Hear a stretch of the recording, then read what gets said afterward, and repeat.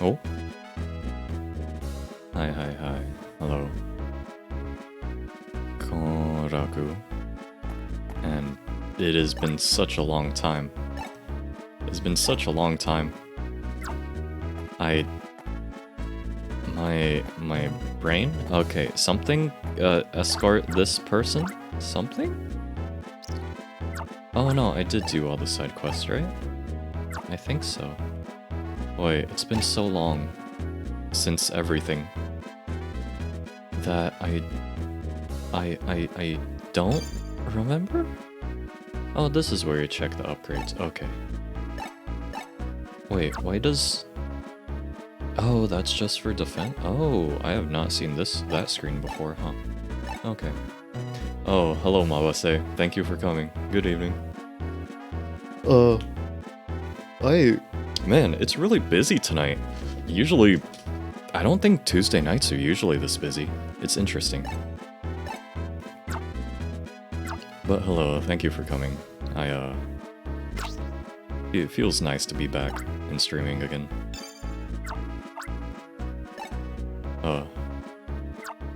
Feels like so much has happened in the past week. The reps go, decent progress on 3D reps. I did some Blender stuff. I didn't even get the whole way through the donut tutorial, but I have the basics of like actually modeling and stuff down. I'm not super good at it, but I have the basics of it down. And 2D reps, I think that's gonna take me a while. Because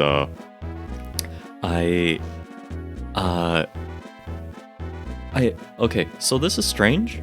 I don't know if other people have this problem, but I have like absolutely no sense of like a space as a dimension. Like, I'm incredibly bad at like estimating things like distances and scale. Like, I can't even like guess with my fingers like how long an inch is or so. Like, I'm incredibly bad with that. So that's making drawing like absurdly difficult. And I'm hoping that doing 2D drawing reps will help with that. Because with 3D, it's not as much of a problem, because you can always set like a small pillar next to the thing that you're making as like as a reference for how the scale is supposed to be. Oh, okay. Okay, I was wondering if that's a super common problem. Mostly just because even outside of drawing and making things, I just have absolutely no sense of it. It feels a little strange. Okay, escorting old people through forest again. Oh, I forgot about this visual bug with this totally not emu thing. Birds. Okay, he made it through fine. Oh, there's a barrier. Oh, he actually did chop through it this time. Wow. So that's kind of funny, because in the epilogue with, I think, the Manaphy mission, he tried to kick people away, but he couldn't. But in this one, he actually broke through that barricade on his own. So that's pretty fun.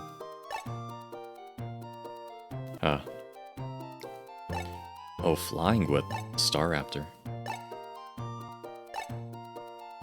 Oh, of course. Old people in their morning walks. That feels so weird when when it's like not even dawn, the sun isn't out, and you see like some old people walking around the neighborhood or whatever, just like taking a really quick walk or jog.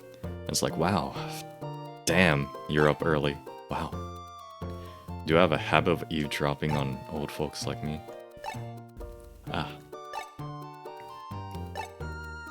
I like seeing reoccurring characters like this.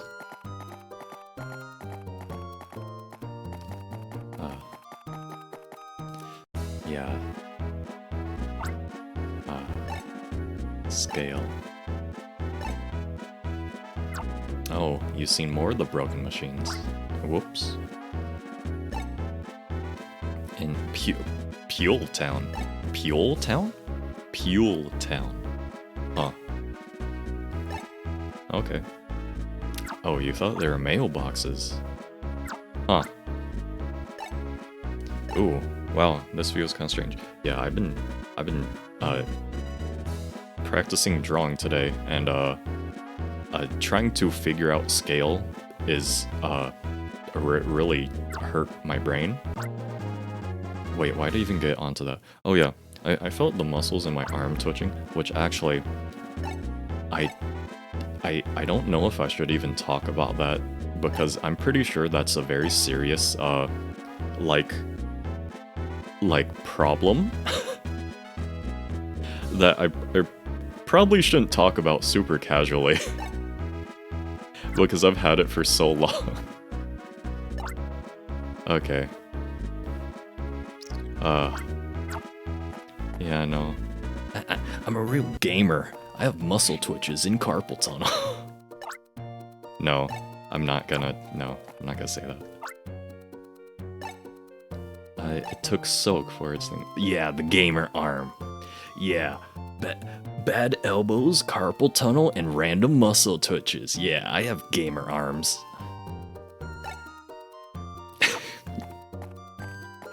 Which actually, I'm pretty sure I don't have carpal tunnel. I usually take decent efforts to take care of my wrists. Like, yeah, I try to make sure I have my chair at good elevations. Yeah, even if I crack my wrist a bunch, it's not super bad. Okay, let's see if I remember how to draw circles.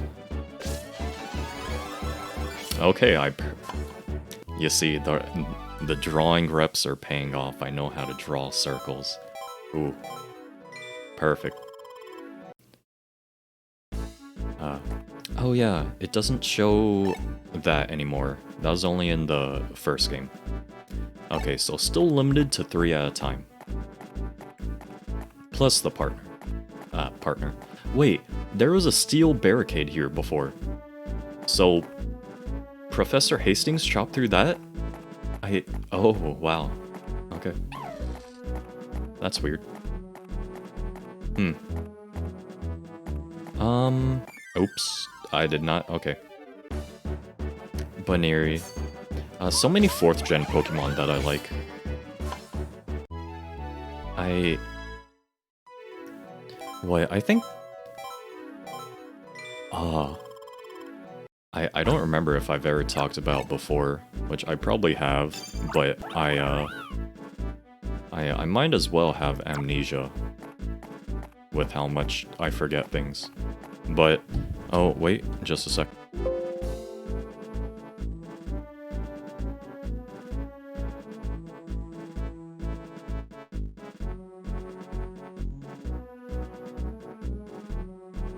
Whoops. Okay, wait. Yeah.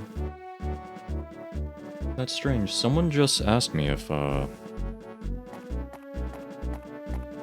having internet problems, and... Oh, that bond slide was activated. I thought it would be hidden. Okay. That's interesting. Whoops. Wait, have I cut Beedrill before? Which, yeah, my stream stuff says that it's fine. Yeah, my bitrate... I forget how to get the thing where it shows it as like a green line, like a graph. Wait, that was new, wasn't it? What does bug do again? You have to slingshot things? I think so. Oh, you can't use a field move on it anymore? Oh, you can. Okay. I was confused. I clicked on it and it didn't work for a second. Okay. Oh, I don't even... Oh, I was talking about... my brain. Yeah, trying to do keep on reps is kind of difficult as a scatterbrain. It's oh right, it's the opposite direction. I totally forgot.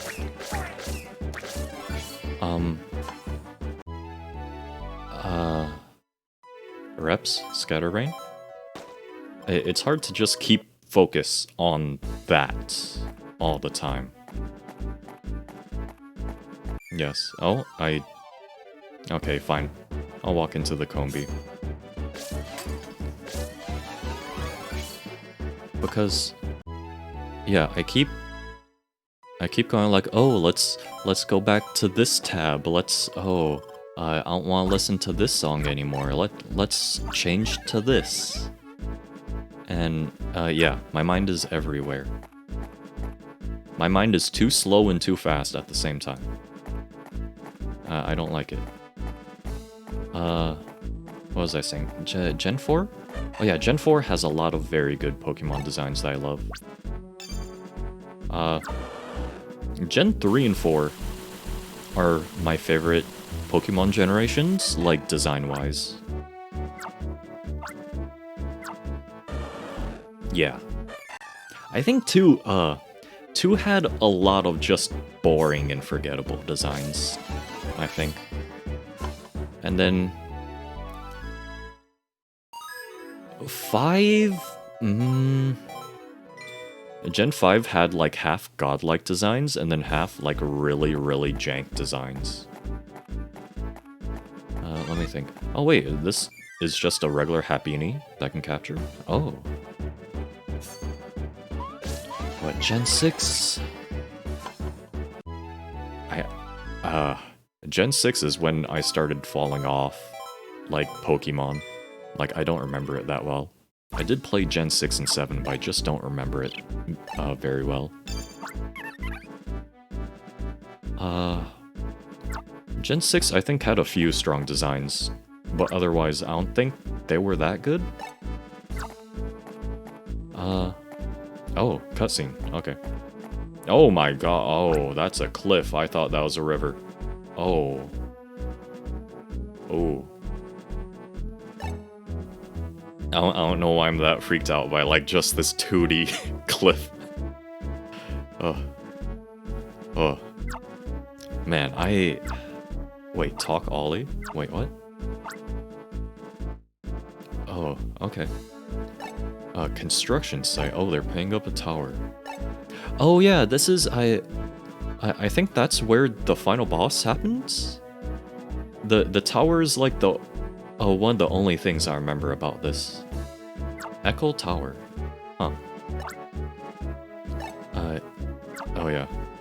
Yeah, heights. I don't... Heights are...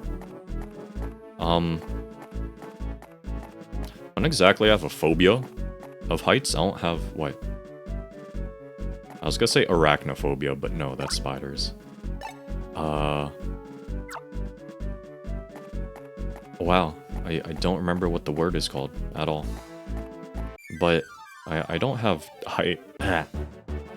a fear of high places. It's just that I think it's this psychological term. It's in French, but translates to Call of the Void. I have that thing where if I'm in really high places and I look down, like somewhere in the back of my mind goes like, yeah, that's really high up. Wouldn't it be really scary if like you fell down or something? Huh? Haha. Wouldn't that be really weird and kooky? Wow. I'm just like, yes, thank you, brain. That's exactly what I want to think about right now. Like, the brain is so strange with these things sometimes. Always a rare Pokemon. Yeah, Call of the Void. It sounds really, really cool. But it's just like something kind of annoying.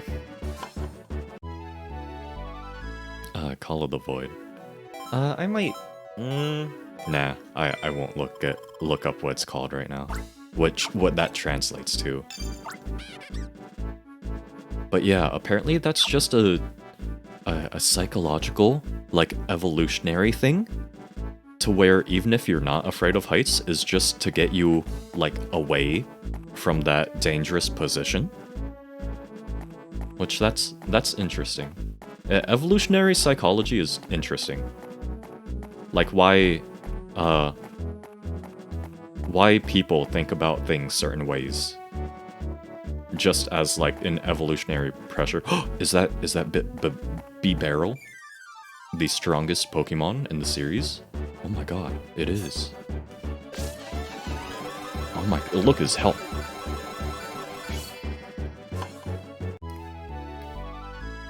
Yeah, I don't know. Oh wow, that's a lot of experience too. Wow. Okay. I don't know if I can think of any other examples of evolutionary psychology. Probably, I mean, I guess just being social? And, like, going crazy if you're in isolation, I guess? Kind of? I mean, technically, basically everything can be psychology. Oh yeah, the evolutionary reason for intrusive thoughts, that would be really interesting to know. Oh yep, there's definitely a thing working here. Yeah, I don't know. Intrusive thoughts are weird. Brooke. Yeah, huh. I have no idea. Intrusive thoughts are really strange. I don't know why they are like that. The mind is a very interesting thing to know. Which psychology is interesting. Trying to figure out how and why sapience works. Like why things think is interesting. But yeah. Intrusive thoughts suck.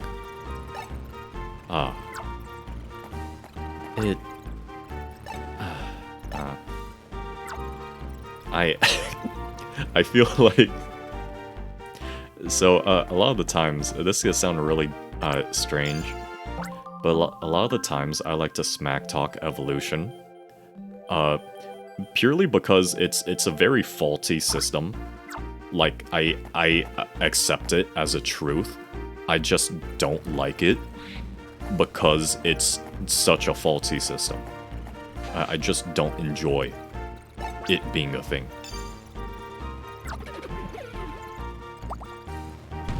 Oh wow, that's just a single bubble. Rattata! No, there's at least two. Oh? Oh, this is a theme. Very shady. Gigaremo units.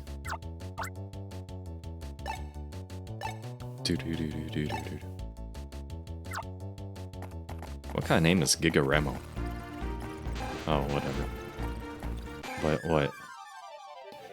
Yeah, I think evolution as a system is very strange because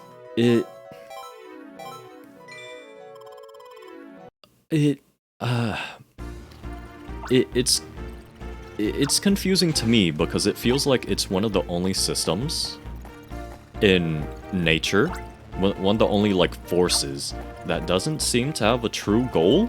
It just does.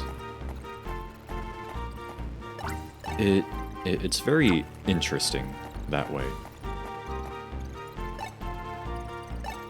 Oh, can I not? Oh, he's Rain Dance, not... Oh, right. Oh, I forgot. It's not water, it's Rain Dance. Oh.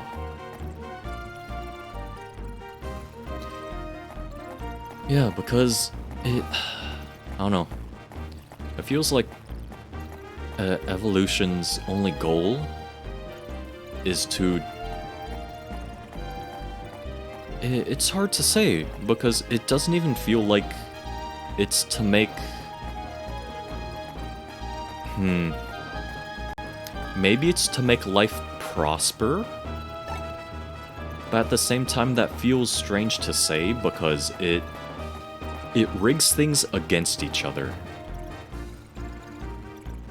Like, to compete against each other. Which... yeah, that doesn't feel right either to say it's for that. Oh, that takes a long time to charge up. Oh, he didn't even discharge. Ah, he faked me out. I got.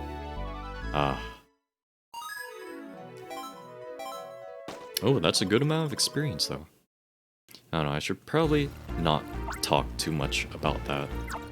Because it is technically a controversial subject, kind of. Even though the way I'm talking about it really isn't. It's just more dumb than anything. I assume I have to go all the way up here to escape the range of it then. Yep. And there's nothing? Nothing. Oh. So...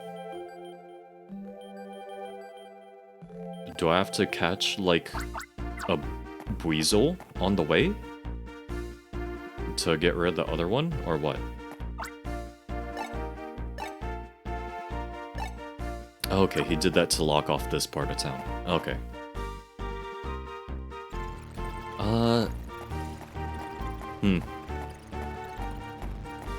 I wonder how far outside the city I have to go to get that Weasel. I don't remember. Oh yeah. Wait, talk about evolution made me remember. Oh no, the bee barrel's right here. He's right outside the city. Okay, that's handy. Boy, I remember some people going like, "Oh, they shouldn't call it evolution in Pokemon. That's misleading. It should be, what did they say? It should be metamorphosis. Because evolution is over time, and metamorphosis is a single organism over its lifespan." Which, meh. People know the difference. Who cares?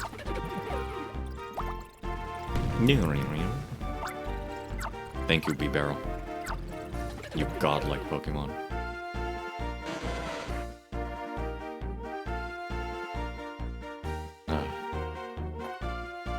Have I caught a Tyrogue? Wait, is it called Tyrogue? I think so. Okay, he flipped up the bridge, so they still can't escape. Okay, good. Wait. Truss him up a smidgen on the tight side? Is truss... is that regional, or do people just not... is that a very hyper-specialized term? Because I have seen it a couple times before. And in context, I know what it means, but... I've not heard it very often at all. Oh well, that's enough for a level. Wait, I forget. Do fighting Poke Assist, just give you a straight power-up still? Because normal kind of does that. It would be in glossary, right? Capture... fighting... so, yeah, it's just... okay, yeah, more damage.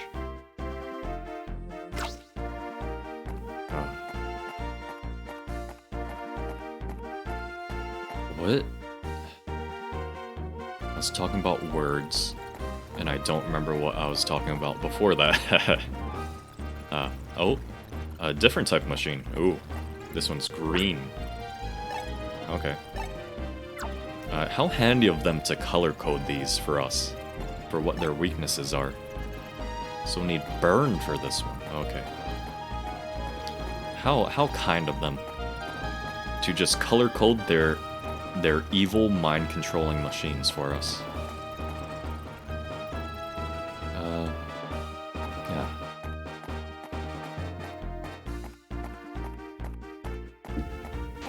Let me...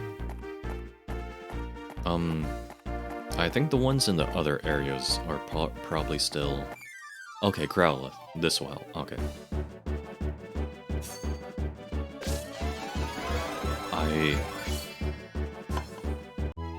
already forgot what I was talking about before the machine. Oh no. This is very bad.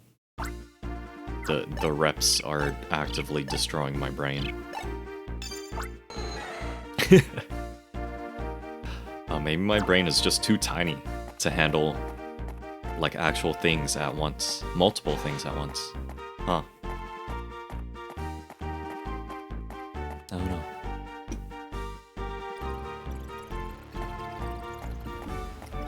Whatever. I'll talk about flying. Oh, wait. Oh, there it is. Okay. And... okay. I think that's the same, explosion animation. Oh, that's not the only one. Oh. Oh, there's two. Okay. Oh. I guess I'll have to go back and capture that same Growlithe. Okay, cool. What, flying? Flying's aight. Birds are okay. Actually, scratch that. I don't like most birds. Yeah, scratch that. I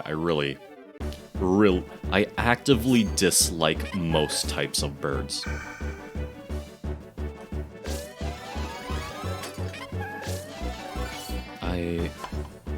Yeah. I think the intelligent ones are cool. Like parrots, parakeets, and corvids. I think corvid? I think that's the generic name for, like, crows, magpies, ravens? Yes.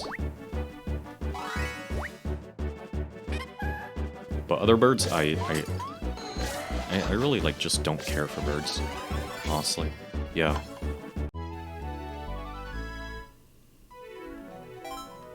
Yeah.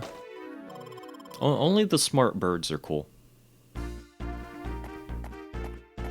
Which, I was talking about flying and just went straight to birds, as if those are the only things that fly. Which, I mean, for animals, yeah. Eh. Oh, that only lasts for 5 seconds? Oh. Oh, well, okay. I mean, it boosts it a good amount. I guess that's how they made it more distinct from normal type in this one. They made it stronger than normal, but it lasts a lot shorter. So that the two power-up types have, like, actually are different. Okay, get the second one. Flying. Oh, yeah. Aerodynamics. That stuff's black magic to me. Aerodynamics legit does not make sense to me. It's like, oh, the air pressure of the thing below the wing is higher than the air pressure above it. So, like, the wing is pushed upwards as it goes forward. That doesn't...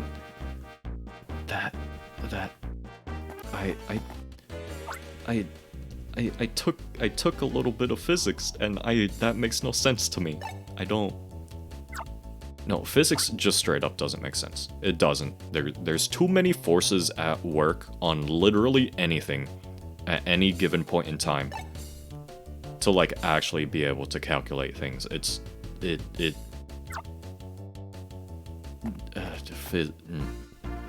Physics, no. Physics don't make sense. Gigaremo. Yeah, it's a really dumb codename. Gigaremo. let me just walk inside people's houses now. Ma'am, are you okay? Oh, you have to bring in all your plants, huh? Yeah, that's a lot of plants. Alright. Chatot. I don't think any of these Pokemon out here are new, except for probably Magby. Alright. Let me see you, Magby.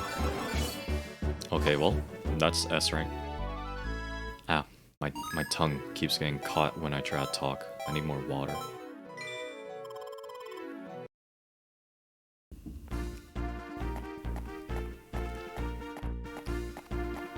Yeah. Flight, planes. That stuff's straight up magic. I don't get it. Oh wow, he's fast. Uh oh, don't. Redeemed hydrate. Oh, thank you. Let me drink. I was actually thinking about adding that as just a command that anyone can redeem in the bot, because I can set an internal cooldown for it anyways. So I was like, okay, yeah, that'd be helpful as a reminder. But I didn't do it because when I tried to... Oh, you can't go inside there. I try to keep my cup of water in front of me so that I can't really forget about it. Because it'll always be right there. Which,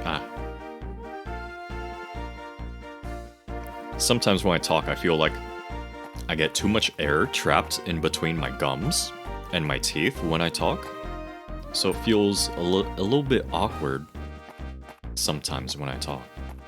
I don't know if that's a common problem, or if I just have a very strangely shaped mouth. Whoa.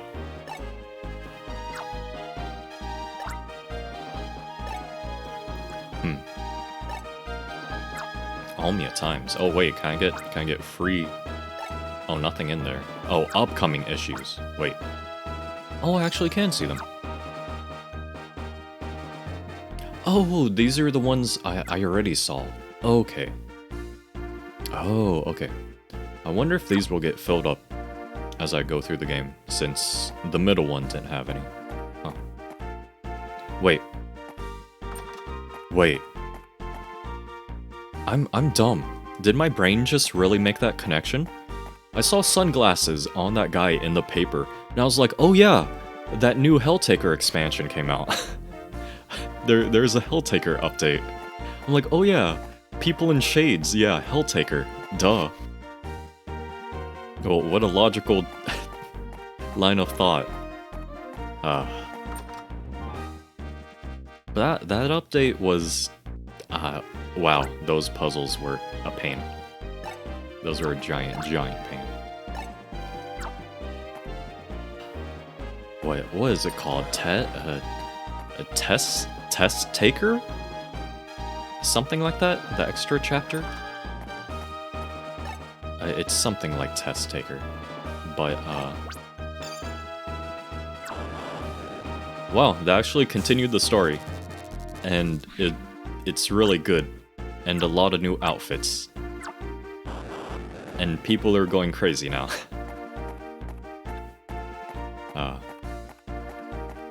I will always have so much respect for Van Ripper.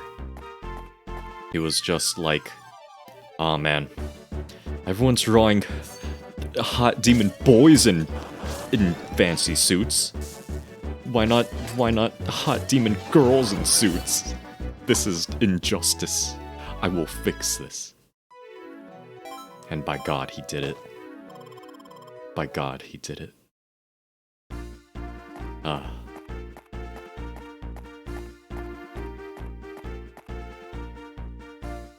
He truly did achieve his own dreams. So much respect. Oh wait, wow. I really already have 30 HP? That kind of feels like a lot. Because I think I can still only get things that restore, like, 5 HP at once? So that... Yeah, huh. Oh, that's not the only one. Really? I have to... That's such a pain.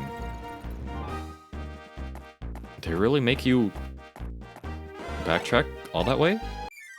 Or does Magnemite also have it? I hope Magnemite also has it. That would be... bad if you made... Huh. I know, that is recharge. Wait, Magnemite has level 2 recharge now? Is recharge not capped at 3 levels anymore? What the... Maybe it is? That's weird that I would get level 2 recharge so early. I guess it is. I guess it is because I already have 30 HP. Oh, that was a cool effect. Okay. Boom. Uh oh. What in the world was I talking about now?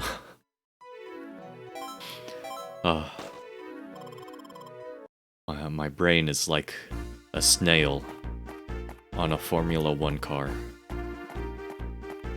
It goes so fast, but so slow. What in the world was I talking about before looking at my health and stuff?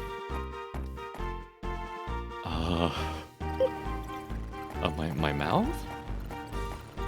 Speech? That... I feel like I talked about something after that, though. I'm not sure. Flight? No, I think that was before it. Oh! Another cutscene. Oh, she's surrounded. Hang on, Melody. Oh, Melody is here? Wait, do you really have that bad timing, dude? Come on. Oh, now he's trapped in here with her now. Wow. Unless he just takes them outside? Or is he... No, he is trapped in there now. Okay, you fool. Oh my gosh. Yup, that's definite. Wow. He's not very smart. Hydrate? Okay, bot commands. Yep. Nope. Don't remember what I was talking about. That's fine.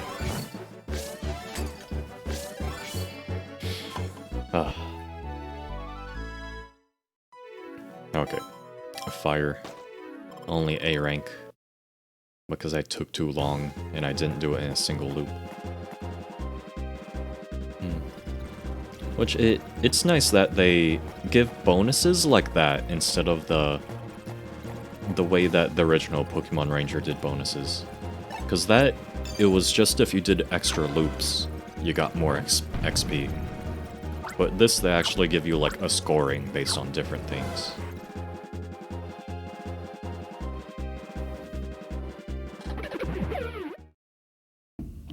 Goodbye, B-Barrel.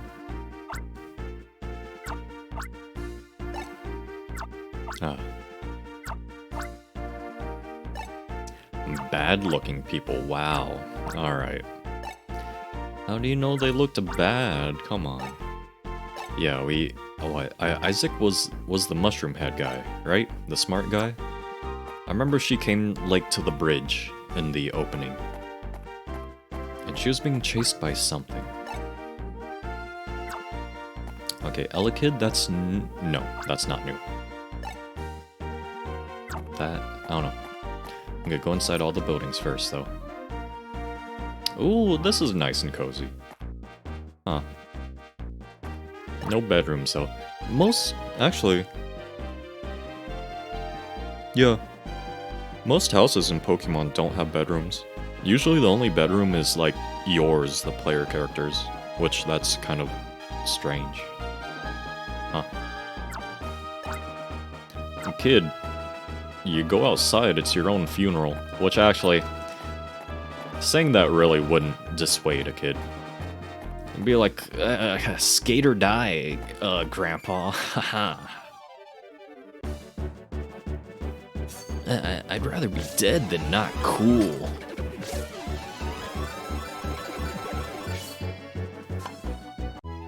Ride or die, haha. Man, that's so much XP. Oh, these are houses up here. Okay. Let me see then. Ground. Yes, I'm new here. Help the Pokemon, okay. Let me... Yeah. That's what I do, I'm a ranger. I help them.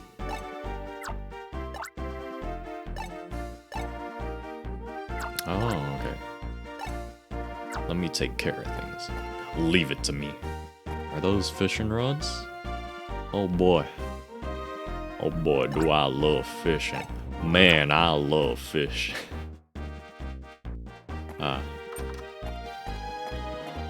It's only good morning, because if it was a great morning, I'd be fishing.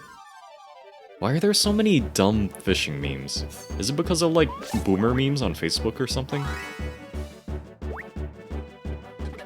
That's probably why, honestly. Oh, you have to hold it to make it, like, really big. Okay.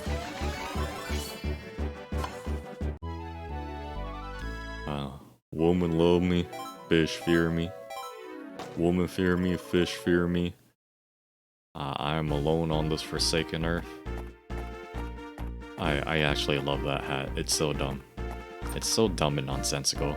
It's like such a long-winded parody that's kind of not even worth it. But that's also what makes it funny. Yes, it's very good.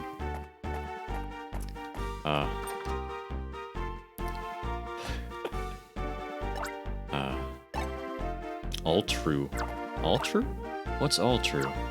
That sounds familiar. I've forgotten. Like those t-shirts with the word... Yeah, word vomit. Like I love... It was dumb. I was looking through some images I had on my phone last night. And I saw, I think his name is Kasuga Ichiban? From Yakuza 7, the protagonist of Yakuza 7. And, someone edited his shirt so that it said, "Don't mess with me, I'm a gamer. I'm close to leveling up, and you look like just enough XP." And it's like, yup, Kasuga is most definitely a gamer.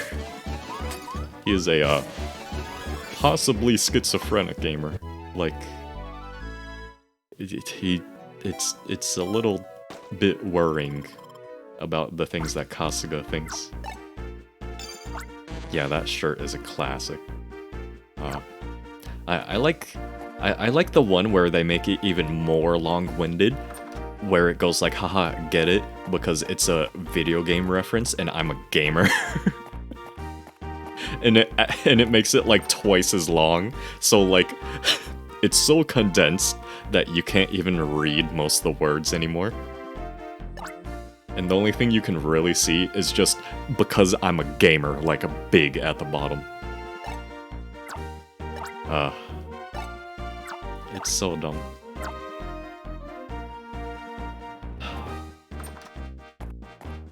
Oh yeah, those weird, like, the weird, like, targeted ad ones, where it's like, haha, yeah, the person that wears this shirt is a Virgo who loves the color green. And it's like, okay, I guess? That's weird. It's like, alright, sure, I guess. Yeah, if you mean those ones, that's really, really weird. Like, that's like the lowest effort targeted ads. It's like, why bother taking our data if you're gonna be that low effort with it?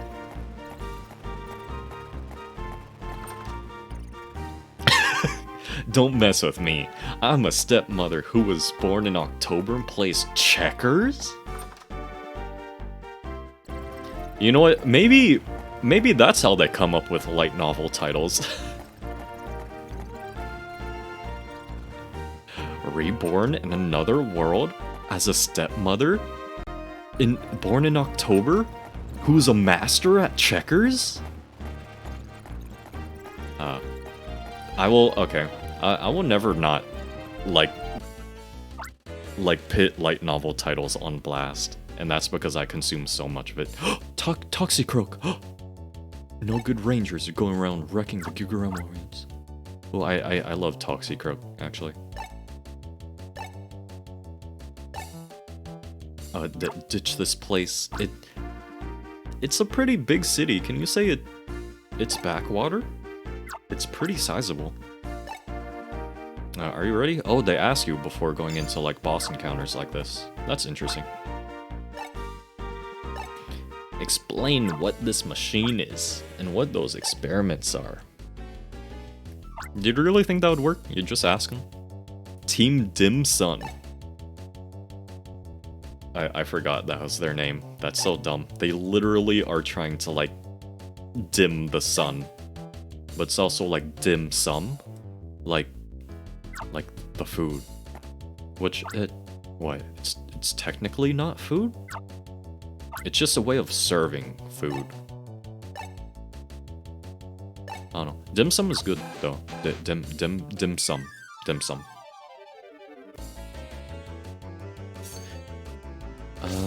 Oh man, more multi-Ratata fights. Let me get all of them at once. Okay, good. Oh, that pop. How many extra points does it give me for? Ooh, 12 extra points for group capture. Okay. Yeah, dim sum is very good. I highly recommend getting it if you can. It might be hard to find because you kind of have to go to like authentic, like Asian places, like parts of town, to find like actual dim sum. And even then, if you find one, it's usually pretty expensive too. And these days, it might not even be that easy to get to either. Oh, Toxicroak. There he is. But yeah, what? They haul around the food in like little carts that are constantly like steaming. Yeah, throw rocks at Pokemon to make them more friendly. And so like the food is always hot because they just keep it there. And then it's a lot of stuff like steamed buns.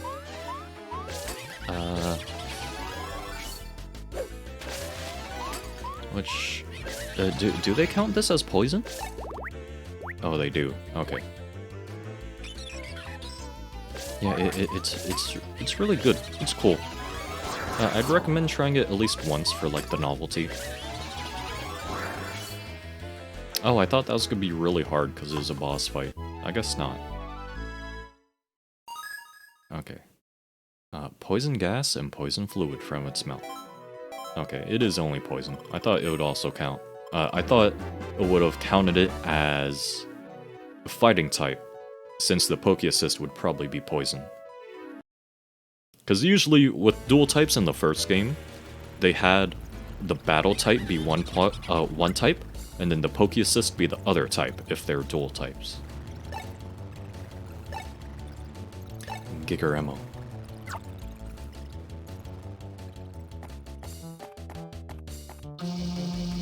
Oh, they got on a boat. Oh wow, that boat left fast. Okay.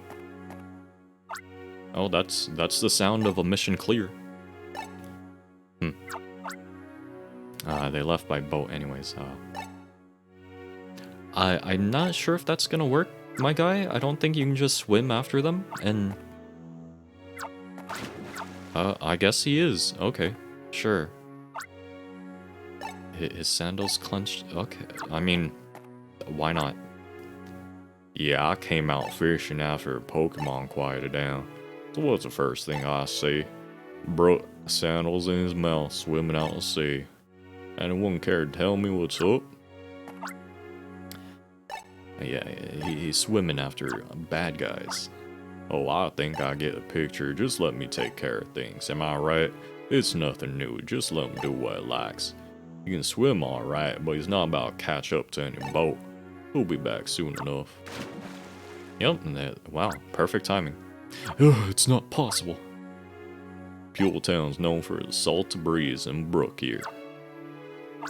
Man, I love fishing. I love all those dumb, the dumb shirts and like car stickers that mess with like commonly known abbreviations. Not abbreviations.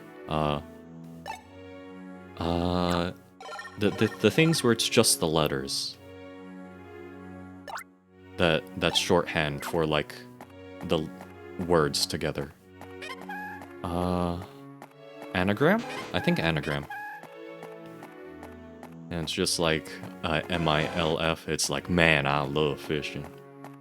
Yeah, anagrams, acronyms? Oh, acronyms. And initialisms. Okay. Yeah. Man, I love fishing. I just love all the dumb fishing memes. I love them. I've never even held a fishing rod in my life, and I love all the really dumb fishing memes. Man, I love fishing. Man, I love frogs. That one's pretty good too. I like that one.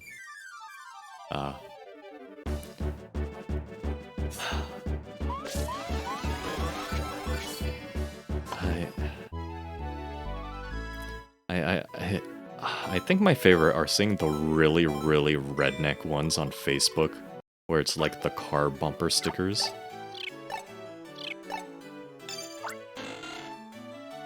And it's just like... I don't really want to say that one on Twitch. But it's like, oh yeah, I love me Liberty beer guns. Oh yeah. Let me get some baby.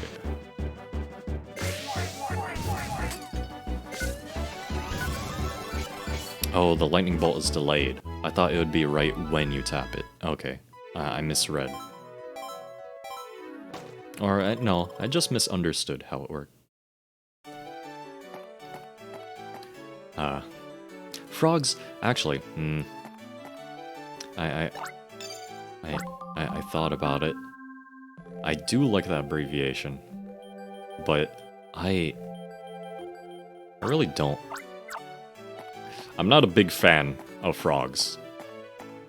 Frogs are the one animal that I would, like, actively try to keep my distance from. Frog anti, uh-oh. Yes, you know what, I'll say it.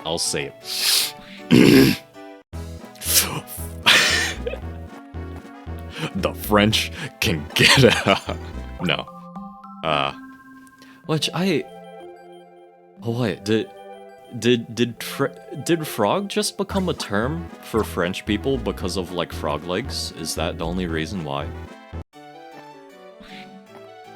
Because honestly, I think escargot is weirder than frog legs. Yeah, I don't know. But yeah, I'm not gonna get into the French. That statement was joking, but like, yeah, the French. Well, no, French people are they're alright. They're fine. Frog legs a staple of French cuisine? I don't know. I actively try to ignore the existence of France. You thought it was about the accent? I don't know. I thought it's because frog legs and escargot are like the two stereotypes of, like, ew, French quote unquote food. And it's like, ugh. I'm dripping with sweat, so run down. Ugh. Yeah, I mean, if it was just about their accent, I don't get why they would call them frogs.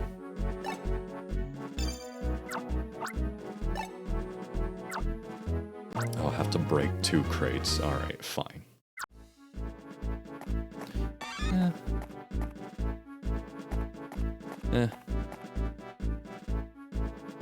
Yeah, calling them frogs is kind of weird. Oh, frog in your throat? I don't know why that's a saying, honestly. I don't understand that saying. I don't know why you would say frog in your throat for, like, if...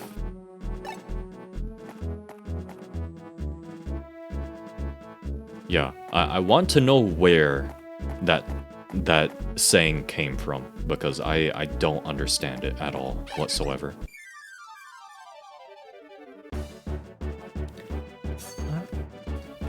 Which also, yeah, that... Wait.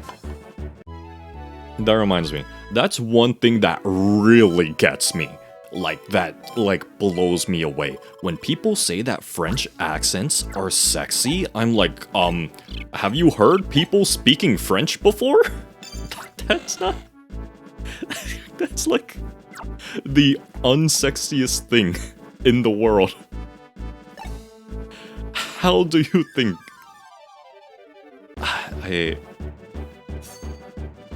I feel like I shouldn't dump on France and the French too much, because that's gonna open a whole bag of worms.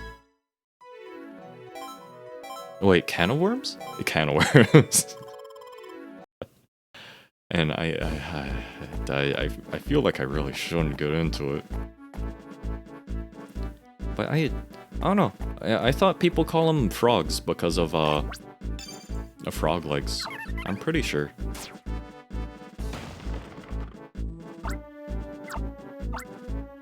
Oh wait. I got off track again. I was like, oh yeah, the transition from frog into talking about the French was so smooth that I completely forgot about it. Yeah, frogs, they're okay.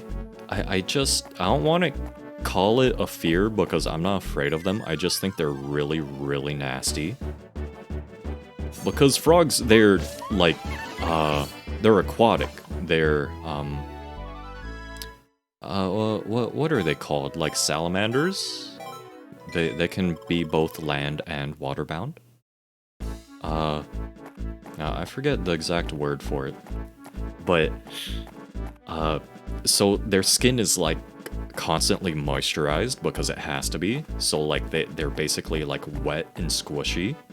Like I just don't want to touch frogs.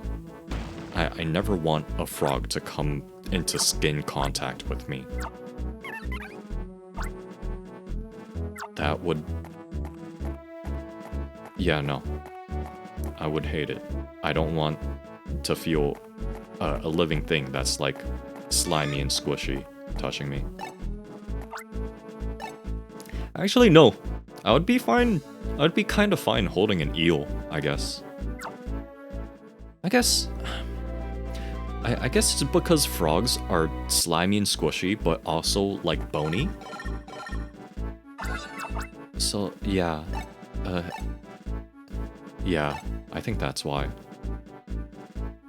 So, they also have that really, like, nasty, like, squelchy kind of sound when they hit things, but, like, if they get stepped on, they would also make a crunch.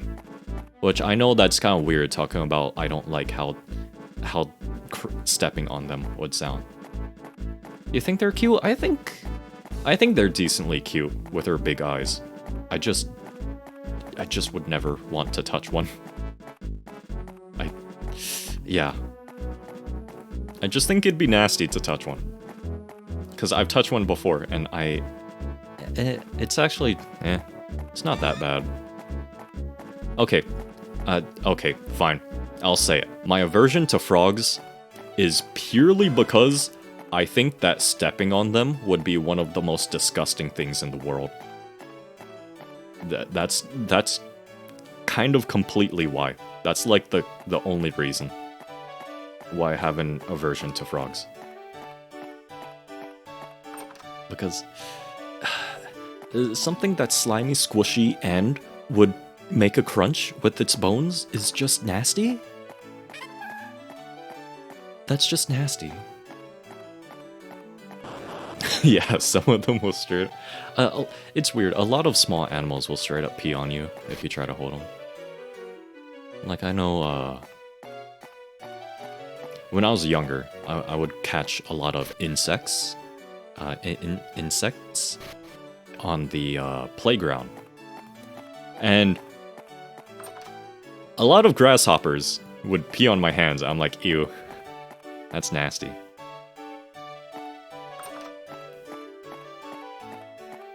Which it was cool catching grasshoppers. Which how horrifying would it be from the point of view of a grasshopper to just be captured by this giant lumbering infant like hairless monkey? And they're just holding you like, oh, funny bug, oh, jump. He's like, bye-bye.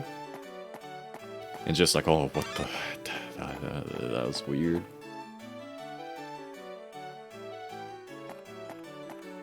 Man, grasshoppers are cool, though. I love bugs. I love bugs. I love exoskeletons. I think they feel really, really cool. Which, I don't know why I'm thinking about this now, but I was thinking exoskeletons versus scales, like on a snake. And I'm not sure which one I like more. Because scales are really cool. And they feel really, really smooth. But exoskeletons are kind of like cooler. If... I know that's a really dumb and not objective at all way to like rate it. But yeah, exoskeletons are just cool.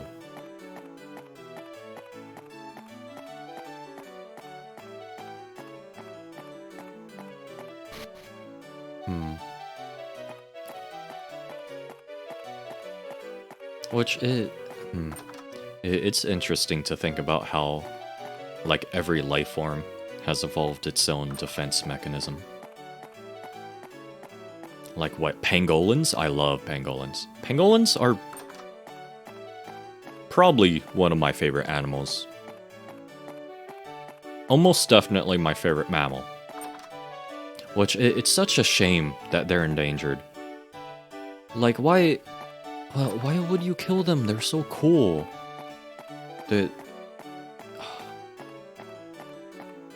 I don't think anyone with a heart could endanger a pangolin. They're like cute little, like, I guess they're more like anteaters, except armored. Yeah, I think that's closer. Sometimes you just gotta show them who's boss. No, they're cool. Wait, I think they have like a really long scaled tail too. I think armored mammals are really cool.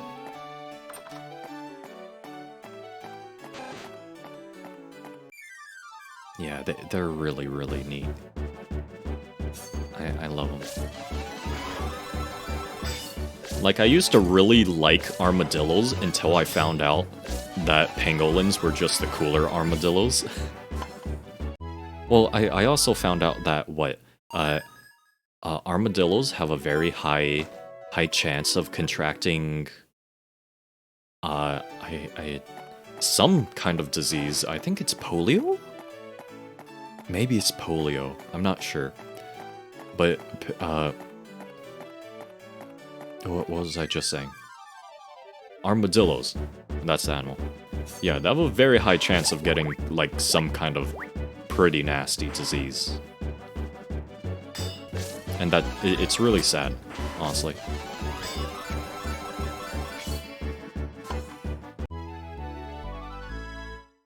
But pangolins, I think... I think the only problem they have is that they're endangered. Like, they're really, really cool. Which I love... okay. I know this is a MOBA, one of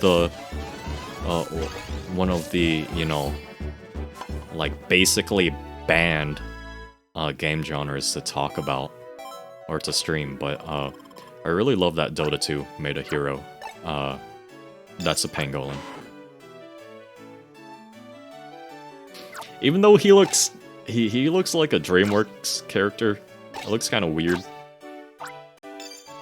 But he's really cool. Although, wait, no, I just got off that subject. I'm not gonna go, but he's friend. He's really, really cool though. I enjoy his moveset. It's really cool. Which, it's surprising it took him a while for people to figure out that he was like really, really overpowered. Even after the buffs, it still took him like a month or so. So it looks like no side quests open up in this town after I did that.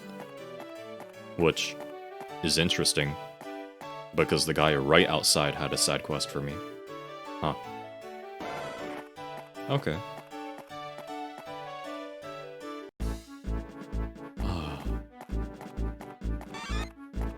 Yeah, pangolins. I think more like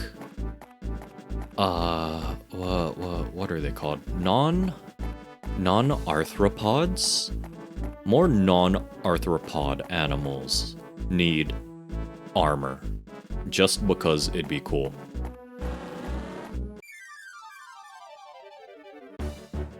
And yes, that's my entire reasoning. If I was in charge of evolution, I would just try to make the coolest creature that like could survive on its own. That's it.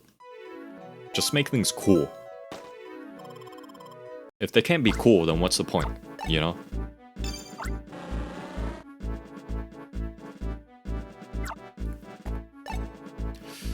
Oh, that's cut. I thought it would have been burn.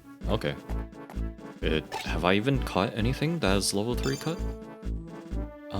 Oh wait, no, not glossary. That's gonna be in browser.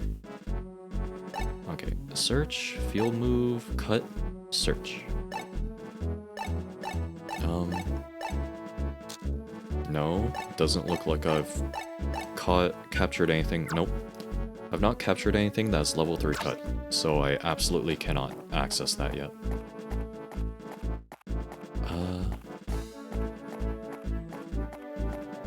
What was I saying? Yeah, I like Triceratops and the other related dinosaurs to it.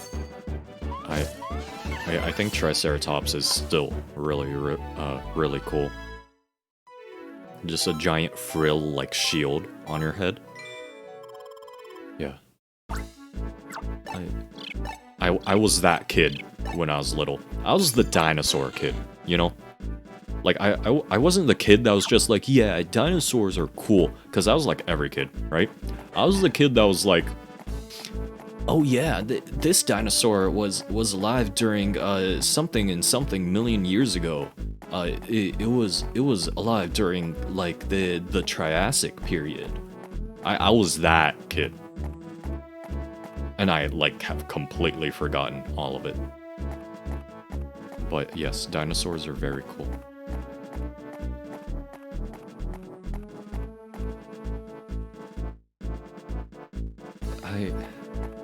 I don't know what it is about dinosaurs that like captured the hearts of so many kids around that time.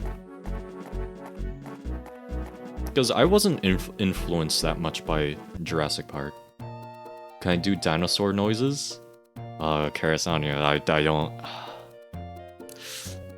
I don't know any. I didn't say that. No, I don't think I can do any dinosaur noises, sadly.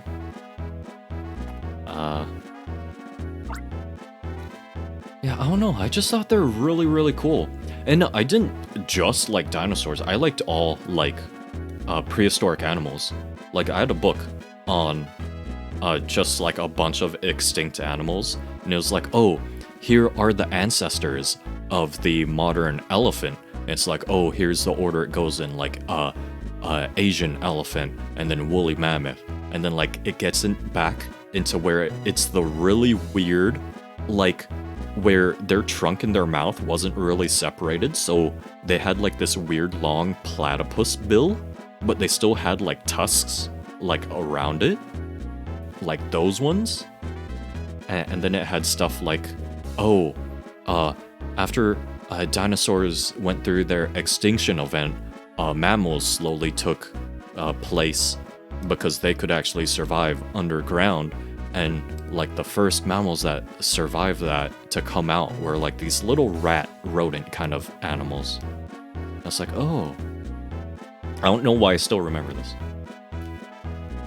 Dinosaur reptiles or mammals? Dinosaurs, I think, are exclusively reptiles? Yeah, I think so.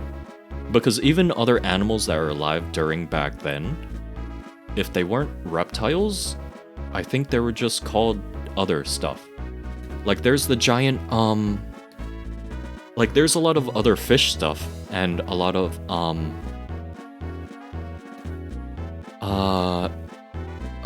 there's a Pokemon based on it. Analith? No. The 3rd gen bug rock fossil type Pokemon. It's like this giant shrimp thing with, like, these weird fang mandible things. Like, that's one of the big prehistoric animals. Which, talking about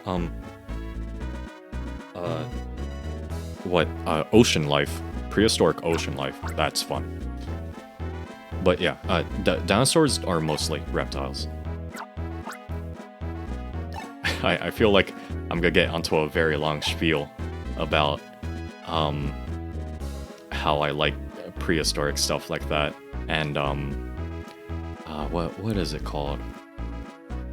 Speculative biology. Yeah. That stuff is really cool. When they because I think kind of recently, like within a year or two ago, someone did make a speculative model on what this one animal during this certain period would be in the ocean, because it was this ecological niche that wasn't taken. And I think it was a whale shark type of, or just whales. It was this whale type of organism where it's super massive, but it eats by filter feeding. And they're like, oh, that niche isn't taken within this period of time in the ocean, but there's an animal that was about this size, and the shape of its jaw kind of fits. So they're like, oh, let me make a little mock-up illustration of what I think it would look like fulfilling that role in the ecosystem. And then, like, a year or two later, they were like, oh, we found more evidence, more skeletons and stuff, more fossil records that showed, like, yeah, it probably did fill that niche in the ecosystem. So they're like, okay, wow, yeah, this guy was really, really close just by going, oh yeah, it probably did that. Yeah. I'm not a nerd. No, I'm no. Gigamori. No, I'm not. I know. I'm not dinosaur nerd. No. I don't know what you're talking about. No. What do you mean? I don't. No. No. No such thing. I know nothing about prehistoric animals. No idea what you're talking about.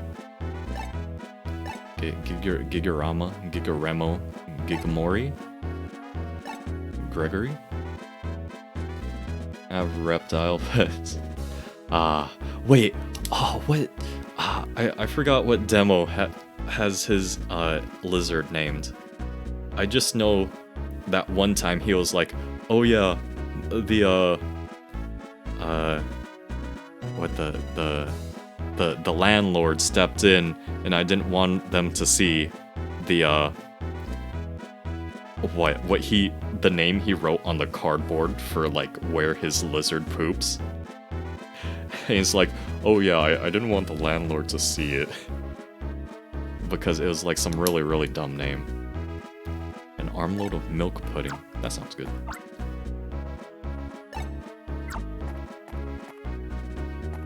God, Demo. I need a... Demo's actually streaming at decent hours nowadays, which is really weird to me. Because, like... What, just earlier this year?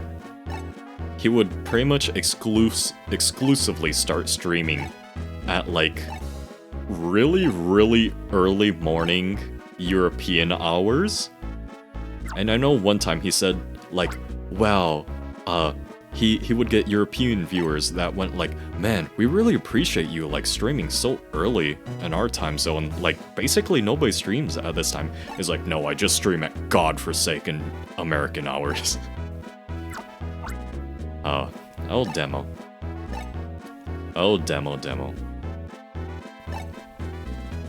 Oh, you spilled the fuel. Oh, God. What a mess.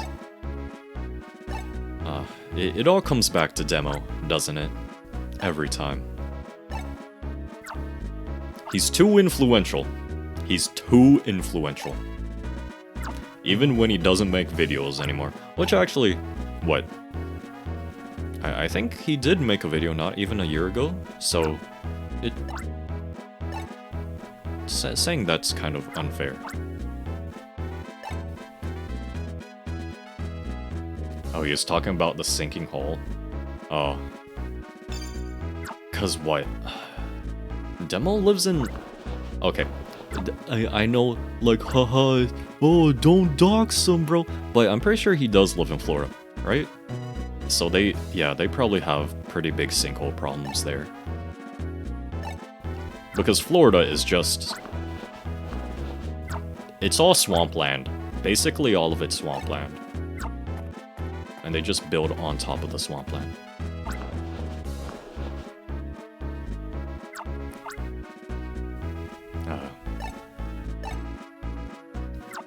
Oh, Demo.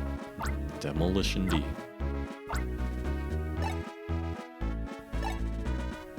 Boy, I think... it feels weird. It feels like time is passing so fast, remembering all these things. Team Dim Sum. Oh, you don't know most places, your geography. I'm okay at... I'm okay at geography. American geography, I'm honestly not that good at. European geography, I can at least tell if the name of a country is like Eastern European, which is like a lot better than most Americans. South America and like Latin America, I'm okay at it, I guess.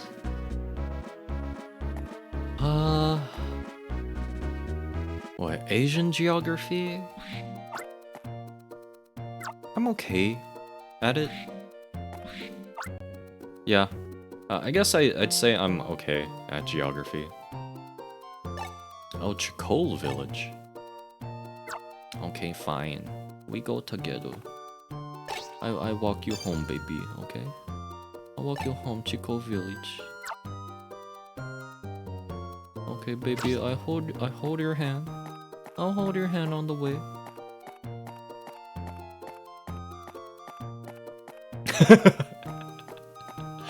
Gently walk her home.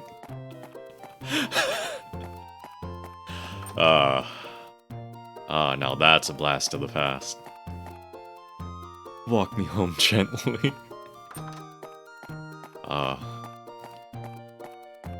That I can't believe that man is actually has the denseness of an anime protagonist. Oh wait, I'm at 7 FPS? Wait a second. That can't be right. Am I actually? It says I don't have that many drop frames, that's weird. Oh, hello Aggro. How are you tonight? Pog? Huh. I didn't know that was an emote. Huh. Bees. I like bees. But what? Yeah.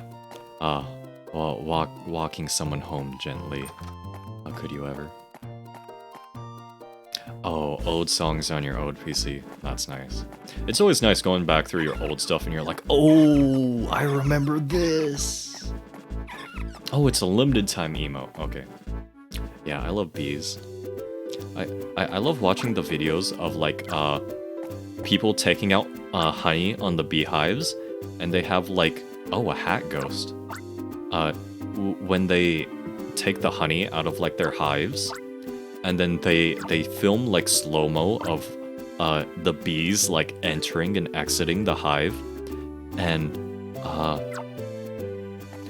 I forget. There's this one specific video of the bees just basically crash landing like into the little bottom part of the hive, and they just bounce into the hive because they're going so fast when they crash into the ground that they just and they're too fluffy. So they just bounce back into the hive.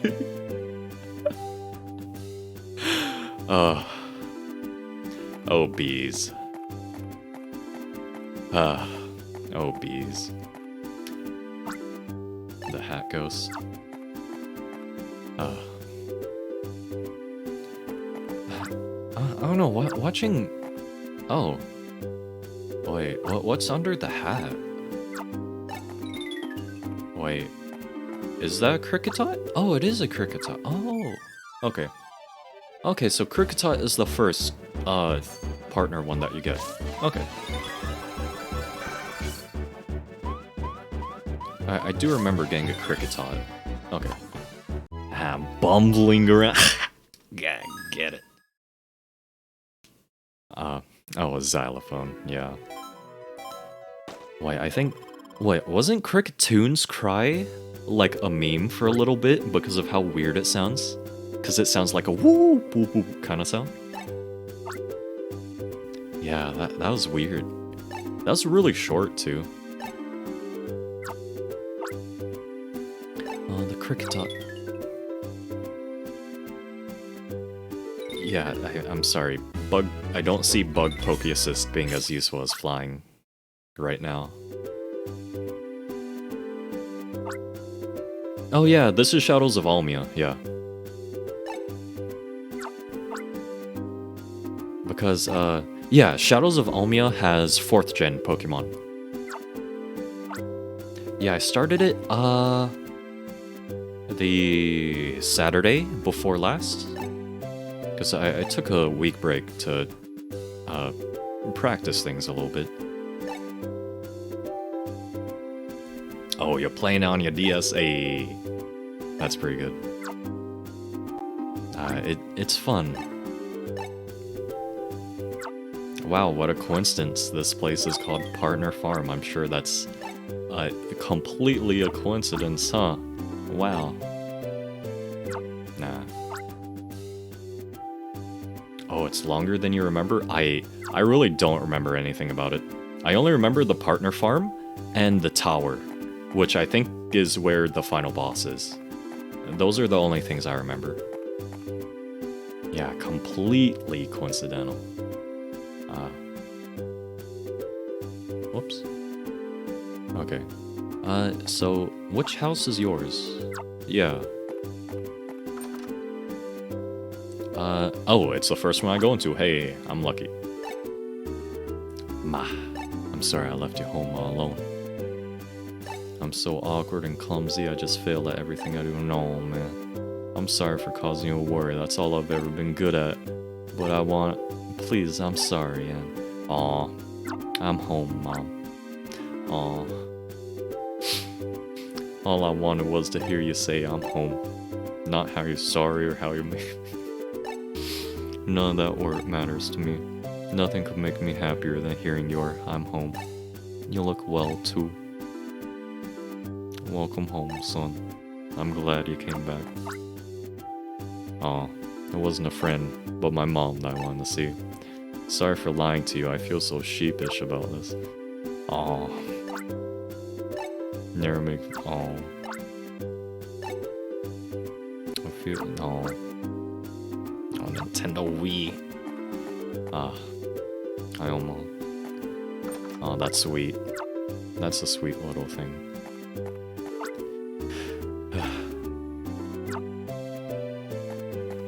Going straight back into the Cricketot, huh? Okay.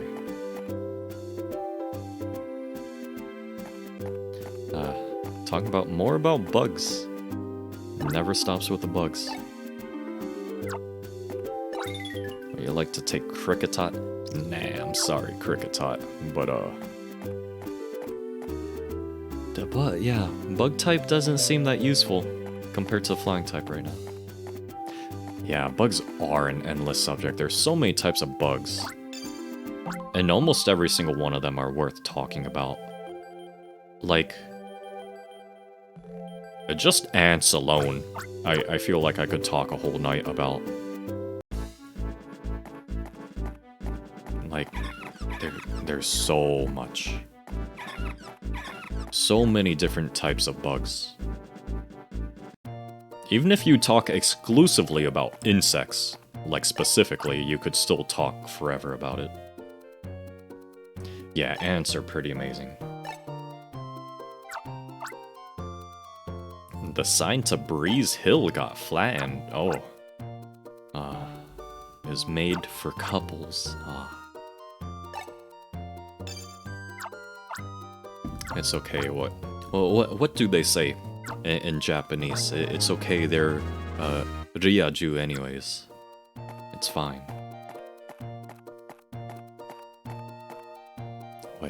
What? Oh, what do they say? Ryaju explode? Is that it? I'm not completely brushed up on my my underground Japanese culture right now. Norm. Oh yeah, that's Odette's emote. Such a good emote. I love all the smug emotes. Oh, built-in traditions for ants. Oh, that's interesting. I don't think I've heard about that. But yeah, it's a Japanese internet culture thing. It's interesting because early internet culture adopted a lot of their stuff from Japan. Japanese internet culture, which even things on YouTube, like Arifai smug. Oh, the smug faces are too powerful. But yeah, so things like a lot of trends on early YouTube, like mid to late 2000s YouTube and before, like a lot of that had roots in Japanese stuff. Like obviously Vocaloid and Hatsune Miku. That all came from Japan, obviously. If you've heard of Gachi Muchi, which you probably have, it became big on Twitch, not too long ago? Around 2015 or so? I want to say around then, Gachi Muchi became big on Twitch. But that before was a thing on YouTube, and that came from Japan. Yeah, Gachigasm made its way to Twitch. Which it's weird that Gachimuchi has like such a long history that it's like not pursued, that it's just stayed. It's had such staying power. Which I guess a lot of that is owed to, yeah, Aniki. A lot of that is owed to Aniki, Billy Harrington himself. For interacting with the fans and keeping it alive. Oh, Aniki. We miss you. We're still waiting for you to wake up, Aniki. Aniki. God. What was it? 3.2? I still have my web browser, like custom theme as the locker room. Wake up, Aniki.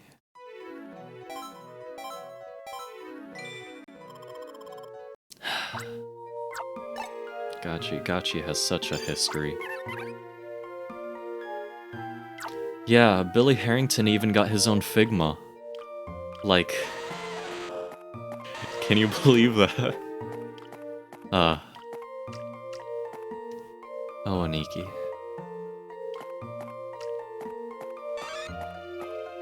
At least what? I think Van streams on Twitch now, I think. So we still have gachi figures interacting with the community. So at least that's still happening. Deep, dark fantasies.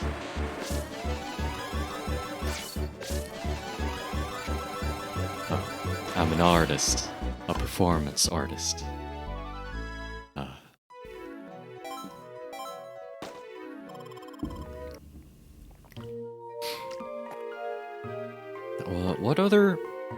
What other early internet stuff took from Japanese internet culture? Aside from those type of videos and obviously just a lot of web design, like forums and stuff. Which actually, I feel like I should talk about that since the subject is brought up. Japanese web pages most of them look really, really bad. Like, really bad. Like, chances are, if you go to like some random Japanese webpage, even if it's like for a really professional company, like, there's a good chance it's gonna look like it's straight from the early 2000s. With like just super basic HTML and like you'll even see like blingy GIFs and everything. Oh yeah, Kaizo ROM hacks, yeah. Oh yeah. Oh wow, yeah, that's true. I forgot about that. Kaizo stuff, yeah, of course.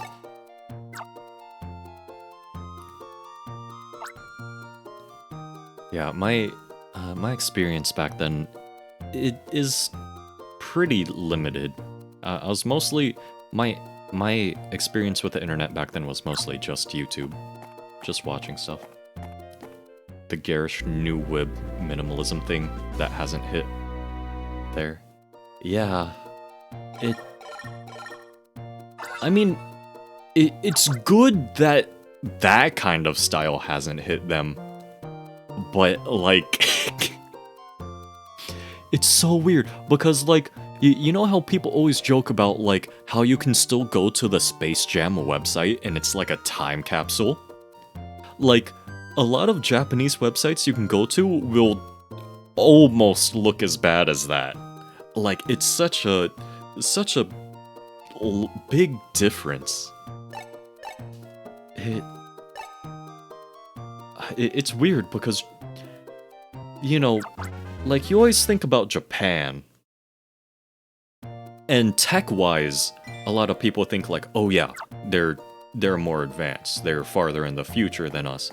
And it's like, nah, Japan's still out here working fax machines. A lot of houses don't even have AC. Like, they're working with those kind of pages. Yeah, yeah, that's true. God, this minimalism, I'm gonna, you know what, I'm gonna say it. This new minimalism style, it's a meme, alright?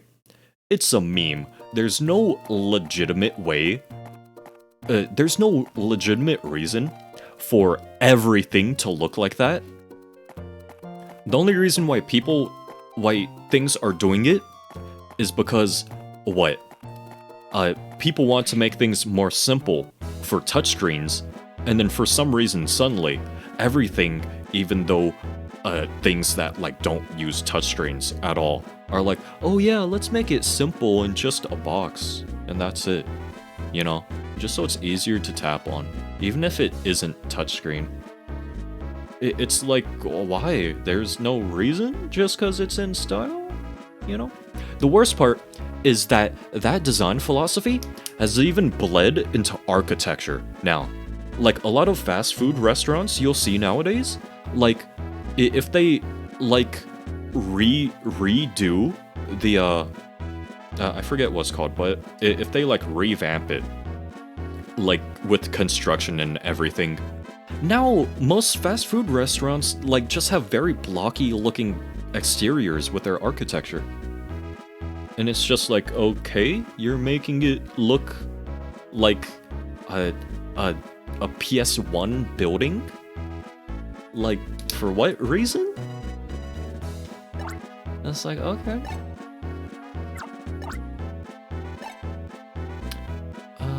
Yeah, I really don't like this new style. Oh, a tiny stone. Why do you want to break it first thing? Ah, Gigaramo.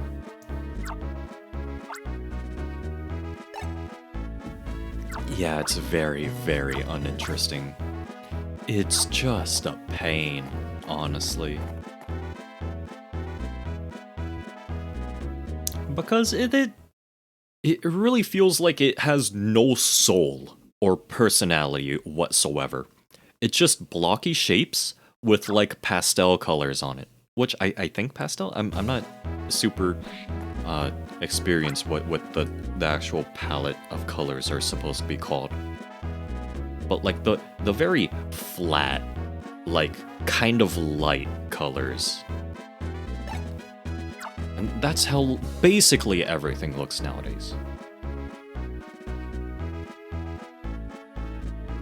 Okay, pastel typically. Okay, good. Oh, just names? Okay. The fine styler. Star Raptor, okay. Okay, I guess I was right then? Pastel and primary? Yeah, I'm not exactly sure. But yeah, it's very, very painful. I'm a little... I don't know. I would say I'm a little too passionate about the aesthetics of things, but that's only because I've seen how good things can look, and it just feels so painful when things get it just so obviously wrong now, you know? Like have soul, have personality.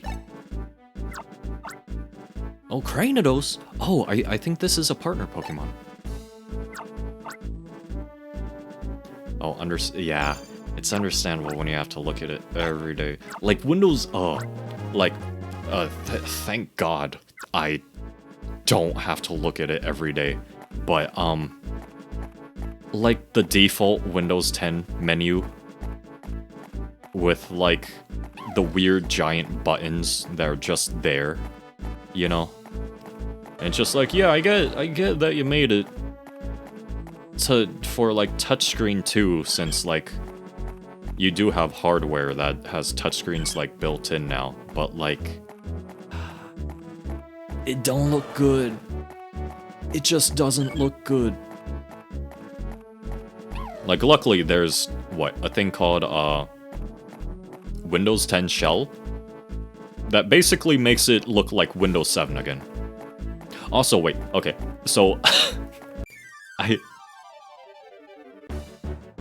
Oh yeah, yeah. Definitely step up from Windows 8, but it... Yeah, I still kind of prefer Windows 7. I still have an old laptop with Windows 7 on it, and like, god, that feels so much better. Feels so much better, it's like not even a contest. But what? One thing that gets... I don't know why. It's probably just me being extremely anal about it, but I get really, really annoyed whenever I see people with like Cortana and stuff still on their taskbar. Because, you know, like 99% of people won't be using Cortana. But you can hide that, like, super easily. You just right-click on the taskbar, and then click, like, Hide Cortana.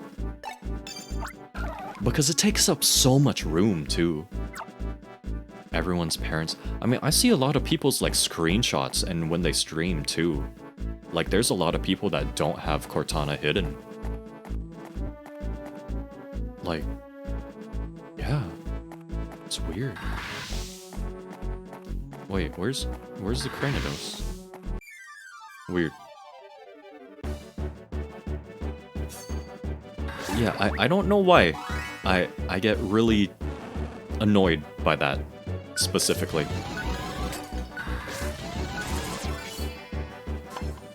Yeah, it takes up so much space. It takes up like, what, 3 or 4 icons worth of space?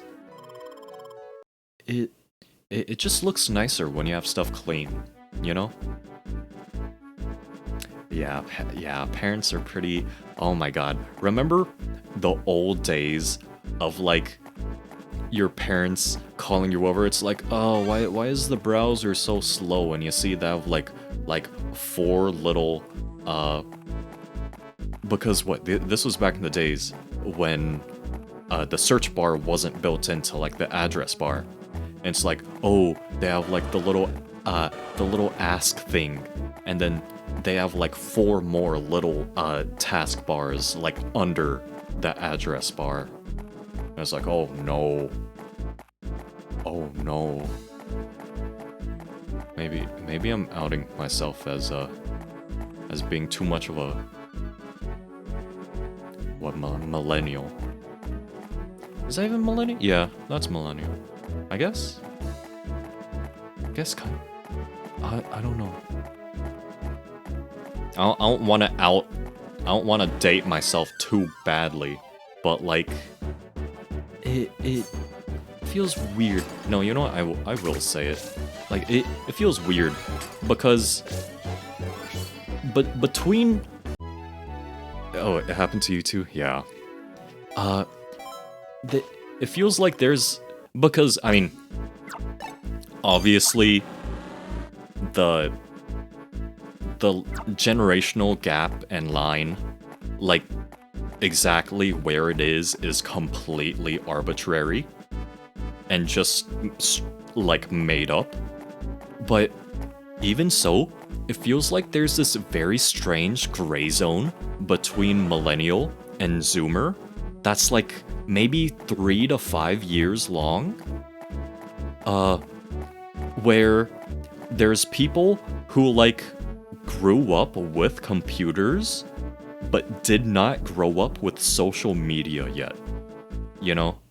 And then those people feel like this weird in-between generation, like, before Zoomers. If that makes sense? It's weird. Is that the right thing to do? No. Well, I don't see a Cranidos anywhere. 99 to 2002? I would say it's a little bit earlier. I would say it's maybe like... If I had to choose 5 years, I would say maybe,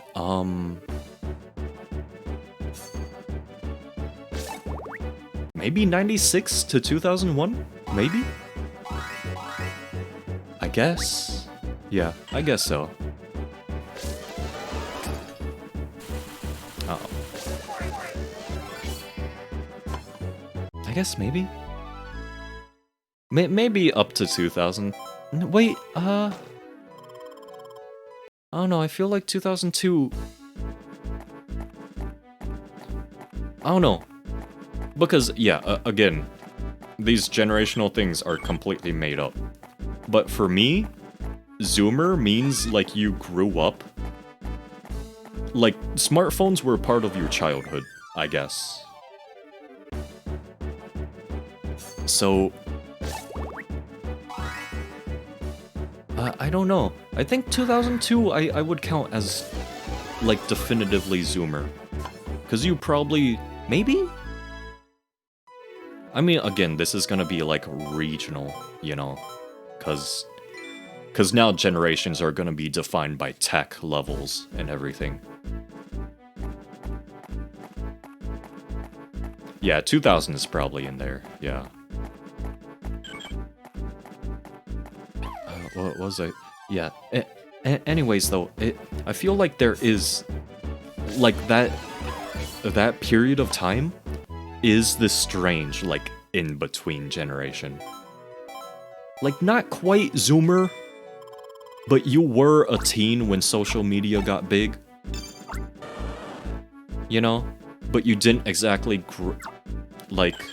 grow up with smartphones. So... wait, why do you even start talking about this? Wait. Oh, wait a second. Wait, I have to scroll up and check. Why did I even start talking about this?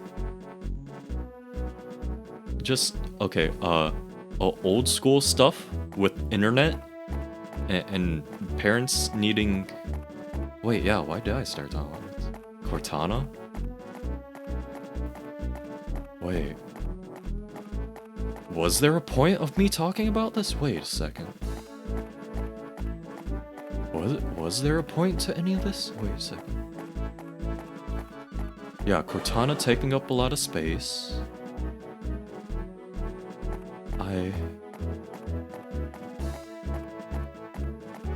Oh god. I don't know. I'm an old man. My mind, I don't know.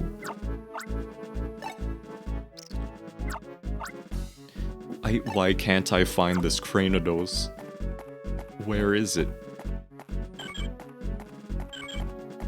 Is it this way?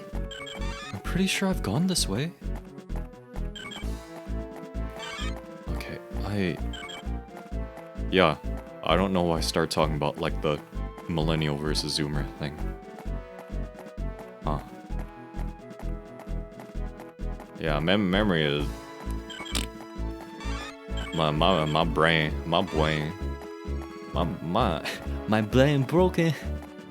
My brain's broken. The pepperoni? You know the pepperoni. The no one? I always get the pepperoni.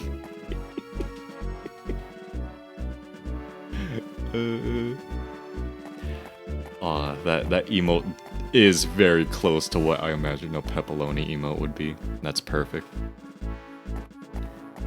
Oh yes. Oh man. That picture of what the like Papa John's or Domino's ad where it's like, are you pepper lonely? Yes, the pepper lonely. The no one. Yes. Pepper lonely. Yeah, I don't see any Cranidos. Am I blind? Huh. I feel like I should memorize the whole pepperoni thing. The whole pepperoni spiel. The pepperoni. You know the pepperoni. The no one? I always get the no one. How does it go again?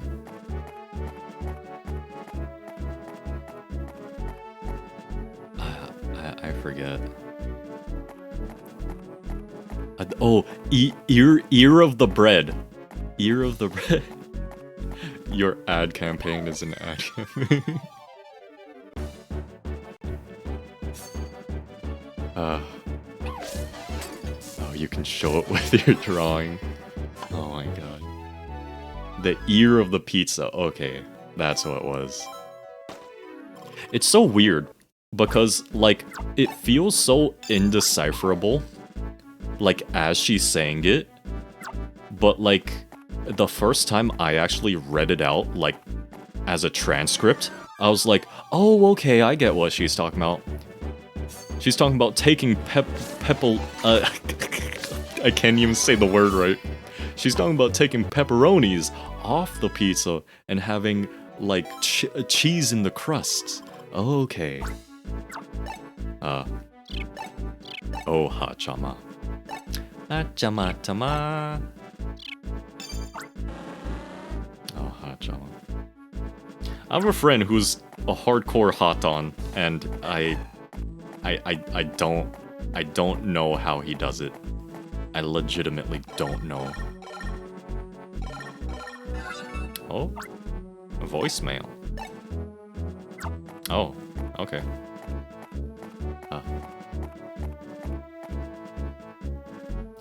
Oh, in the app. Oh, okay.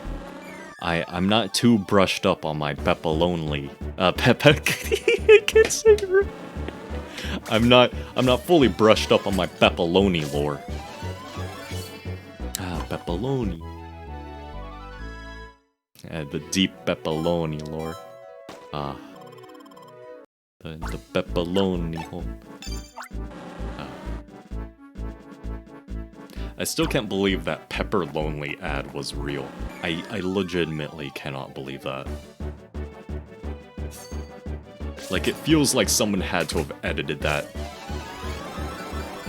The Pepper Lonely.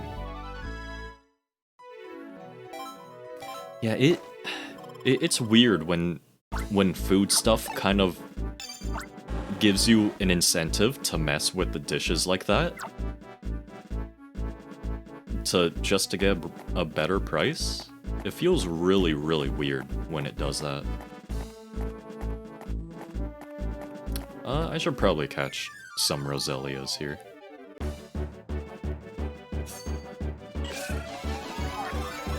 Pepper Lonely. God, why'd I even start talking about Pepperoni? Oh, I just turned into Hachama. That's why.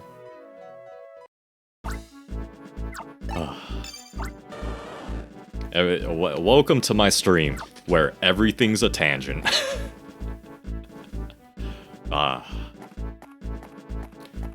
Yes. The Pepperoni. Which... It all returns to Pepperoni. Pepperoni is the heart.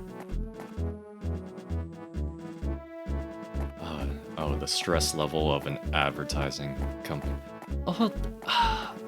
Ad stuff is really, really weird. Like, ad stuff is very strange. Yeah, how did I never find that Cranidos?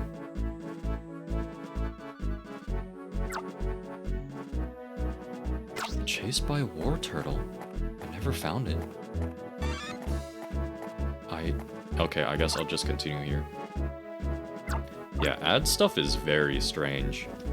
Like apparently people make those really dumb mobile ads really bad on purpose, which somehow gets them more clicks? Like... ads are really, really weird. Because it's weird because they're trying to get, like, as many people possible. So that means that they're pretty much trying to pander to, like, a lot of really dumb people. Yeah, they're playing, like, some intense reverse psychological 64th dimension chess. Like, it's weird. It's like, haha, I was being dumb on purpose just so I would get a response out of you, haha. It's like, you got me. Yeah. It's weird. Oh, Brooke, not again.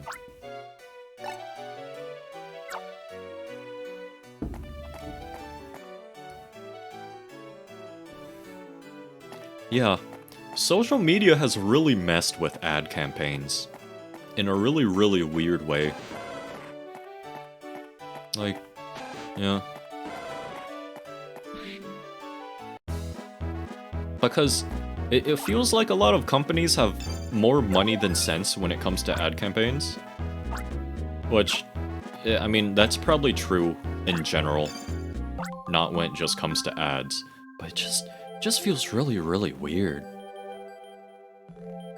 Because, like, everyone gave a lot of crap to the Grubhub advertisement with the really weird dancing. Oh, I'm forced to go here. Okay. I was thinking maybe I should go save the Cranidos. Yeah, most definitely applies in general. Cause it's like, oh, we have to keep inclining. We have to make more and more money. Like, also, I feel like if I talk about the state of the stock market, I'm gonna just go crazy. Because I'm really not that qualified to talk about it, but it's so annoying how a lot of shareholders and stuff are like, oh, need growth, we need infinite growth. Because they don't care about the economy, they don't care about the company, they just want to sell their stocks and make a profit, you know? And it's like, oh, we just want money. You make money now, so I get money and then I get out. And it's like, oh, the company. I don't care about the company. I want the money, bro. It's like, oh, the key fell out. You dolt. You fool. Oh, I can go. Oh, I can go underwater in this game. Okay. I thought I could go underwater in the last game, but it's in this one. Okay. Oh, that's cool. Yeah, so many... yeah, it's just annoying. Oh, wait. Are you scared of water? Oh, you can't take any land-based... Oh. Okay, they'll wait for you. Okay, good.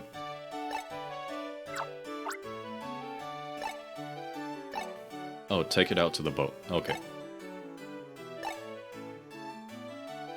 Oh, sure. Okay, I guess I'll go now. Yeah. Yeah. Yeah. The state of stocks and companies, it's really weird. Although, I think... Yeah. Yeah, it's really dumb that so many of them are in it for short-term profits. And you can tell that's mostly because of shareholders, because they're like, oh, we want you to make the money like within a couple years so I can sell the stocks, you know? Like, it's a lot of the times it's obvious that it's weird. I mean, I don't know too much about it, but it feels like just really, really dumb people are making decisions. Oh my god, Sega! Oh my god, I don't think... Sega. Oh, Sega. Oh. Sega are hands down the masters of shooting themselves in the foot. Dear Lord. Oh my god. I believe that Sega could have lasted at least until the Great Recession as a console company, if they hadn't shot themselves in the foot. Just because, oh, we can't use an American chip for our console. We have to use a good homegrown Japanese chip, even though the American chip is like technologically better. It's like, bro, come on. I'm like, are you a businessman or what? Yeah, there's a time to like shove your pride away. But honestly, I'll say it. It's a miracle that Japan and America can get together at all, because they're like the total opposite ends of like ideologies. Like they're pretty much the exact opposite.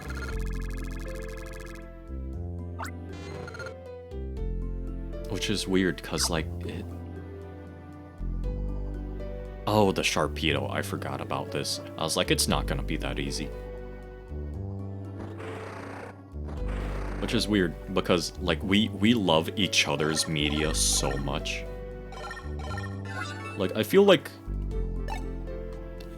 quote-unquote weeb stuff is kind of mainstream in the US nowadays. If you count all of the Americas, then, like, it's most definitely mainstream. Because anime is pretty much mainstream in Latin America. Because what? Even a few countries illegally streamed the finale of Dragon Ball Super. Like, if that isn't, on, like, live television, like, if that doesn't mean it's mainstream, then I don't know what does. The golden age of anime. Yes, you're right, the 80s is over. Oh, I'm sorry, the 70s is over. Oh, I'm sorry, the 60s. I'm kidding. But,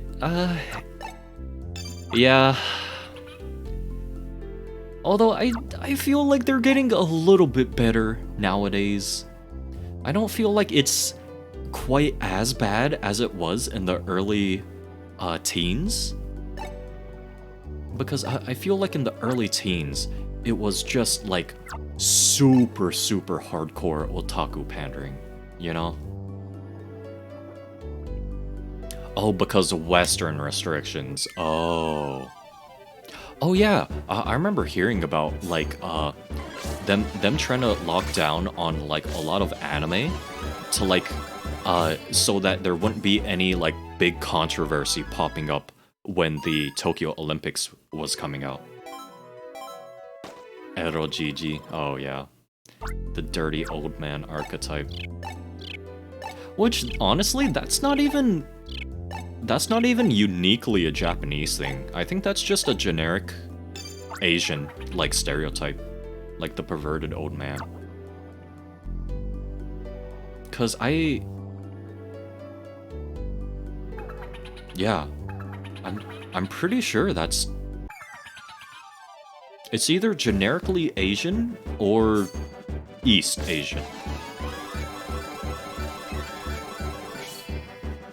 Which, it might even be universal. I'm not sure.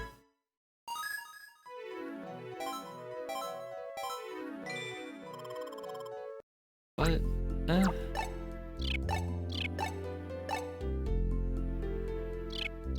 don't know, I feel like most anime doesn't care too much about Western stuff. Even nowadays, still. Obviously, it's very much a different case for stuff that's heavily inspired by and aiming for a Western audience. But, oh, this thing is just coming after me, huh? You hope so? Yeah. I mean,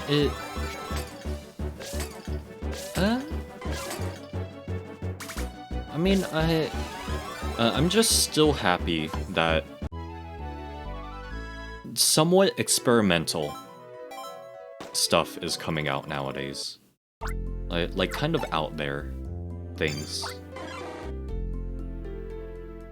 At least it's not becoming super boring standardized kind of stuff, you know? Which, I mean, you'll always have, like, the quote-unquote flavor of the month trend that lasts for a few years, mostly because of, like, whatever the current popular light novel trend is. Like, now it's isekai, but before, it was, the Superpower Battle Academy, where the protagonist is low-key overpowered, where he's like, oh, I'm ranked a 0 in the school because I have this power that it looks really, really dumb, but it's actually incredibly overpowered.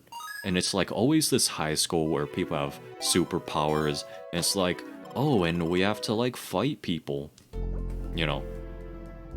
Honestly, I think that was a lot worse than Isekai. I'm gonna be honest. Because out of all the series that came out of that, I think only, like, I don't know, maybe 2 of them were good. And Isekai, even though, like, there's a lot of trash coming out, I think there are actually a couple good Isekai. I think there's, well, more than 2, you know. Yeah, well, even if you define Isekai as strictly, like, someone is from around modern-day Earth, gets reincarnated into a fantasy, a high fantasy Western-style world. I feel like even if you strictly define it as that, I think it's still better than the Battle High School thing.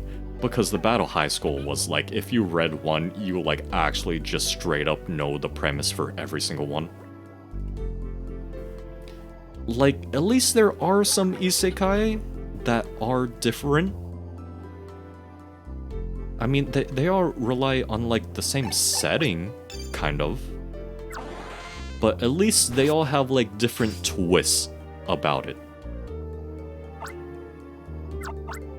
You know, it's not like the Battle High School where it's like literally every single thing's the same. Which actually, interestingly, there are still a couple Battle High School like genre stuff coming out. Like, well, I don't know. It might just be manga adaptations of stuff that came out back then. I'm not sure. Yeah, isekai, there's a lot more potential for just developing stuff. The Battle High School stuff was just like,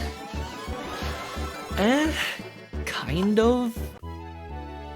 Okay, not exactly more of a power fantasy, but more of like chuny wish fulfillment, because it's like, oh yeah, it's this totally cool, quiet guy that has this really strong power and gets all the pretty girls.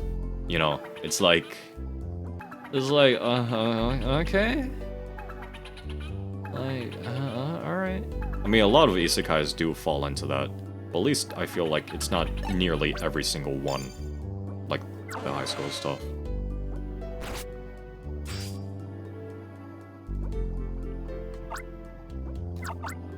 But I don't know if like there was like the big trend before that, because I don't think web novels were that super big before that point. Okay, I can swim with mantines. They don't even eat a lot. Man, like,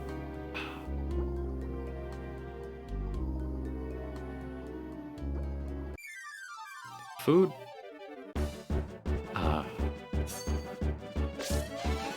Food needs more attention in just stuff. I want a full-on dungeon meshi like level of depth when it comes to food in an isekai setting. And not just, oh, I became the strongest with the power of eating in another world. No, not like that. But like, yeah, Mantine's pretty pog. But like, dude, I just think that not enough isekai explore the concept of things actually being different in another world. Yeah, being reincarnated as a chef. That'd be an interesting thing. Yeah, exactly. Like... I forget what it's called. I think it's just Elf and Food. But there's this one manga where a dude gets isekai'd. And, wow, I got stuck there. That was weird. A guy gets isekai'd. And he basically gets taken into this, not vagrant. I think it starts with M? Like, a tribe that doesn't have a stationary home. They just roam around a lot. Like, Mongolians were this type. And, Native Americans were this type. Migrant? Is it migrant? I don't think it's migrant. I don't know, something. But, yeah, so they set up, like, tents and stuff. But they, like, roam around plains. But they think food is just, something that you just eat, you know? It's not really something to be enjoyed. Nomad, yes, nomadic, yes. That's what I was thinking of, you're right. Okay, so it's N, not M. Okay. Yeah, nomads, they're nomads. Okay. And, which, you know, it's kind of weird, because, like, I don't know, I guess because pretty much all the food they had was just preserved and stuff because they were nomadic. So, he was a chef, and he got isekai'd when he ran into, I think, a burning? No, I'm thinking of a different isekai. There's a lot of... Actually, for some reason, a lot of the cooking elf isekais... a lot of the cooking isekais involve elves, for some reason. Which I'm not gonna get into how much I dislike elves as a fantasy race, just because I think that they're boring and nobody builds on them. But, yeah, it's weird that a lot of the times it's specifically elves. I guess it's because it's the one fantasy race that's, like, technically close enough to human, but still fantasy to be, like, different. It's not like you could have a beast tribe, because then their taste buds would be too different, you know? Yeah, they expect the race to carry themselves. Yeah, it's kind of boring. It's like, yeah, elves, you know what they are, you know the deal. Yeah, for some reason, there's a lot of, like, cooking isekais. Like... I feel like... I don't know. I feel like I have so much to say and complain about isekais that I could have just a full length, like maybe 5 hour Zatsudan on every single gripe I have with isekais. Did not go back here? Oh. Oh, that's gonna be annoying.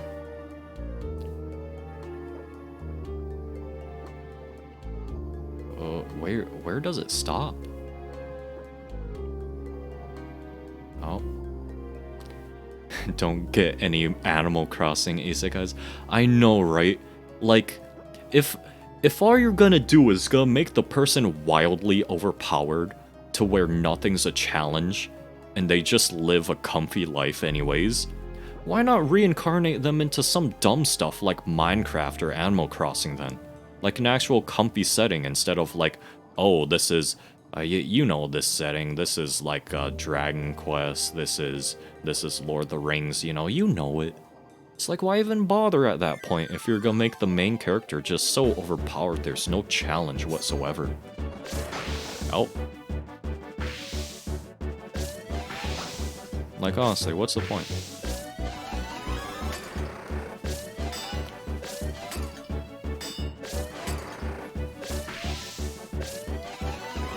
Uh-oh. Oh, I see the messages, I just can't. Okay. Right here. Yeah, I know, right? If you're gonna make it isekai, like, oh, yep, I guess that's confirmation. Field moves do go over 3 in this game. Okay. Yeah, like...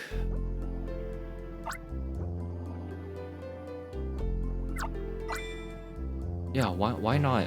Why not make it more unique? Why make someone come into a new world if people already know everything there is to know about that new world, you know? What's the purpose of having someone be taken out of their world into a new one if you don't have to explain anything about the new one because everyone already knows everything about it? Because it's just the standard isekai world, you know? Like, what? I'm too passionate about world building, okay? I'll say it. I'm too passionate about world building and storytelling, alright? Writer never traveled the world, please understand. They only played the Dragon Quest. They only played the Dragon Quest. No, the thing that annoys me the most is that even though most of these settings are inspired by Dragon Quest, most Dragon Quest games have more world building than these people that pit into their stories. Like, and like, Dragon Quest is known as like the bare bones like standard JRPG, you know? And most of the time, even they put more effort into world building and storytelling than these authors. It's like, nah, nah, meh, whatever. Like, one series that I like, but I would like a lot better if it was less, like, circle jerky about the JSDF, is Gate. Which, I mean, I know why it's circle jerky about the JSDF, because it's literal propaganda. But, like, that has pretty good world building, you know? They actually interact with the people who are native into the new world and share information with them, you know? It's like, oh, okay, knowing how humans of your world have figured out physics and stuff, it's like, oh, that helps me with my magic because it's a lot more solid than just, oh, just conjure fire, just feel it. It's like, oh, you have to condense oxygen and then like ignite that with a spark. And it's like, oh, okay. I was like, oh, okay. It's like, yeah, do stuff like that. Oh, and then don't get me started on all of the isekais where they arbitrarily go like, oh, I can't tell people that I'm reincarnated. Which, honestly, oh, what shows that? It's called, um, uh, Gate. Gate in like all caps. And it's not a standard isekai. It's more like a cross-world isekai, because a gate between Earth and the fantasy world opens up. Oh yes, the classic thousands of years old lolly. Hey, no, you see, this one gets an excuse because she's an actual goth lolly, okay? She's actual gothic Lolita. Yeah, I like military stuff in it. I really like that series because even since I was very young, I thought of like, huh, I wonder how people in the past would react if you took like modern technology and like traveled back in time with it. Like, how would they react to it? Like, how different? How much would it change their lives? And then Gate is like the closest I've seen any uh fiction do so far to that idea. Yeah, Rory. Uh, which actually, I love gothic Lolita clothes. Like, who is it in Date Alive? Kurumi? Kurumi? The girl with time powers and the heterochromia. I love red and black gothic Lolita clothes. Red and black is just a super good color combination. It's just like god tier color combo. I'm gonna be honest.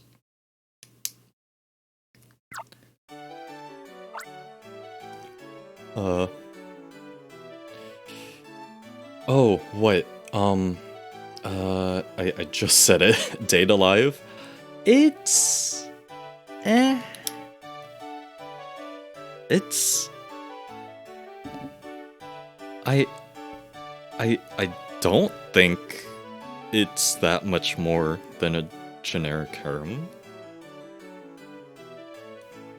I mean, it's better than stuff like Infinite Stratos, which is like the definition of a generic harem anime. But I don't remember it having anything too stand out about it.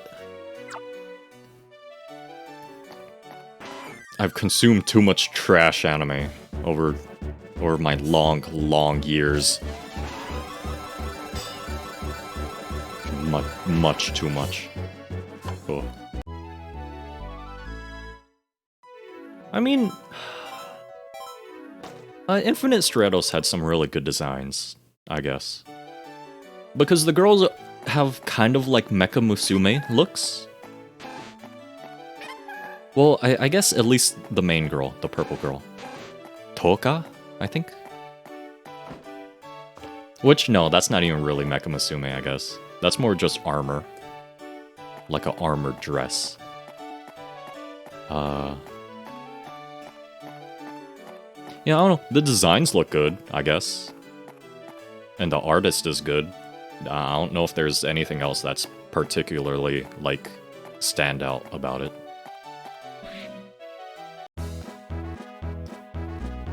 Oh wait, and this isn't the ranger base.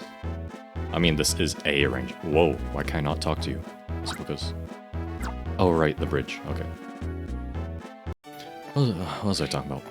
Isekai? Gate? Yeah. Gate, I lost interest in it when, like, the group kind of just fucked off and did their own thing. Instead of, like, actually interacting with the people more.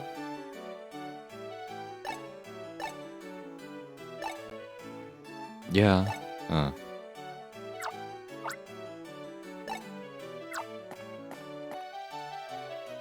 Although it...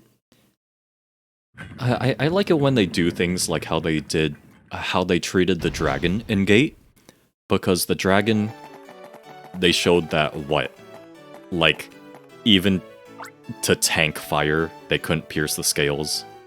And for things like very high caliber bullets, like 50 cal and the tank shells, they had to focus on weak spots, like the eyes that were unarmored.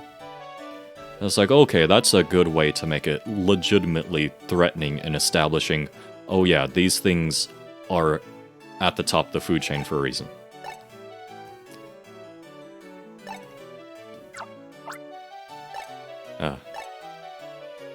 Oh wait, Murph? Is this, wait a second. Is this Murph from the first game? With the Polytoad? Wait a second. Oh, he's PR. Okay. Oh? Yes, I am Raku, okay. Goofing off, alright. I'm thinking this is Murph from the first game, if he's talking about goofing off like that. What other isekai? What, I don't know, I feel like isekai might be too broad of a thing to say like that. Because a lot of... Because it's understood to be, oh, someone is reincarnated from Earth into a fantasy world. Oh yeah, they have a lot of returning characters from the first. Like Professor Hastings is in this game. Murph. I think the Gorok squad shows up? At least the Gorok quads. I think they show up. If they don't, I think it's in the next game. I know they show up later in the series somewhere.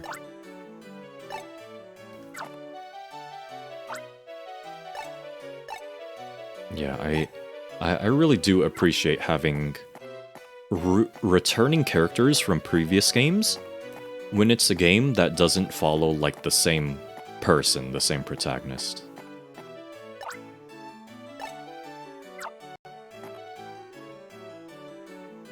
What was I talking about? Isekais. Honestly, there's a lot of historical isekais where people are like transported into Sengoku Japan, which most of the time it's Nobunaga, because everyone knows Nobunaga. Muscle Tower, really? That's dumb. Yeah, like there's so many historical isekai with Nobunaga. Like, so many. The Lolly or the Shoto one. I mean, the ones I was thinking about have like actual like man Nobunaga. Like what? I think Nobunaga no Chef is the oldest one. That at least I've heard of. Where just a chef is reincarnated into Sengoku, Japan, and he becomes one of Nobunaga's retainers. And he actually becomes super high up, like, in the food chain, because he's pretty much the diplomat for Nobunaga. Whenever Nobunaga wants to smooth over relations with someone or convince them to do something, he sends that chef over to, like, open that person's heart. Pokemon Conquest Nobunaga. Yeah, Nobunaga's ambition. Nobunaga is such a popular figure in Japan. Which, I mean, you gotta respect his ambition. He got really, really close. He only failed because someone backstabbed him, like, right at the end, which is kind of weird. I don't think they ever found out why, I forget his name. But I don't think they ever figured out exactly why he betrayed him, like, at the very end like that.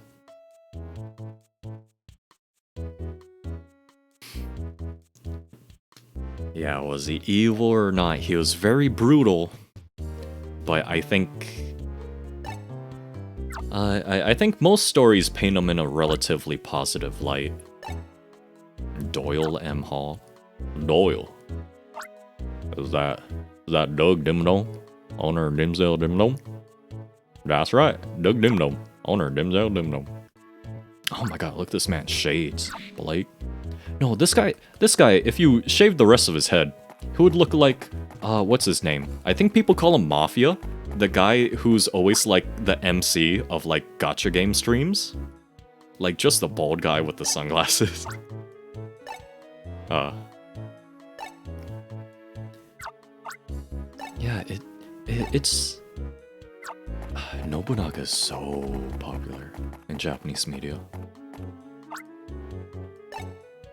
What was I thinking? Oh yeah, historical isekai. Yeah, it's always Nobunaga. Like, it's straight up always Nobunaga. I think the only big series that's like takes place in historical Japan that doesn't involve Nobunaga, I think is well, not counting what, Kimetsu no Yaiba, which is I think Taisho era Japan, like early 1900s. The only other one that I can think of is the one with his nickname is Immortal, and he fought in the Russo-Japanese War. Golden Kamui, that's what it is. Golden Kamui. which I really need to read more of that. But I feel like it has, when it goes into its humor is too big and out there to where it kind of wears me out. Like, it's good, but like the humor when it gets really into the funny parts, I'm like, oh man, I can't keep up. Oh, you only watch and rarely read. I mostly read nowadays because watching feels like you have to dedicate too much time to it, and you're kind of locked into the pace of the anime. While reading, you kind of, you know, you can just read a chapter at a time. You can stop at any point and then pick it up later. Oh, Ranger Days. Oh, yup, he even references dropping his styler in his ranger pose. Yup, that's definitely the same Murph. Indonesian manga to your reps. Oh, that's cool.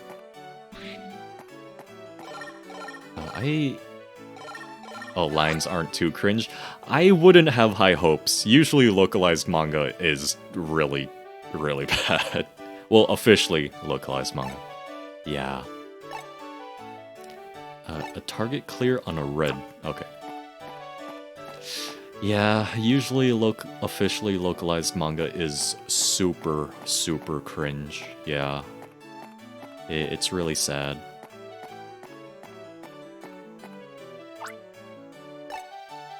Okay, it's to the west.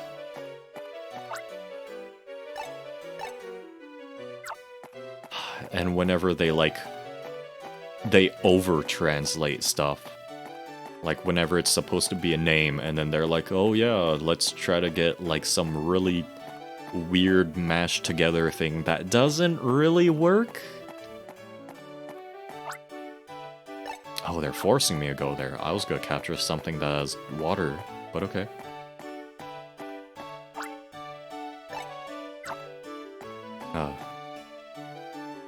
Oh, officially localized stuff. Actually, one thing that really pisses me off about some officially localized stuff is when light novel stuff gets officially localized and they send out like copyright takedowns for it.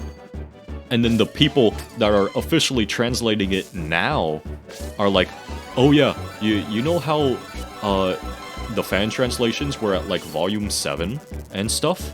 Yeah, we're gonna start all the way back from volume 1, and we're gonna get like maybe 2 volumes out per year.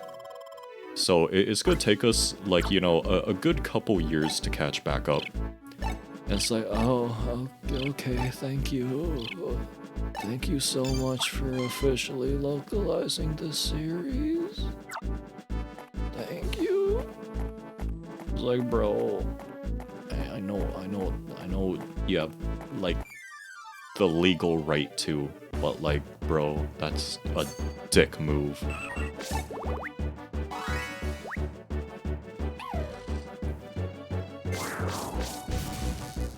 Oh, completely pauses it, huh? That's cool.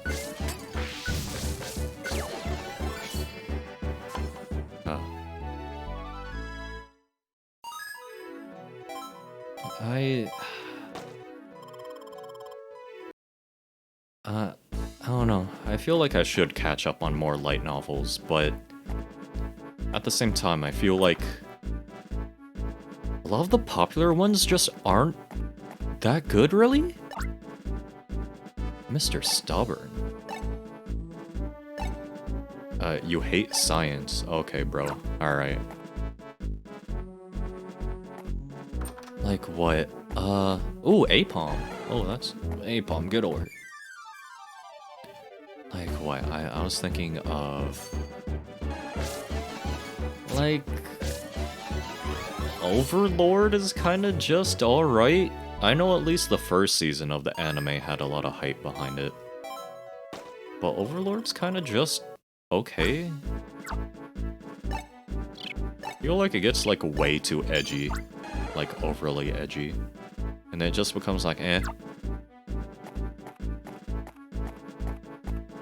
Did I ever talk to this person? No, I didn't. Oh, Dodo. Oh, you can actually ride it outside of a minigame in this one, huh?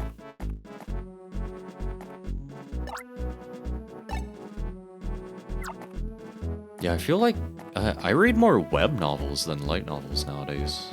Cause, yeah.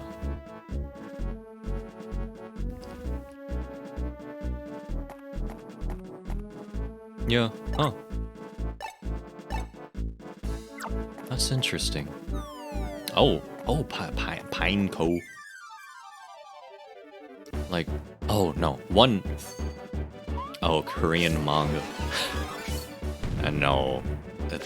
Okay, wait, alright. Alright, can I be real with you real quick? Can I be real, like, real quick, alright? How come literally all Korean hentai is NTR? Literally fucking all of it. 100%. Like, seriously. How come every single one? Like, trying to find one that is not, is like trying to find, like, a needle in a haystack. It's absurd. Like, is there some kind of, like, reason that I'm just not in on? Is there, like, some big event? Like, is there some strange Korean law where they're like, oh yeah, all lewd stuff has to be NTR? Oh, paneling? What, are you telling me you don't like scrolling for like 20 minutes to get through one panel that's like 80% white space? You don't like that? You don't like that in your Korean manhwa? Oh, come on, man. Yeah, that's super annoying. Which actually, one thing I really liked the solo leveling manhwa, and that was one thing I really hated about it. But I actually liked it so much I went ahead and read the original web novel. And then I was like, okay, yeah, the story takes a huge nosedive at this point. And basically that's why I'm not reading the manhwa anymore, because it got past that point. I'm like, yeah, I'm not gonna, yeah, it's just not that good anymore. That's where it just jumps the shark, in my opinion.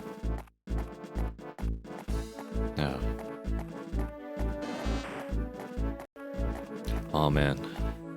So many series had some really weird moments where they jumped the shark.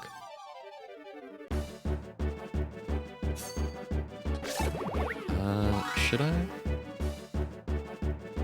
Man. What? No, one, what was I thinking? One web novel that I do really, really love, that, I think it's still ongoing, but... Oh, The Breaker as a teen? I heard about that. I've heard about The Breaker, but I don't think I've ever actually, like, looked into it. Or read it. Like, same thing with what? Tower of God is super old. But I don't think I've ever gotten into that either. But what was I thinking? Oh yeah. One, one web novel that I really like that... Oh, that needs tackle now. That's different. Oh, you never gone to Tower of God either.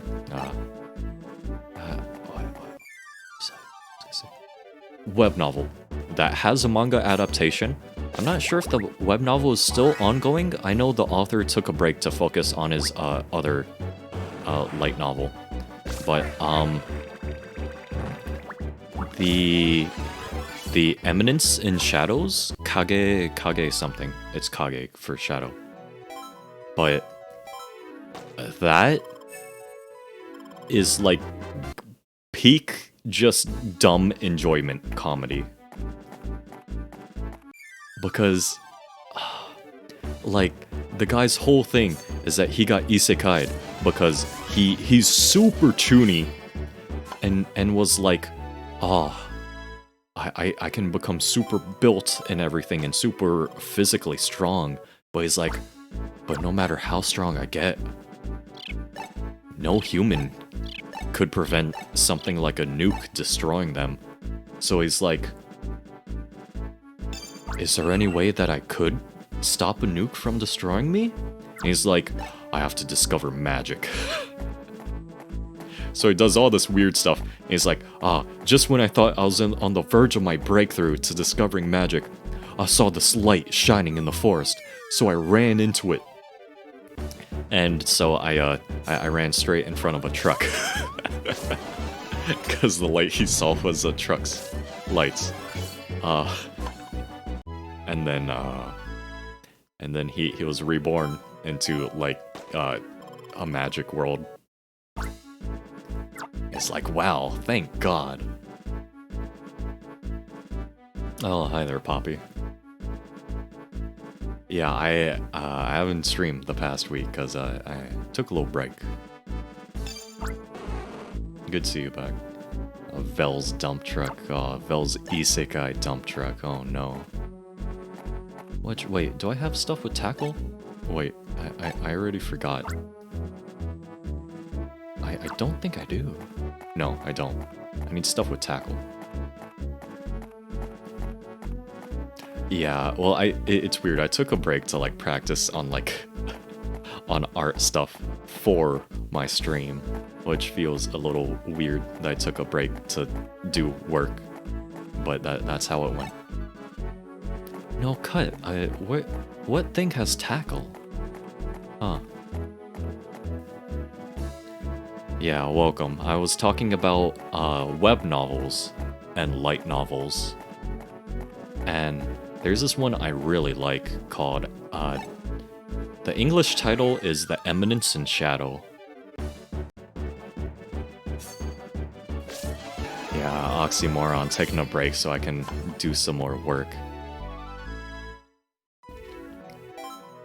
Break from one thing. But what? My brain get off track too easy. Yeah, Eminence of Shadow. I highly recommend it if you like just good comedy. Because the whole thing about it is that he is super ultra chuny. Like, he has not even A grade. He has triple S grade tuning Buell. Oh, Shotgun Boy. I don't think I've heard of that one. He has triple S grade tuning Buell. And he ends up rescuing these girls that have this weird magical curse on them, and he ends up fixing it. And then they're like, how did you fix it? They said this was a fatal disease. And then he's like, oh shit, I gotta think up something fast. He's like, it's not a disease at all. It's an ancient curse put on you by you not being able to handle your incredible magic power that actually proves that you are a descendant of the hero who took down the demon lord. And then they're like, wow, that's amazing. That means I'm related to the hero? And he's like, yeah, sure, kid, I guess so, yeah. And then that story ends up being completely true. But he thinks that the people that he tells and rescues are just playing along with the act. And he's like, oh, they're such good kids after all these years just playing along with me and my big chuny act. While they're actually forming like a big organization because all of that ended up being true. And then he's like, oh, they're such sweet kids. It sounds convoluted, but it's just comedy. It's just funny. It's just good and funny. Because basically, he's super strong, and he thinks that all this talk about, like, oh, the Demon King revival and stuff, he thinks it's so cliched that it's all just an act, that it's all fake. But it turns out that everything he says is actually true. And he's just like, yeah, let me just play along with all this dumb stuff. Like, he enters a tournament as a jobber, as someone who looks like a jobber, just so he can pull off the super cool, like, oh man, wouldn't it be really cool if I entered the tournament as like the super ultra weak looking guy, but then it turns out when I get to the finale, I actually fully unleash my limiters and go all out and still win without a scratch. Yes, cliches within cliches. He's in a super cliched isekai world, but he doesn't know it, but he's still making fun of the cliches. So it's just funny. It's just good comedy. And I think... I think... Ooh, Yanma. I think that author also made this other ongoing one called, I think... something like the Emperor of a Galactic Empire, something like that. It's very good. It also has a manga, if you want to read that, which a lot of the panels are so funny just by themselves that a lot of people have screenshotted them. Oh, after Gintama. Oh yeah, I can't believe Gintama finally ended. Like, wow. I can't believe that. But I would say it's good. It's really solid with its comedy.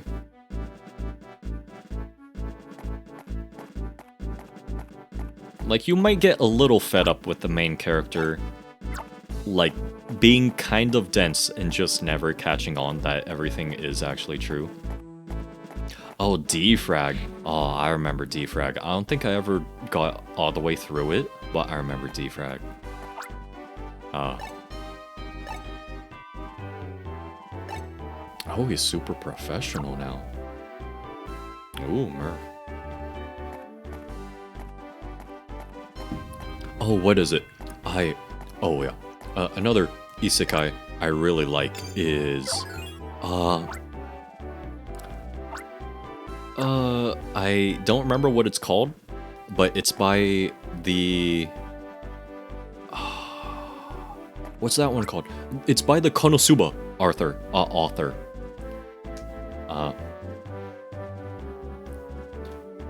Oh, you try to find the Pokemon Adventures manga. Oh yeah, I heard that one's a lot more graphic than like any other Pokemon stuff. Like, it has some Pokemon being cut in half, but I think they're supposed to be zombies or something, and that's why they let them be cut in half. It's weird. Oh yeah, bro, I do not have something that can pit this out. Nothing on the way had water. I'm walking out. I don't have anything that has it.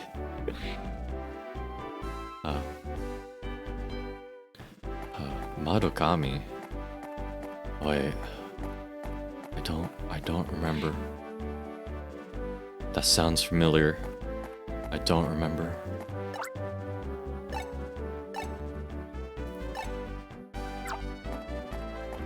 Oh wait, I was talking about Konosuba author. It's like combatant in another world or something? And basically the gist is that the protagonist is like a mook in an evil organization. And they've pretty much already almost completely conquered Earth, so they send him off to start conquering another world. So the isekai is technically interplanetary travel. Yeah, the Arbok got sliced in half. Okay. I remembered it was some snake, so I should have guessed that it was an Arbok. Yeah. Oh,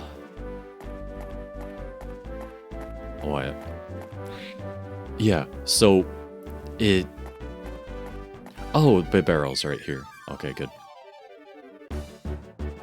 Yeah, that isekai is really fun. Because, you know, it's by Konosuba author. The comedic timing's pretty good. Although there's a few jokes, a few running jokes that they, like, overdo a decent amount.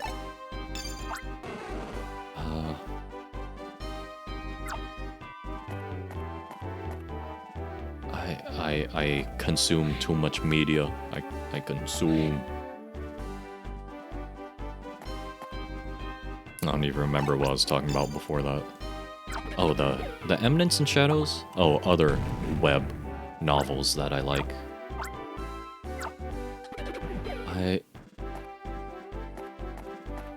Wait, I'm only keeping up with 2 web novels?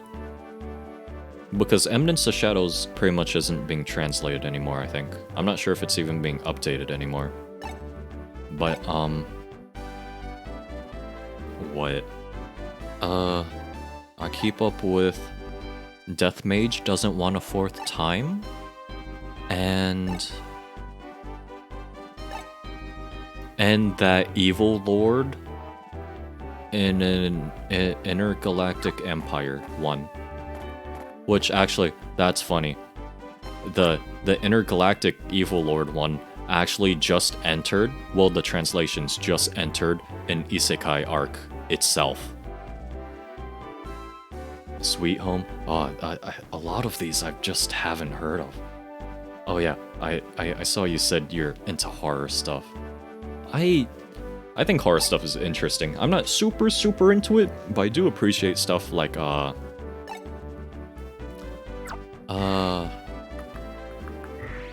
Junji Ito. Even though I think Junji Ito can't end the story, like, properly for his life, I think he does do really good horror. But god, he cannot close out a story, like, in a good way at all. Like, it feels like half his stories are joke endings. Because they're just so weird that it's almost comedic. Like, I love the one... I know it's supposed to be, like, a societal statement, but I love the story he did about the dad who gets stuck under, like, the foundation of the house. And then everyone's just waiting, at dinner. They're like, "Where's Dad?" He's like, "Wait, is that voice under the house?" And it's like, "Dad, how did you get under the pillar?" And he's like, "Oh, it's a long story, don't worry about it." It's like, okay? We're just gonna skim over that? It's like, yeah, I know I was yelling, but, long story short, this is like the main load-bearing pillar, and so you can't get me out of here, or else the whole house will collapse, so just leave me. It's like, okay. Like, okay. Technically, it's supposed to be, I heard that it's supposed to be a statement about how, a lot of fathers in Japan sacrifice, like, basically their whole life supporting their family, even though, like, a lot of them don't get to see their family a lot, like, just to financially support them. But I think it's so ridiculous how he's like, "Oh yeah, how did I get here? Don't worry about that, it's a long story, okay?" He just brushes over it so quick. It's like, no, that's the main thing we need to know. How the hell you got there? Oh my god. I think Junji Ito should specialize in horror comedy. I think that would be excellent.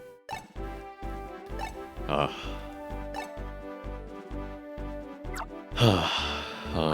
Junji Ito.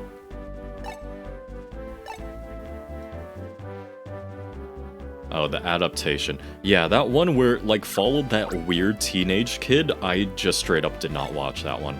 Like, at all.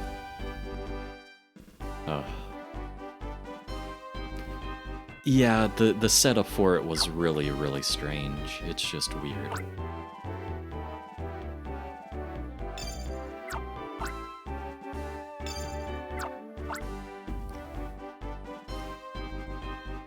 Was it a yellow Gigaramo?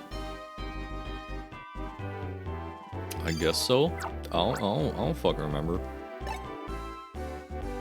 Yes, they can't.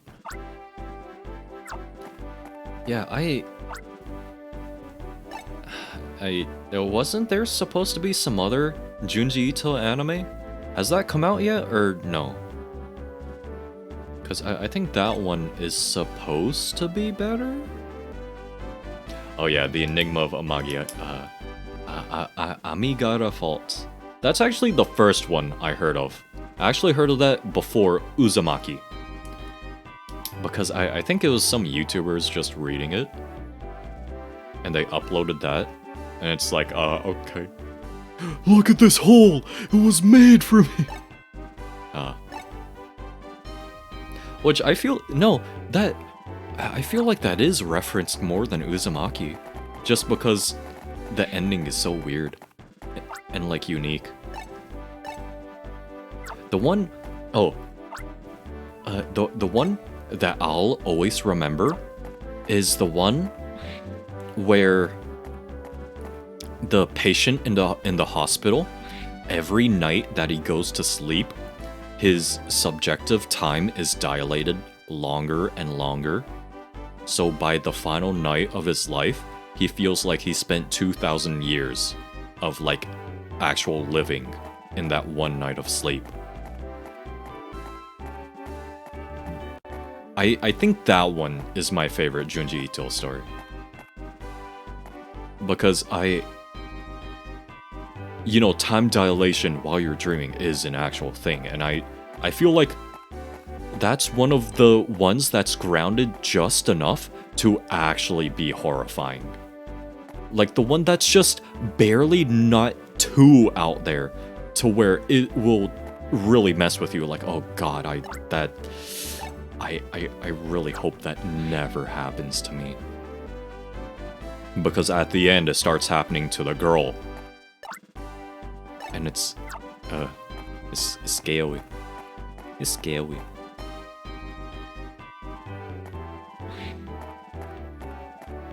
And I do enjoy talking about dreams a lot. Dreams are cool. Dreams are interesting. Ah, the long dream. Nagai yume. Okay. Okay, so I don't remember. I wasn't super paying attention because I was thinking about Junji Ito stuff. But I kind of have no idea where I'm supposed to go. But yeah, that one just... No, I think that one's horrifying because that actually has really long philosophical roots, doesn't it? I think there's an old, either Japanese or Chinese story where a man fell asleep under a tree one day, and during that nap, he dreamt that he lived the entire lifespan of a butterfly. And then when he woke up, he was like, I don't know if I am a man who was dreaming that he was a butterfly, or if right now I'm a butterfly dreaming if it was a man. And it's just like, it really digs into your mind of like, how can you distinguish what is real? I really like stuff like that. I think it's super interesting. Does it tell me on here what I have to do? Please tell me what I have to do. No? Okay, I guess I'll get that Cranidos now, maybe. I don't know. I don't know where I have to go. I should have paid closer attention. Oh, that's a side quest, but I'm already doing a side quest. Zhang... Oh, I can't pronounce Chinese stuff. Zhangji and the Bloody Butterfly. Oh, okay, so it is Chinese. Okay. Sometimes I get mixed up because they're... you know, early Japan and China do share a lot of stuff. Although... What? I think it's really cool how ancient Japanese folktales have, what? One of the first examples of space travel and either time travel or time dilation. Because space travel is Kaguya Hime, and time travel or dilation is Urataro, the man who went to the undersea dragon palace and received the box that when he opened it, all of the time that he had spent there was contained in it, and then he instantly crumbled to dust because he spent something like 200 years in human years down there.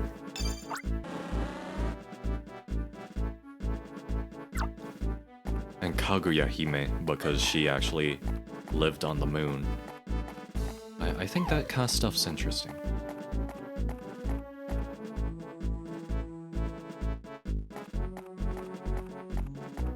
Yeah, the bamboo princess. Yeah. A lot of bamboo cutters in Japanese folk stories. Which, I mean, like, that, you know, bamboo is super important in Asia, so, like, that's understandable. But yeah, Kaguya Hime. Which, actually, I have to give mad props to Okami, the PS2 game, for introducing me to a lot of Japanese folklore. Because beforehand, I just really liked mythology, and especially, like, creatures, mythological creatures, like folk creatures. So I was like, I saw some footage of it. I was like, oh, yo, you fight like a giant mountain-sized 8-headed snake? That's cool. I'm gonna get this game. And then I was like, oh, this is a lot of folklore stuff. Because I looked it all up afterwards, and I'm like, oh, yo, that's all cool. Like, what? The story of the tongue-cut sparrow? Oh, it's right here? I never went here? Are you kidding? How did I never go here? Oh my god, I'm dumb. But yeah, yeah, the story of the tongue-cut sparrow is one I really, really remember well. From Okami. Because, I mean, you visit the Sparrow's Inn. And that was really cool. Visiting the Sparrow's Inn was very, very cool. And, man, I really like how... Well, I don't know if I like it. I just like that she's cute. I like how they did the tongue-cut sparrow in Fate. Because she's very, very cute. She says dechi, because that's supposed to be like chirp chirp. Danna-sama dechi. She's adorable. What's her name again? Benny Enma. Enma named after one of the judges of hell. I know rock still doesn't seem as useful. I'm sorry, Kratos.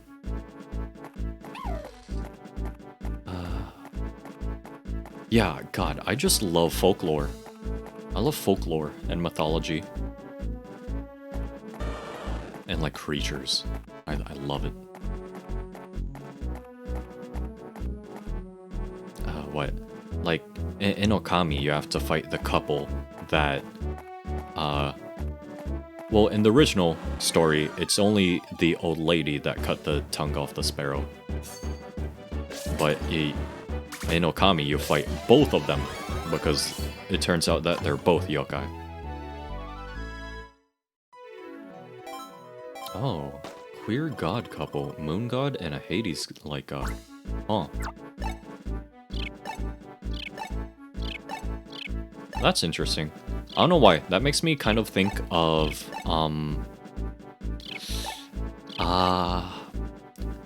I forget which one it is. It's some... It's either Incan or Aztec. I think they're like two brothers, and one's supposed to be the sun and one's the moon. I think? I forget. I'm not super brushed up on my South American, on my Latin American folklore. Oh yeah, you can just run. Oh, play Tokiden 2. I played a little bit of Tokiden and Tokiden 2, and I'm not a super big fan of it. I'm not a super big fan of like the games that team puts out. I think they're what genre is it called? Musou? I'm not a super big fan of the Musou games, the Samurai Warrior games. Yeah, no. I just don't like them much. Eevee!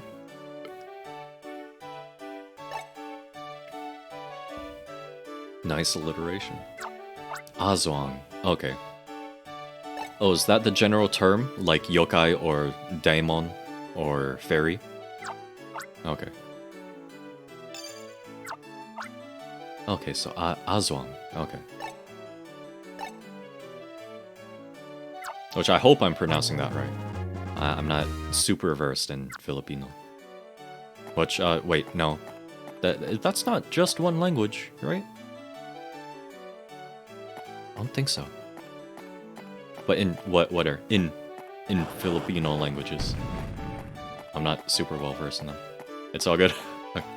Cause I know I'm pretty sure it's like Indian, where Indian itself is not a language. There's like Hindi is a language. And there's also other official languages.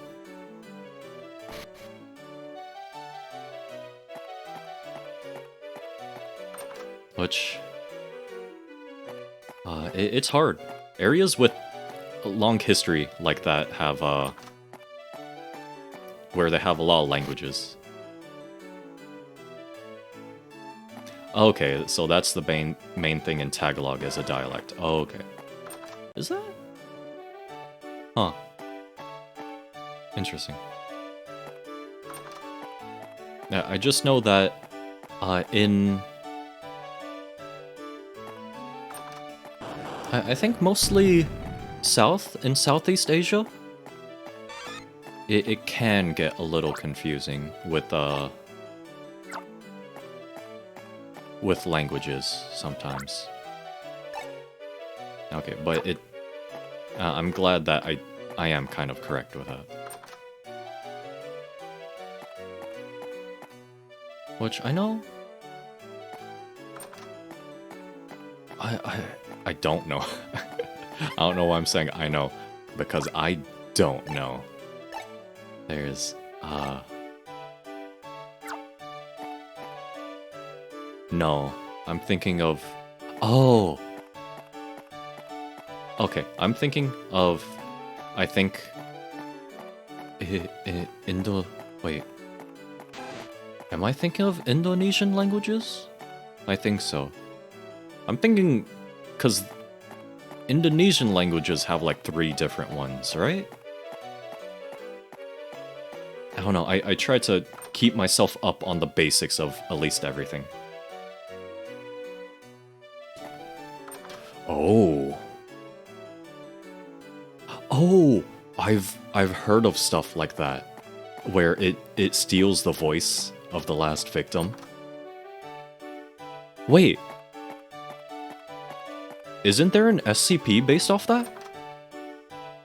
I'm pretty sure there's an SCP based off that. Wait.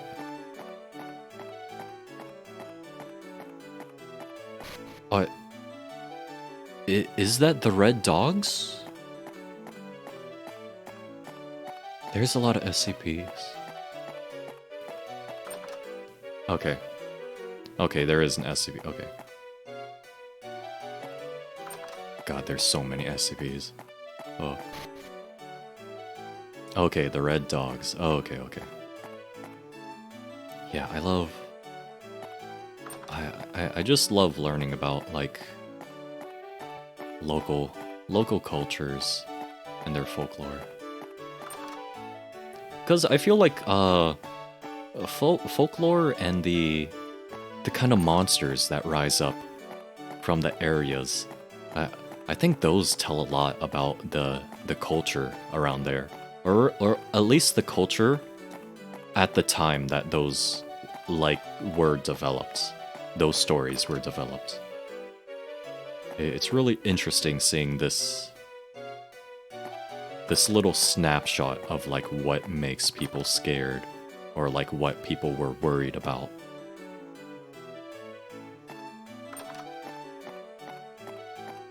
Like,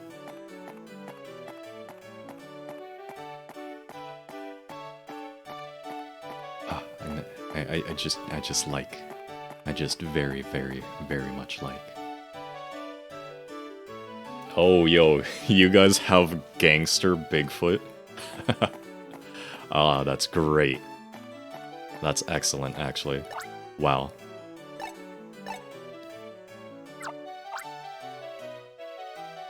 Let me see his whole spiel again to see if there's a hint where it is.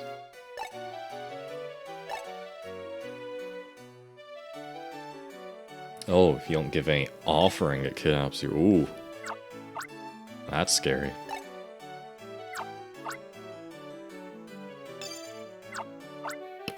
Oh, wow. That's a loud neck crack. Oh, wow. Oh, sea breeze. Okay. So I'm supposed to go over there. I did miss that.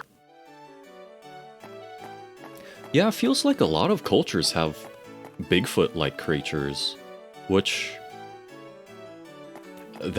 things like that are what get me really, really interested in folklore and stuff like that. Because that's when it starts getting into the realm of, like, why is this a common element? You know? Why do so many people believe in this? Did it have some sort of real-life basis? Like, is there something about, like, the psychology of humans all around the world? Cigarette butts and broken glass shards. That's awesome. Ah, that's really good. I love that. But, yeah, I think it's incredibly interesting how so many cultures have, like, there's the Yeti in the Himalayas. I think? Himalayas? And then there's Bigfoot in the Americas. And then in your culture, you have that. And then I think... what else? I know there's at least, like, 2 other examples of, like, local Bigfoot-like creatures. But I think that's so interesting. Because, like, why? Why is it a shared element? Like, is it possible that those things were actually alive? Like, at some point that humans, like, could have remembered? And it's just gone down so many generations that people think it's just a story? Like, it's been so long since people have last seen them that they just become a legend? Or is it, like, just, like, a free market for no idea? I mean, that's why I love folklore, because, like, looking at these shared elements of all these stories, all these creatures, like, give you insight on other things, you know? Oh, a half-body placenta-eating vampire at night? No, I think I've seen that before.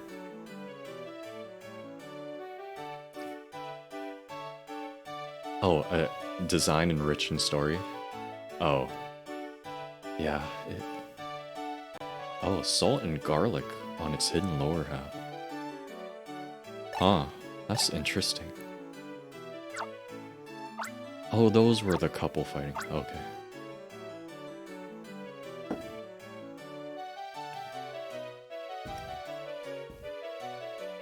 Hmm.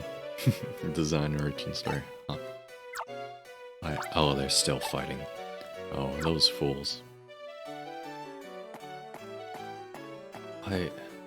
Yeah, like, oh yeah, like one thing, how come in so many cultures, salt is a purifying agent? How come it drives away creatures? Old people coming up with stuff to scare kids? Yeah, a lot of them it does feel like it, yeah. But like, uh, oh yeah, like mermaids. There's so many different mermaids all around the world. Like, there's so many. Also, yes, please keep feeding me this stuff. I love learning about new folklore. uh, New cultural stuff, new folklore. I just love seeing that little slice of like a culture, you know. Oh, cross of a mermaid and a siren. I mean, that's kind of what modern mermaids have become in the West. I don't know why exactly. I don't know. Oh, I'm in for a treat. Good. What was I saying? Oh yeah.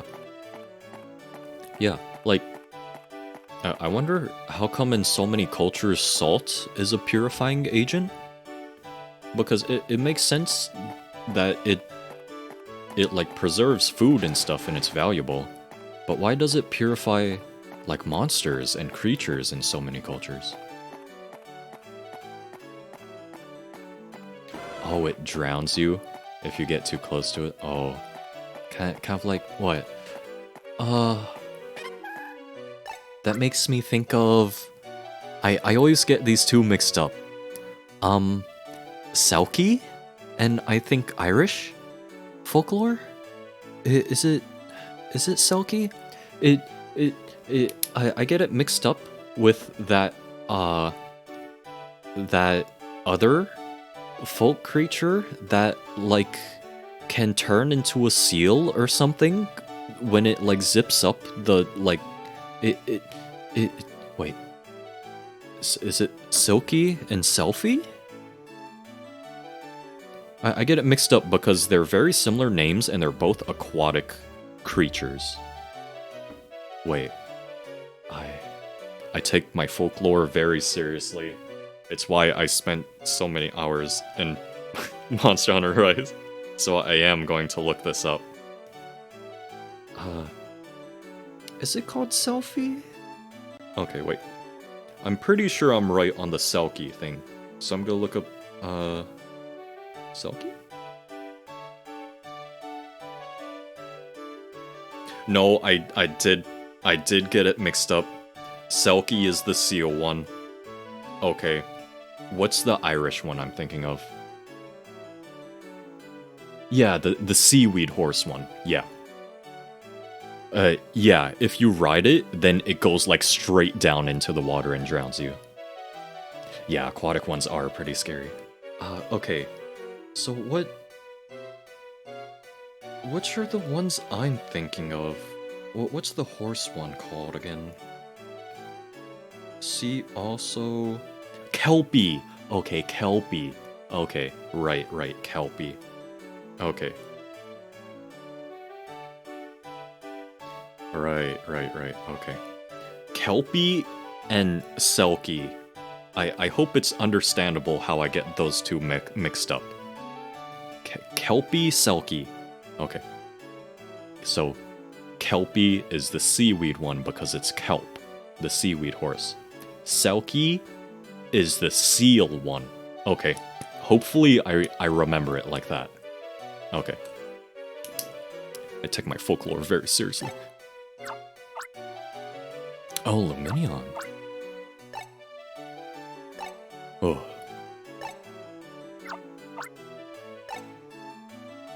Sealkey. Yes, Sealkey and kelp in all caps, i.e. kelp, E. Oh, I meant to say yes. I'm sorry.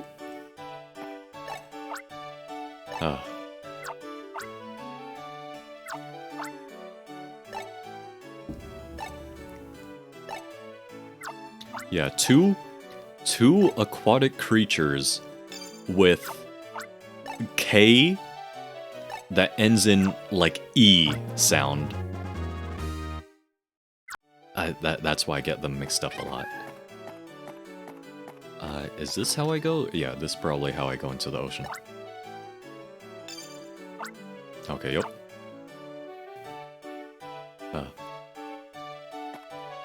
Elf Dwarf. Now if you step on its home, which can be any hill-like structure, it'll curse you. Oh. Huh.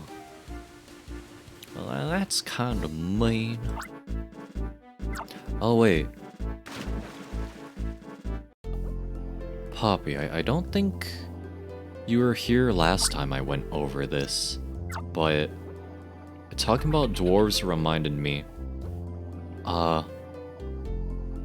Do you want to hear how my pitch for why humans should be the dwarf analog for like sci-fi intergalactic settings? Because it's some stuff that makes sense to me, and I don't think anyone else has ever like talked about that. I just really like world building and stuff like that. Okay, you want to hear it? Okay, so the pitch is based off of basically human history, but specifically why it's intergalactic settings with other sapient species is because there's some kind of like formula or idea that scientists have come up with that says if any life reaches space travel level technology with rocket power, it has to be in a very specific range of gravity. Because if it's too heavy, then rocket fuel wouldn't be able to like launch them past the atmosphere. But if it's too light, I think rocket fuel wouldn't work or something like that. Maybe just the planet couldn't hold enough atmosphere, maybe. So it's like in that Goldilocks zone that spacefaring sapient species can develop. And we're on the heavier end of that gravity. So if we ever meet other spacefaring species, there's a good chance that they're gonna be taller than us. So that is one reason why I think we would be like the dwarves of spacefaring species. Other reasons are because our long history with alcohol, how our most important discovery was fire and smithing, you know, how human ancestors were cavemen. Double man. Yeah. No, bros, the aliens are hype-mogging us. Oh. But, what else? Our history with alcohol, our history with fire, our history with smithing, how a lot of our creation stories have us being made out of mud or clay. What else? The fact that we reached space by strapping ourselves inside metal boxes and exploding ourselves into space. If that doesn't sound like a dwarf out of any, like, fantasy species, then I don't know which it would be. And basically, that's my entire pitch for why humans should be space dwarves. We're on the shorter end, we love fire and metal. Creation stories say we're made out of mud or clay.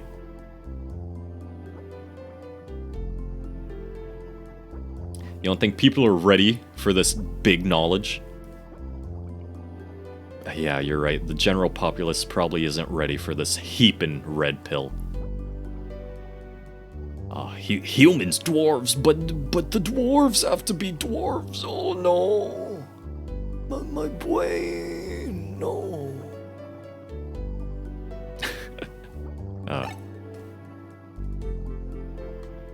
Just imagine people getting really, really upset at it. No.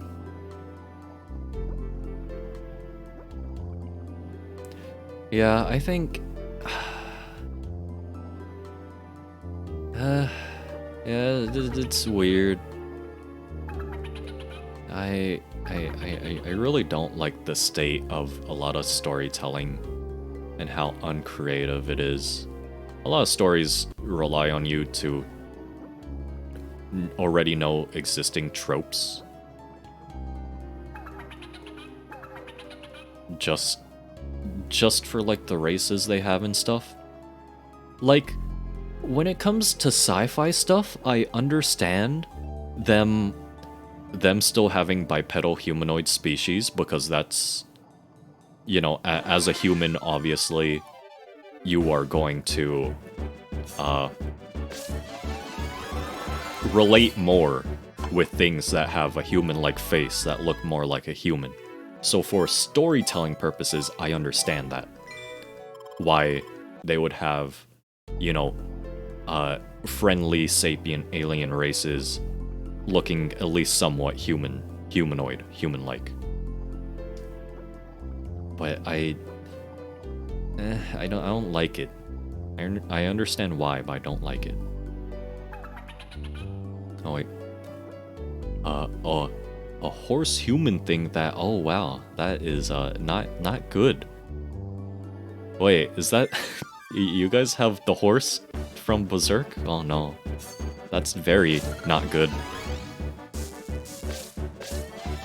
That's absurdly not good. That's very, very dangerous. Oh no. That's a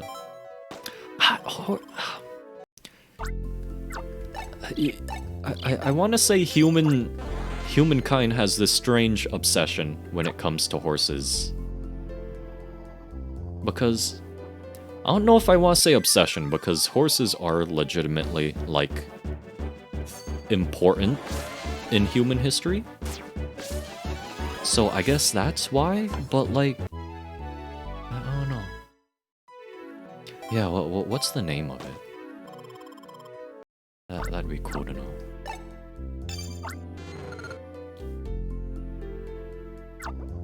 Oh no, Tikbalang? Tikbalang? Balang? Tikbalang? Very interesting.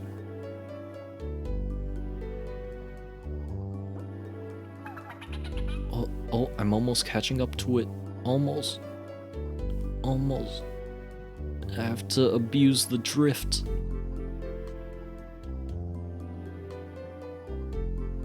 Oh. Oh, actually. Hard B, okay. Balong. Balong? Is that how? Balong?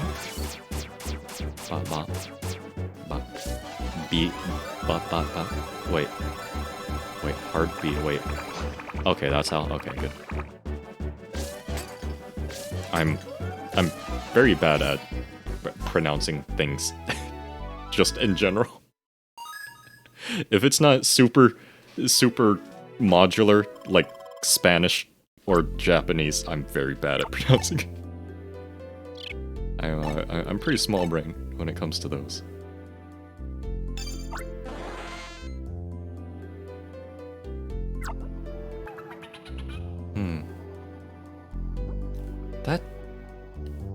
That's weird.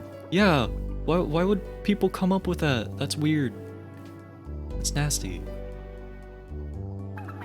Oh wow, I actually overtook it. Oh no. That was my chance to actually catch up with it, and I went straight past it. Sharp beetle. I'ma get you. Alright. I have no idea what I was talking about before this. Oh, the dwarf thing. That's gone. That's fine. I don't really have anything much more to say about that.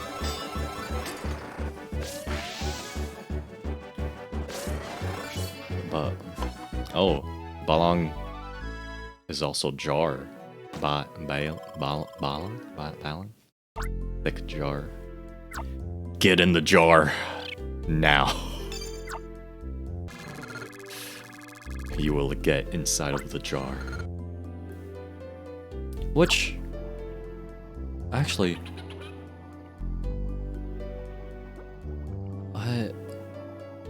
I wonder when the concept of, like,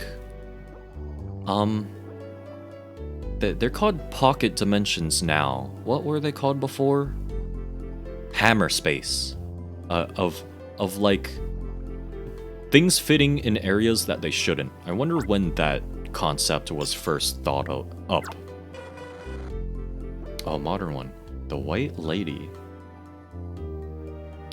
Oh, that's interesting. Yeah, that is a very modern type of... Oh, I already forgot what they were called. Wait, let me scroll up. Is it still there? Oh no. Wait, I forgot. Azwang. Okay. That's a very, very modern Azwang.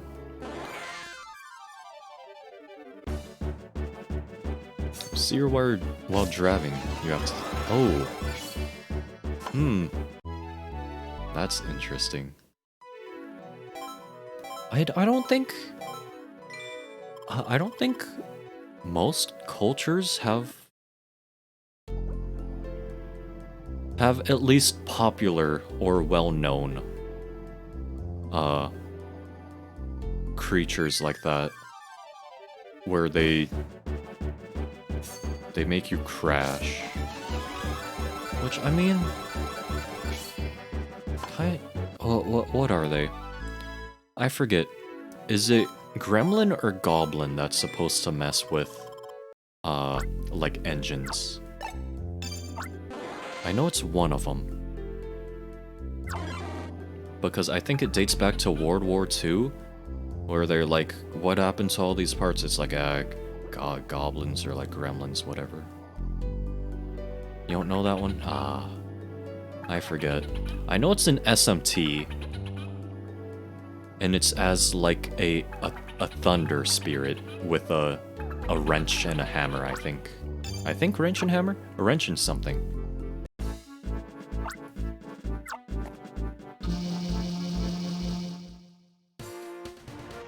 Yeah, I think modern yokai, daemon, whatever. I think those are interesting too. Although there aren't that many.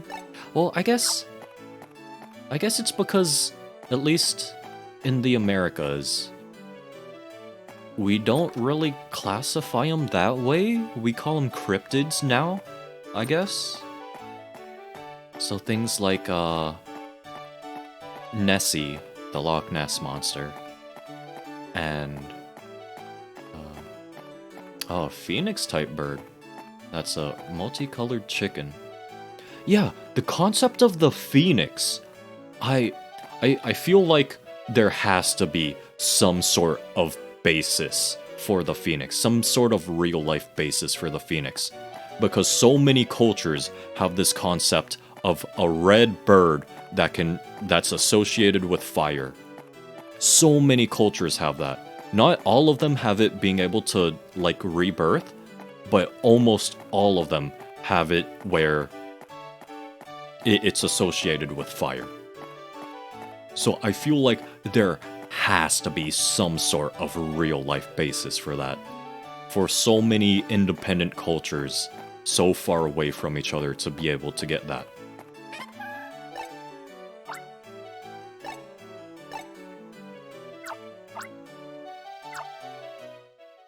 Like,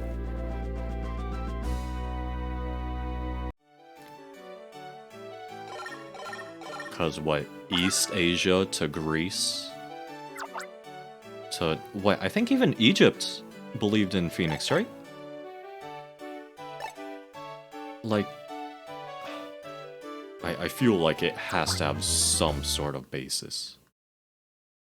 I don't know, maybe I'm thinking too deep into it, you know? Just because dragon-like creatures are in almost every culture doesn't exactly mean that dragons were real. But like, I don't know, it gets me thinking. It gets me thinking a lot. Because why? Why did so many things come up with dragons on their own? Like even in Latin America, they have feathered serpents. Like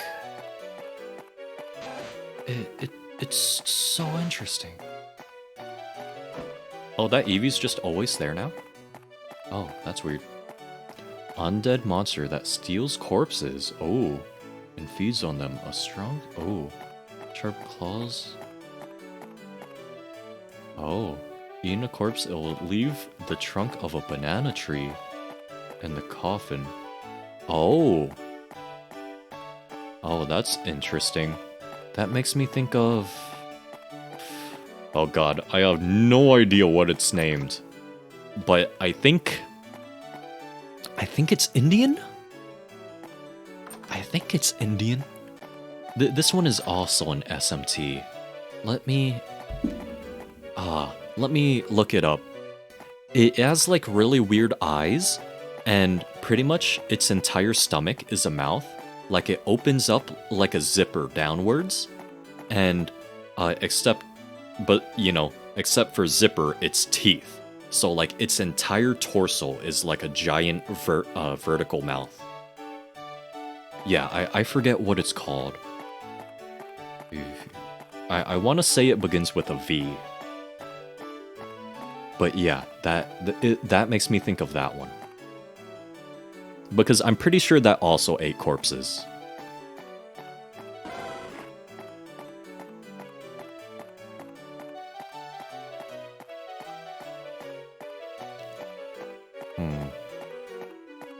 I don't think anyone else had quests here, right? Okay. I'm just gonna head all the way back to base and see if they tell me where to go. Yeah, I want to say it's called something like Vikasa or something like that. Vikasa, Visaka, something. I want to say the name is something like that. Oh my god, I hate these bee drill.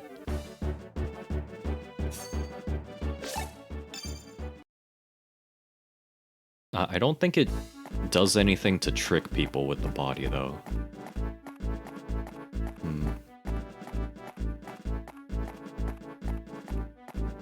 There's...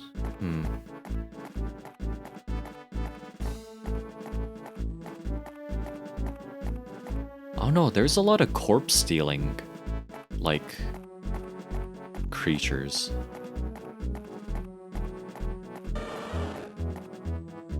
Although, on that, I feel like it's kind of split between cultures where the corpses get up and walk on their own, or things that steal and eat corpses. Although, no, I guess some cultures have both. Wonder why. Oh, nope, oh, where do I go? I don't remember where I go. Okay, fine. Going all the way back there.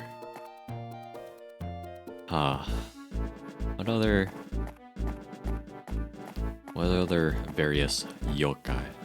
And I forgot it again.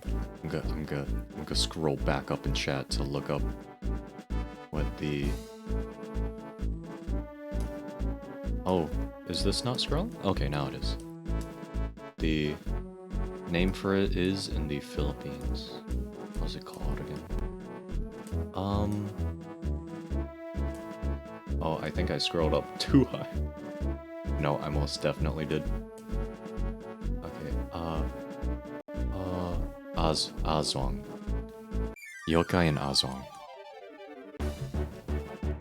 Cherubi. Oh. Little Tailruby. Oh, I somehow weaved in between the seeds, huh? Alright.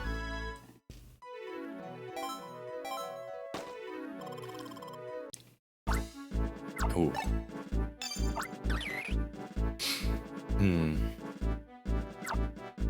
Thinking. God, I just love talking about them. Honestly, that's mostly why I love SMT. Not even because, like, the edgy stuff and the combat. Mostly because it takes daemons and, you know, whatever, from basically every culture in the world. Like, they're pretty fair with representing, like, stuff from all over. Like, they even have, some native Australian stuff. And, like, how often do you hear about native Australian folklore? Like, absolutely never. It's amazing. Oh, Preta! Oh, that's what it is. Okay, it's Indonesian, not Indian. Okay, Preta. Okay. I think Preta was the one I was thinking about. Oh, insatiable hunger for one thing that can't be fulfilled. Oh, okay. Okay, I'm decently sure Preta is the one I was thinking of. Not completely sure, but I'm decently sure. Ugh. Oh, SMT. SMT5 when? SMT5 is never coming out, is it? Just actually straight up never.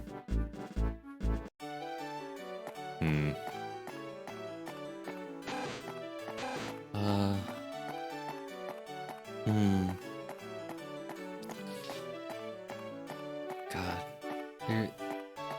They just take from so many folklore. Oh, it also... Oh, that's interesting. I did not know that. It sees the world differently. That's interesting. So it has a filter on it, kind of like, well, what's that one horror visual novel? Made by Urobuchi. Saya no Uta. Saya no Uta. Song of, Saya. Yeah. So I think kind of like that, where the guy has this weird thing in his mind where he sees everything as like raw, pulsing flesh. That's interesting. I think a lot of things don't talk about having messed up perception like that, so that's really interesting. Yeah, perception just really isn't touched on a lot in general. Like, maybe they'll say things about, like, oh, it, like, magically draws you towards it somehow. Or, like, oh, it disguises it as something. But a lot of things don't go, like, oh, yeah, it completely changes your perception. Like, usually... At most, it's very minor illusion stuff like, oh, this thing can turn into a pretty girl. When it's actually an old lady. Oh, wow. Saunter casually. Okay.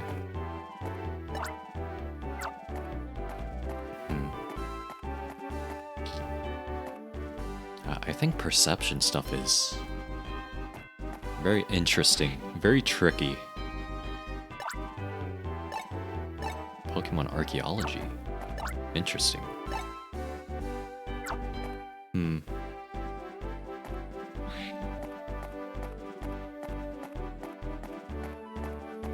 God, I just love thinking about these things.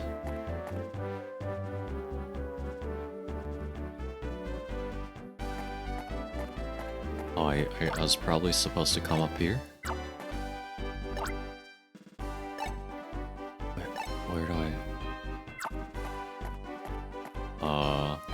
You? The Flying Ranger, Wendy. Okay. Ah, yes, the Baba Yaga from Russia.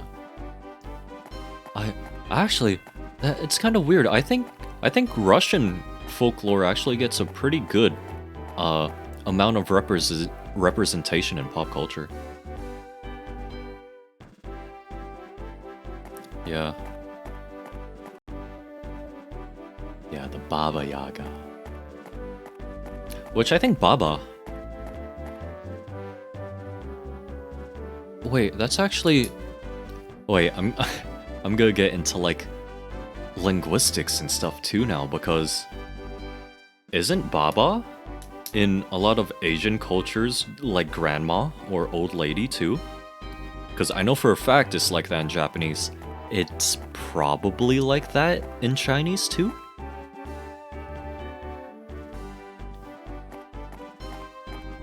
So that's interesting if that shares some kind of, like, the same root word as it does in Russian. Huh.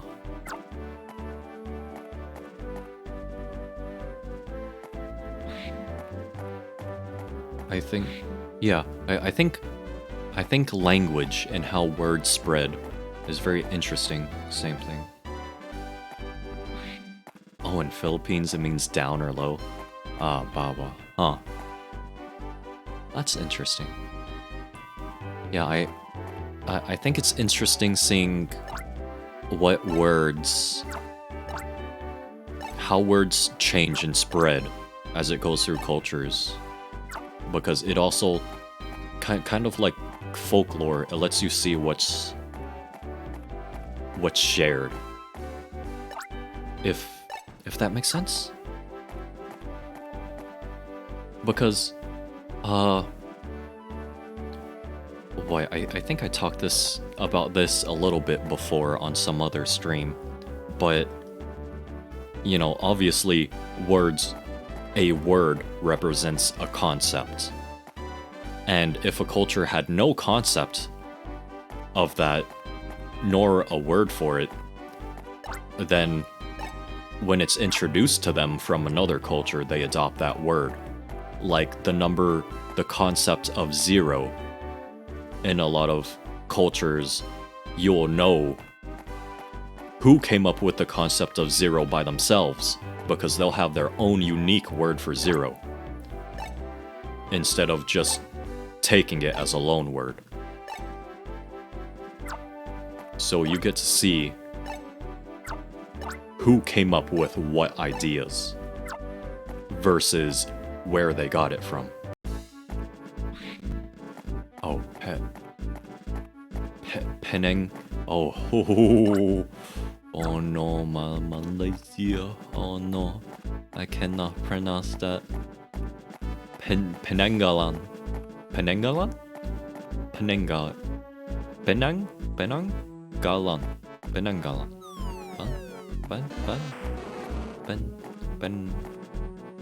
Yeah. Malaysia. Penanggalan. Okay.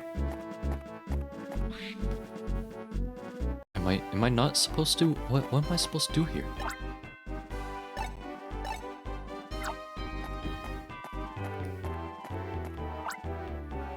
Oh, trouble spots. Oh, that's interesting.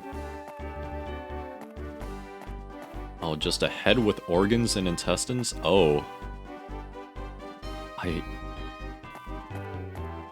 I feel like I've heard of that. I don't know, there might be a lot of different ones where it's just a head and organs. I'm not sure. I'm supposed to go in here, oh my god. Yes, I am. Yes, please. Yeah, I feel like that's just very memorable.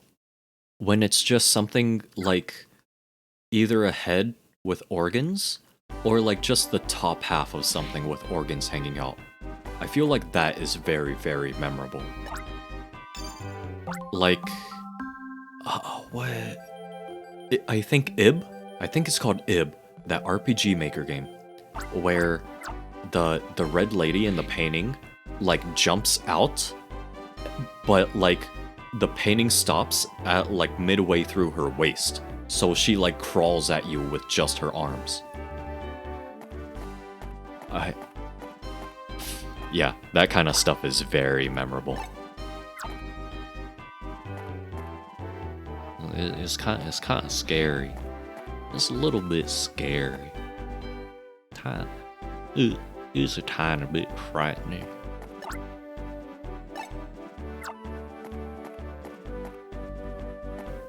Wow, I wasted so much time just running around because I didn't step inside that room.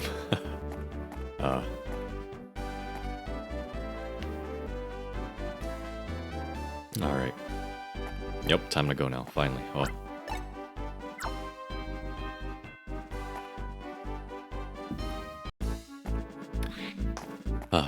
Oh wait.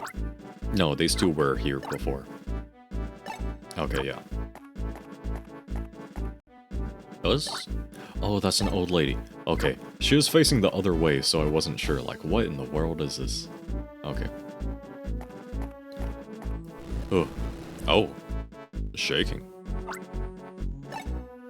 Earthquake. Oh no.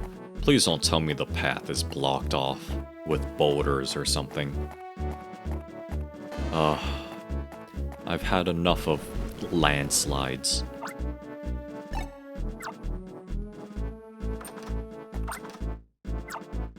Earthquake. A man with big Pokemon. Oh no. Are you kidding me? Oh, a backstory. Princess forced to marry a prince that won a battle. Caught with a normal burn at the stake. Oh, so... Oh, that's interesting. So she drank it too late? So is that why it's only, like, her organs in her head? Because it didn't, like, actually fully seep into the rest of her body? Oh, that's cool. That's interesting. Okay, saying that's cool is a little bit, like... a little bit raw, a little bit too insensitive, but yeah, that's interesting. I don't think most stories take that level of biology into account. Huh. Yeah, that's interesting, huh?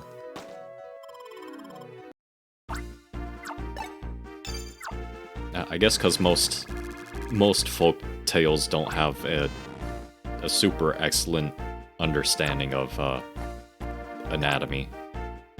Probably not. Pokemon were loaded down with supplies, so come on, bro. What are you doing? Oh, not Pupitar. Larvitar. Larvitar.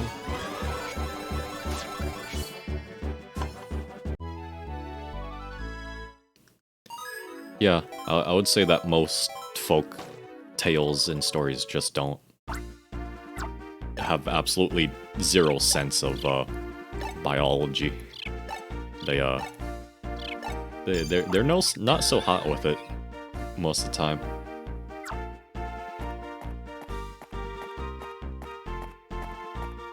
Oh, yup. Here's a boulder. Level 4 crush. Yup. Yup. Oh yeah, the Mongolian deathworm. Oh my god. Yeah, wait. Yeah, that... Wait, it specifically spews yellow acid and electrocutes you? Wait, really? I didn't know that it was that specific about it. I knew it spit acid, but I didn't know that it was yellow that electrocuted you. That makes me wonder if that was one of the inspirations for Gozu in Monster Hunter, since it has a very worm-like neck, and it spits electricity at you. I wonder. Oh, your wording is wrong? Okay. I was wondering, like, huh? Springy grass? I wonder what springy grass does, huh? Okay, let me do this then.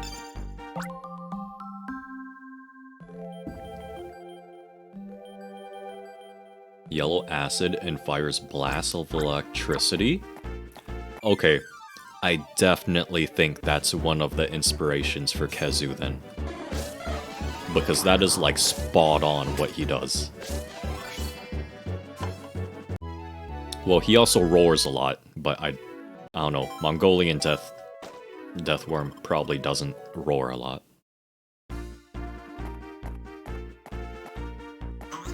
Although, that's... The Mongolian Deathworm makes me think of another thing, because why does it seem that, like, giant desert worms? Why does it seem like that's a very common thing? Like, that has to be based off of something. Because they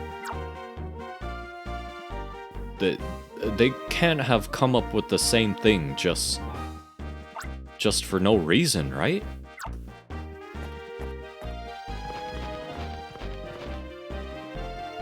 Oh, I am right? Okay.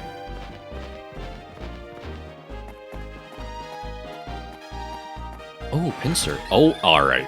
Alright. That hurt. Alright, that's it, kiddo. You're going down. That's it. Oh, just 8 seconds on that? Oh. It's not that good. Oh, really? You think it's just Big Bug coming out to eat you? Huh. I guess so. I mean, I feel like it specifically being a giant worm is like in a desert has some kind of strange significance because it's shared between that and I think unless the fantasy ones in the West were based off of the Mongolian Deathworm. No, because I think there are what is it? I think people said there was something like that in the Middle Eastern deserts, right? Or was that a spider? Or an ant? Huh. Yeah, I guess just giant desert bugs is a thing, I guess. Huh. Huh. I wonder why that is. I mean, it's probably just saying, like, oh, hey, be careful in the desert, I guess. Huh. Maybe it's not that deep, then.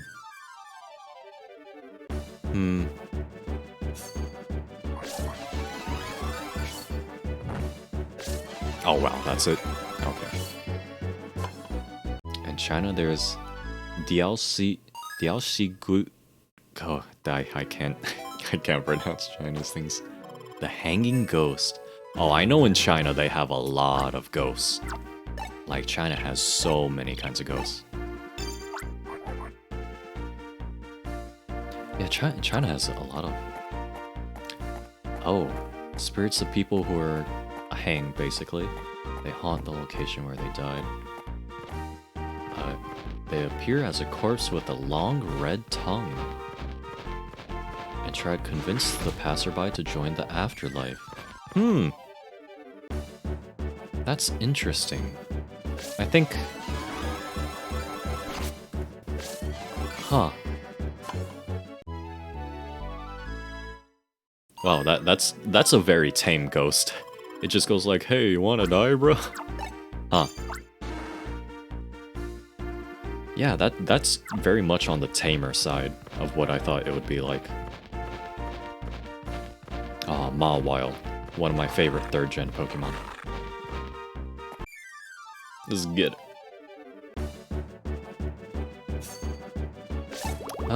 Yeah.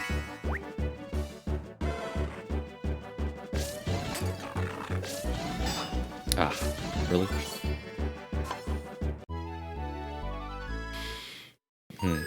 I think... I think that type of ghost is... I'm not sure, because I heard some short summary of this little story, because in, sorry, I'm gonna be talking about a gacha right now, a gacha game. It's a tiny bit taboo, but in, Arknights, there's this one operator called Mr. Nothing, and people were like, what is that name? And apparently it's some kind of reference to some Chinese story, and I really don't know about it. I know nothing about it. But, apparently he's mistaken for some kind of hanging ghost, and that's what that made me think of. So maybe that ghost is referenced in that story? Oh, the map says there's something I can go down onto here. Can I? Oh, that just skips that? Oh. I mean, I still want to go up there and see what's on the top here. Ah. I know... I know in China there's some... like a really giant, I think, bird? Yeah, there's like a super massive bird. And I think... it's supposed to be like 3 miles long or something? I forget, because they use some weird, measuring system that, you know, things don't use nowadays. Like, I think it's called Li, is like the measuring system? The, distance?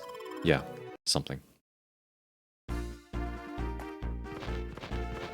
And I forgot how I found out about that. I think I was looking up, things that were just the giant bird archetype, like Rock or Ruck, in, I think, Middle Eastern culture. The giant bird type.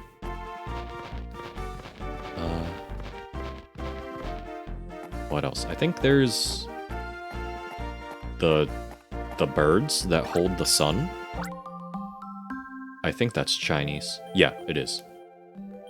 And then, oh wait, I think there were 10 birds, and then so this guy with a bow had to shoot down 9 of them because that meant there were 10 suns, and everything was way too hot. What's yellow? Does that have to be crushed or cut? Oh, 2 of them, huh? Okay. Gigarama.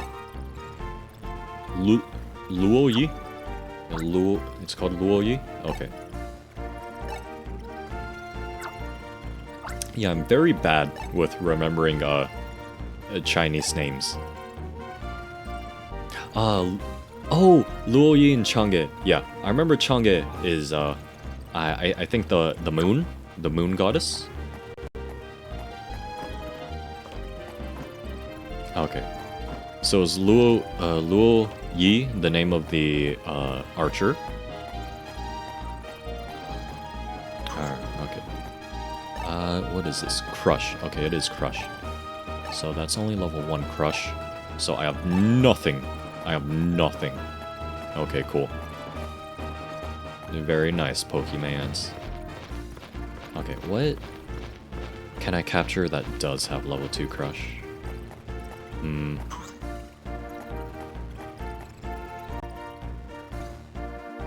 Let me think.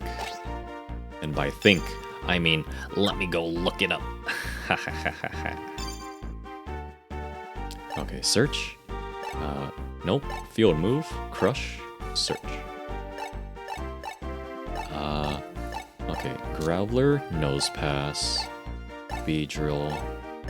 Toxicroak. Oh, Mawile. Okay, that's why they give you a Mawile here. Okay. A yokai with a big head that leaves coins under trees. Oh, and crushes people. Oh.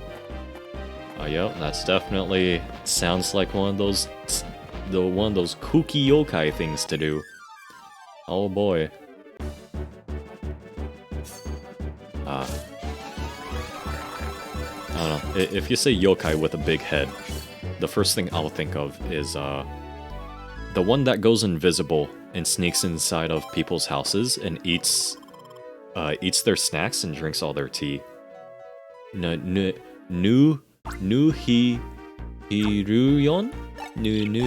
Something. Harion? I just know what sounds are in it. I don't know the order of them. It's something like that. Harion. Something. Because what? It's supposed to look like a short old man with a really big head. It just comes in your house and steals your snacks. That's it. I love how stupidly dumb and simple some yokai are. It's like, oh, here's this creepy thing with a really long, poisonous tongue. And it's like, okay, what does it do? Oh, it licks your bathroom clean if you don't clean it properly. It's like, okay, cool. I mean, hey, I'll take it. It's like, okay. I don't know, Japanese yokai feels so weird with how different, how much of a difference it can be.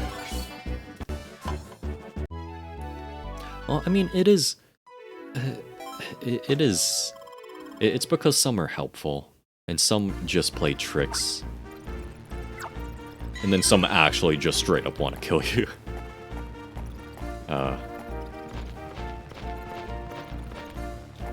Itan moment. Oh, yeah. A roll of cotton that smothers you to death, yeah. Oh, it's like the, that's also like the floating cloth that wraps around people's faces and chokes them to death. Or is that the same thing? That might be the same thing. I don't remember the names of any of these. Oh, it's made of plastic. Alright. Yeah, I'm very bad at remembering these names.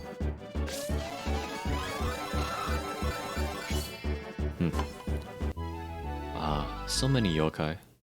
I both love and hate that there's a yokai that's literally just a giant skeleton. 'Cause in my mind, like, that shouldn't count as, like, a yokai. It's like, I guess it's a ghost, maybe, kind of? I don't know why, but in my head, like, my brain just refuses to accept that as a yokai. Yeah, Gasha Dokuro, yes. Yeah, my mind just screams at me like, no, just a giant skeleton can't be a yokai, come on. And it's like, nope, it is. It's just a giant skeleton. I'm just like, no, how? How? You can't just get a giant skeleton and call that a yokai? It's like, nope. Rampardos? Well, I got steel and grass, so it should be fine. Ground. Did I have anything that was ground? I'm not sure. Huh.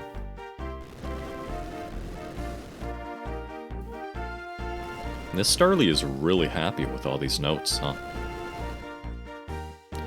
Also, how come they're controlling just those two? The Ningen. A humanoid fish thing supposedly found in the waters of Antarctica. Huh. That's interesting. Isn't it like... I'm a geologist. Yeah, that's what this computer... Yeah, sure. Oh, they're Google Images for it. Ugh. Wait, isn't it called Ningyo? Is it Ningyo? Ningyo? I don't know. Soil composition. Oh yeah. Oh my god. This soil composition. I remember everyone makes all these meme charts of like the triangle of like what, like the parent bringing their kids to McDonald's or something. And then someone is like, "Oh yeah, you guys are doing that. What about this chart about what, sand versus soil versus clay?" And then that's the true triangle chart. Okay, let's what these orbs of energy do.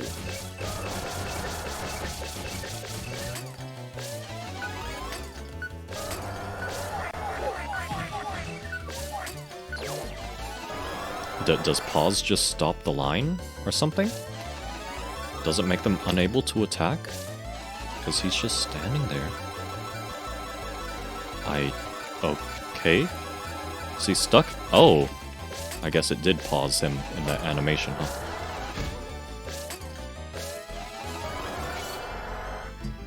Yeah, let me look up that fish then. That sounds interesting. I want to see some weird fish monster very, very late at night.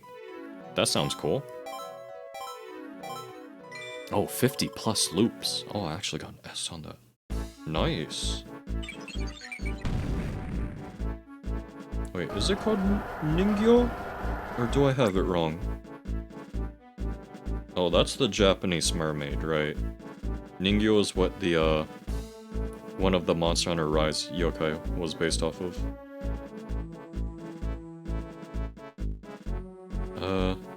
Oh, ew. Ooh, that does look creepy. Ew.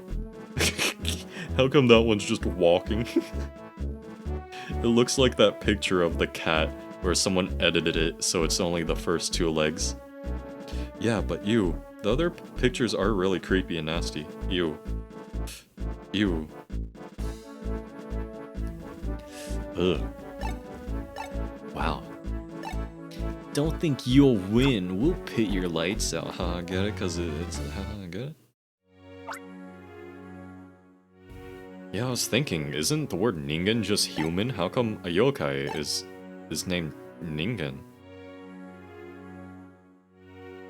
Commonly considered to be a cryptid.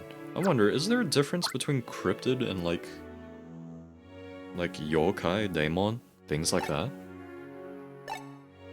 Mission clear.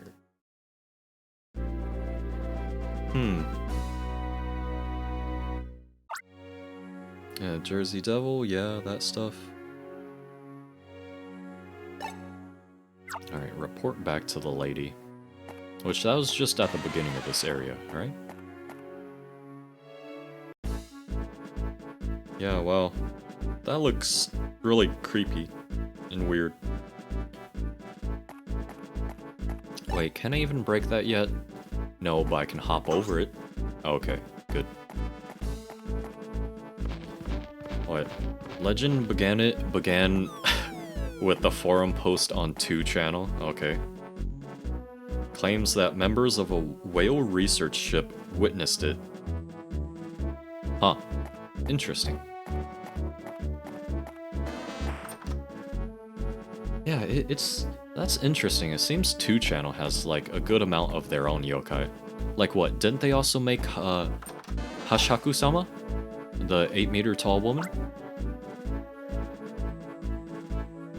Or 8 feet tall? I'm not sure which one it is. Huh. That's interesting. Ningen.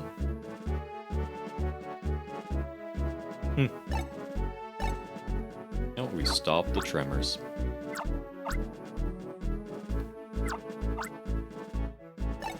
Ah, you believe so? Okay. Yeah, huh. Vienne town. Outstanding. Oh, I did number go well. Now I'm full. Well, 3 to 4. Alright. Oh, Pokies is poison. I hope it's better than last time. Ghost was pretty good in 1. The Psychic was also pretty bust in 1. Dark felt almost useless. Okay, do we go back home? Yup, we do. God, I just love yokai.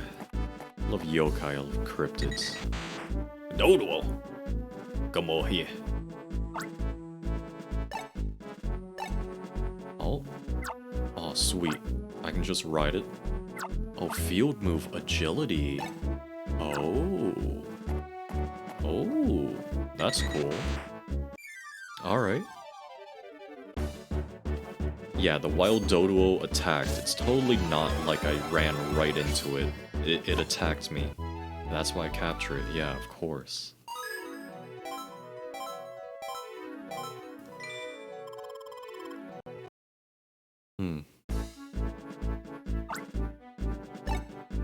Well, you're faster than me? What? I got it so quickly, though. Okay, touch it and you ride it. For agility. Okay, that's nice. It is kind of weird that they only let you do it for, like, a minigame in the first Pokemon Ranger. Huh. Oh, man, that's fast. Ooh! Ooh, look at me. Oh, let me catch another for the road. Oh, yeah. Yeah! Giant things in empty waters, yeah. That would be scary. That'd be horrifying, actually, yeah. That's why you'd never put yourself into a situation like that. to where you're just the only one in big empty water. Yeah. Yeah, don't do that.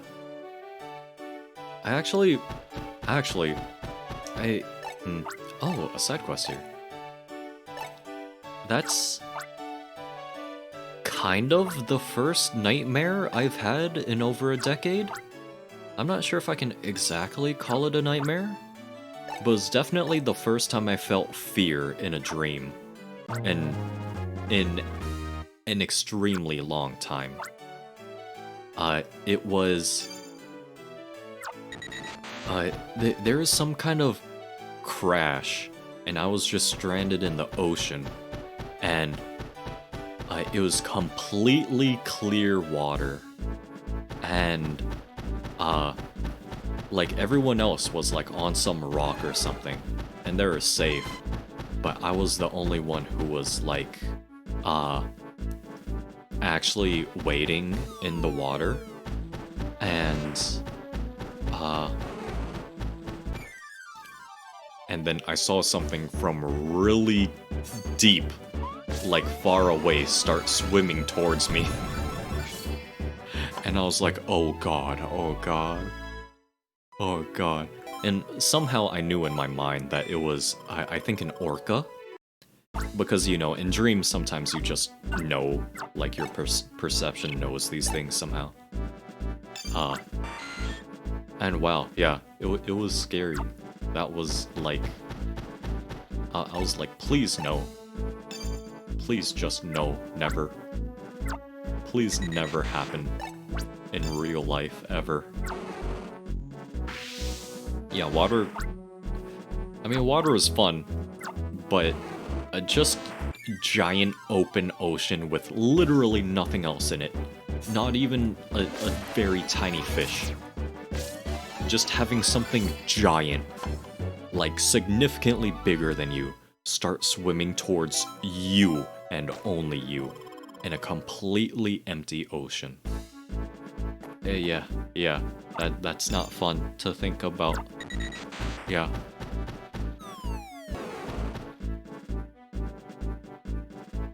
Yeah, that's which actually I'm surprised I had a dream like that, because I haven't had something even close to a nightmare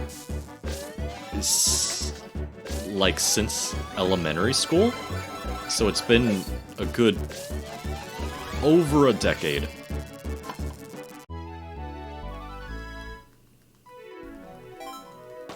Since I've had like any sort of nightmare at all. Which is surprising because I don't even think about deep sea and stuff that much. Yeah, you hate it supremely? Yeah, I think everyone would hate that a lot. Yeah, it's kind of yeah. That would definitely get under your skin. Oh, it doesn't count as flying. It counts as normal.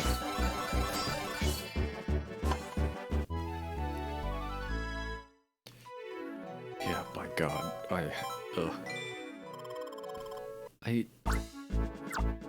it's weird because the ocean is infinitely more comforting when there's a lot of stuff in it, when it's a lot busier. But when it's just you and something else that's way bigger, that is terrifying. Like, no.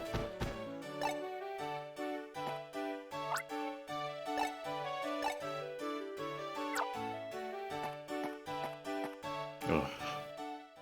I mean, I wouldn't even say that I have, like, wait, I think thalassophobia? Like, looking at pictures like that doesn't really do anything to me. But for some reason, having a dream like that, like, it was just terrifying. It was horrible. I got fire defense from capturing an oddish? What? Okay, sure. I'll take it. Why not? Huh. Oh, you also have a side quest, right? I can go on patrol. Oh, drop by your mom? Okay, yeah. That's fine. Brook the bridge. I like how it steps me off the dodo for that. So it gives me a free dismount without having to let the dodo go. The ocean. Platform in the air over a pit of darkness. Someone pushed you. Oh. You had a recursive nightmare where the same thing just kept happening over and over? Oh, acrophobia. Oh, that's horrible. Yeah, I'm not good with heights either. I hate high. I don't really have acrophobia. It's weird. I hate being in high places just because I get that thing where the back of your mind goes like, oh hey, you know what would be cool? If you imagined falling like from all the way up here, wouldn't that be really awesome? I think it's called Call of the Void, or something like that in French. 3 boys crowned prince in Almia. They desired harmony, but the 3 princes failed. They fought. The old king banished all 3 of the princes. The eldest son, cloaked in red, went to the volcanic land. Second son, in yellow, went to the desert. Youngest son, in blue, was allowed to stay. The last child claimed the castle his home. Oh, his feelings transformed his being. Oh, the darkness. Darkness. Let the darkness consume you.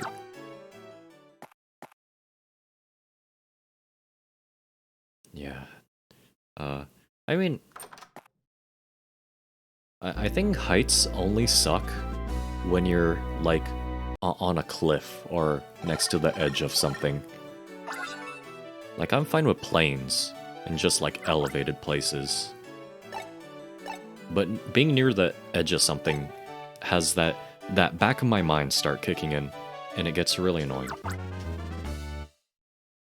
Oh, you relived your entire day in the dream. Oh, you know what I hate the most? I hate...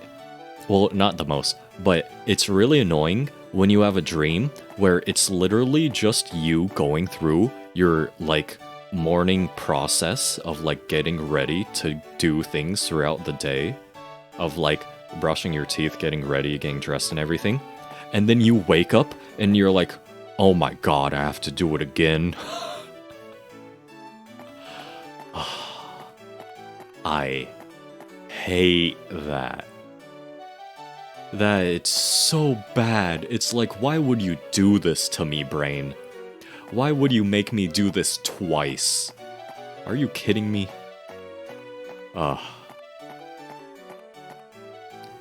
I hate that.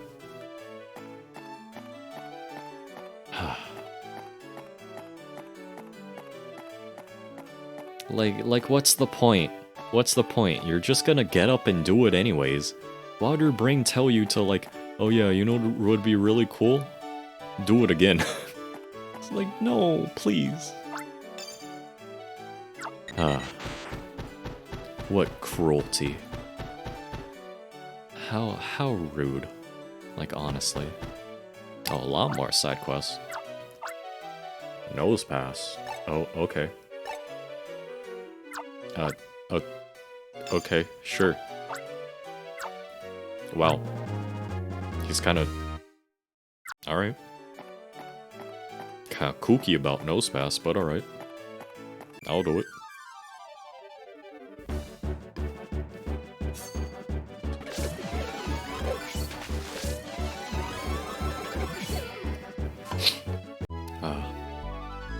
What other dreams? Once I had a really dumb recursive dream, where all the dream was me waking up. And it repeated like maybe 10 times? 8 to 10 times? Where literally the only thing that happened in the dream was me waking up. Like sitting up in bed and just like, okay. And by the last time I was like, am I actually awake? Please, can I just be done with this? One dream, never remember. Never forget. Sorry. Inside a Greek temple on a cloud. You're angels and then jumped onto Earth. Ooh. I don't think I've ever had a dream like that. Usually, it's strange. Most of the time, in my dreams, I'm alone. Yeah. Oh, actually, I feel like I should ask this. Because I feel like it's very, I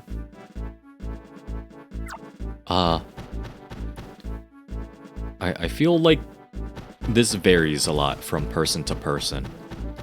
When you dream, in your dreams, do you, like, actually talk to people? Like, can you hear them? Or do you just kind of move your mouth at each other, and you kind of, like, telepathically understand each other in your dreams? Like, when dialogue happens in dreams. Oh, it's 50-50? For me, it's mostly the telepathy type of talk.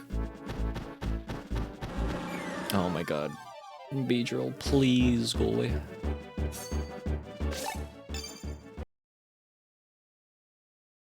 Yeah, because I don't know how I notice it, but usually it's weird, like you don't feel the impact of anything hitting your ears.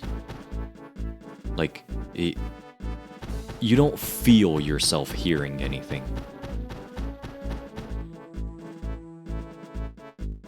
Yeah, it's weird. Yeah, I was just trying to describe how it feels, because it feels so strange. You know, it's because it's something that you would never experience in real life. Like, you know, assuming that you're not telepathic Like, it's just so strange.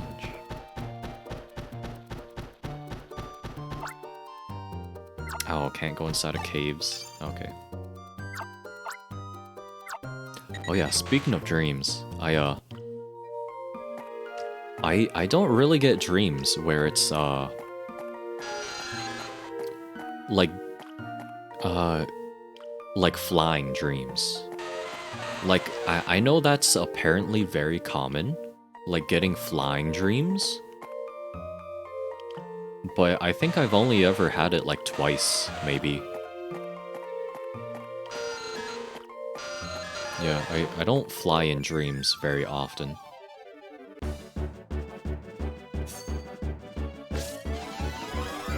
Oh, that was fast. Easy.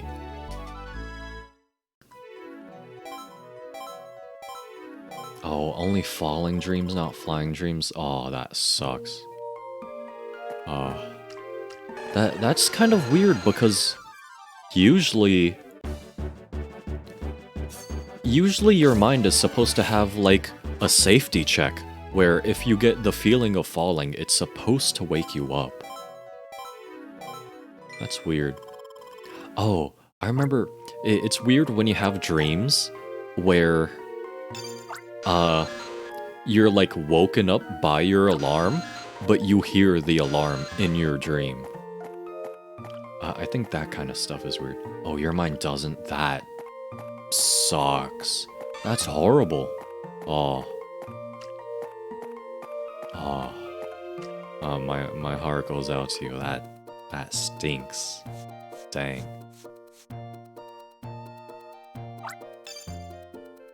What, like... Yeah, that feeling of, like, infinite falling is really bad.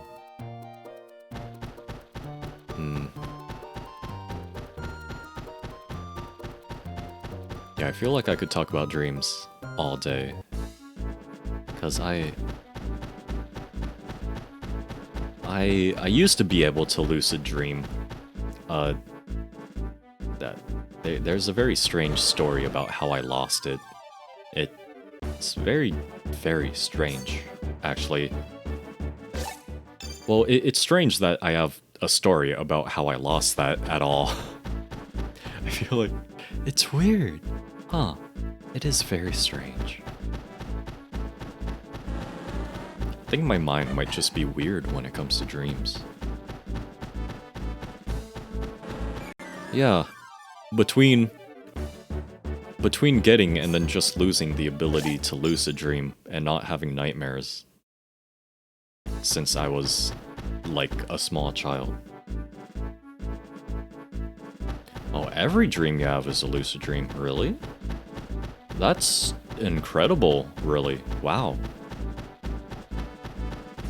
Wow. Really? Like, you fully acknowledge...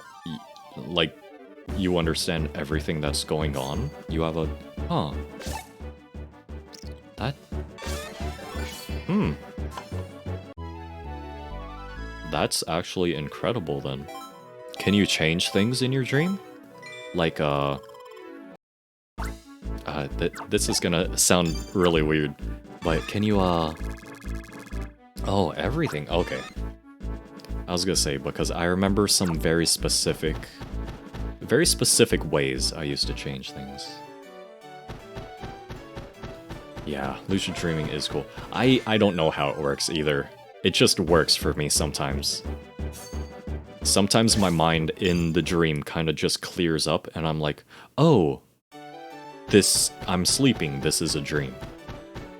Although, it gets weird if I become too hyper-aware, or if I try to change things too much in my dream. Like, the dream will start dissolving. Like, everything starts crumbling down. And, like, I wake up. If I try to change too much things in a lucid dream. It's weird. Why are you making fun of nose pads? Team Dim Sum, get out of here. Hey, I'm a bad guy. You laugh too much. It's rude to that nose fast. Yes, it is. Don't do this at home, kids. Yeah, it's weird. Also, lucid dreams. Just really, really cool.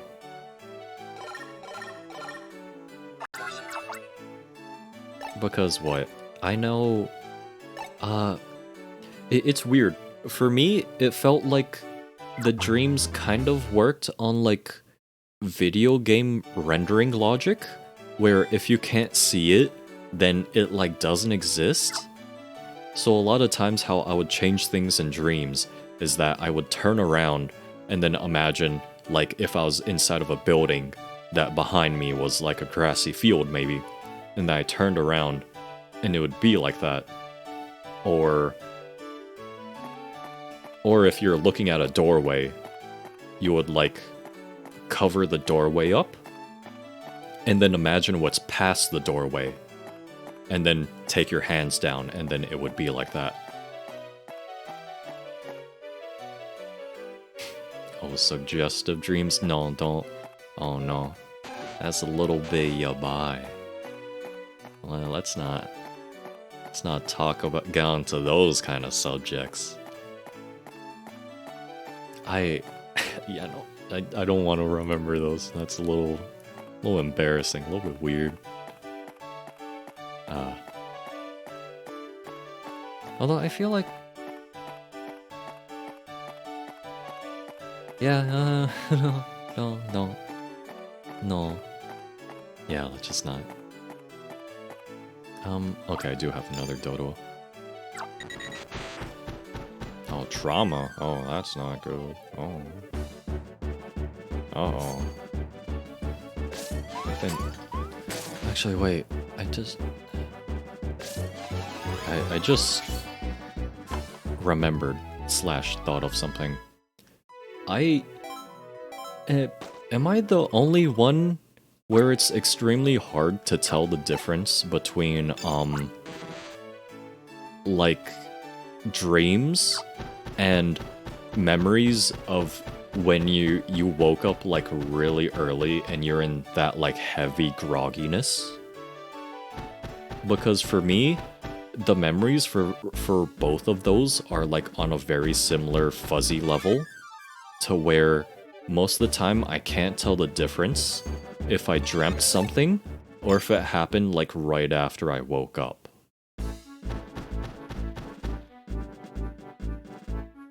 And it gets kind of annoying sometimes, because I'm like, wait, did that happen? Yeah, it really is. And it gets really weird when you have dreams where, like, you wake up and there's something there. And it's like, oh god, was that a dream? You know, it happens to you sometimes? Yeah. Okay, good. I want to make sure that, like, okay. I was like, I hope I'm not super, super weird for that happening to me. The shade. Ugh. Like, what? Oh, Munchlax probably stole it from him. Oh no, Apom. Oh, okay. Never mind. Oh, Ambipom. Yeah, like one, it would... This stream is gonna sound really creepy, but, I had, so I like, woke up, and then there was a strange, like, imagine a face hugger, but, like, on your spine, like, on the base of your neck. And then, I woke up, and then I, like, felt that it was there. So I grabbed it and, like, ripped it off, and then threw it, like, onto the wall next to my bed. And then it just kind of fell. And then I just sat there, like, looking at the edge of my bed to make sure it didn't crawl back up and try to get onto me.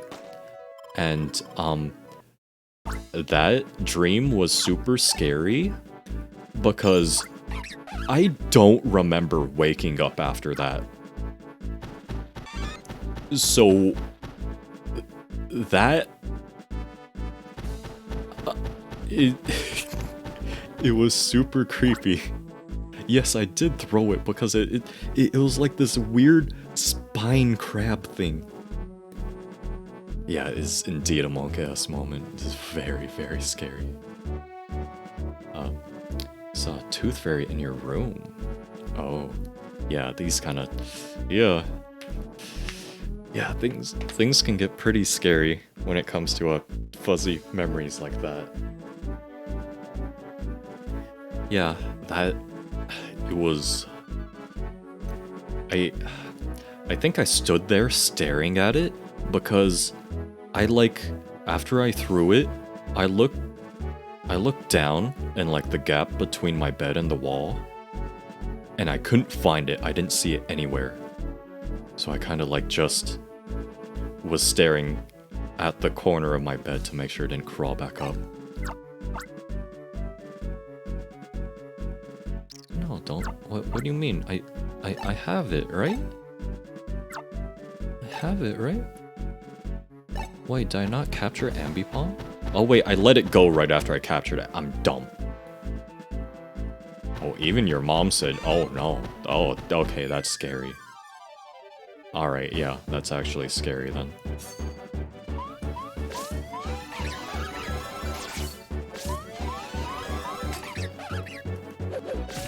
Oh, I actually got hit that time. Oh.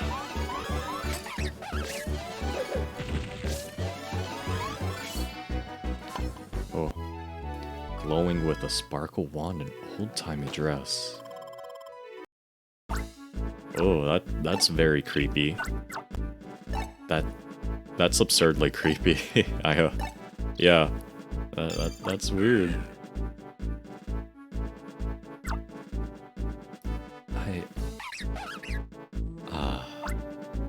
Catch up, oh no. Ambipom, you ate it. Oh no. Yeah, I have, I think I only got alien type a Lamau. I think, what?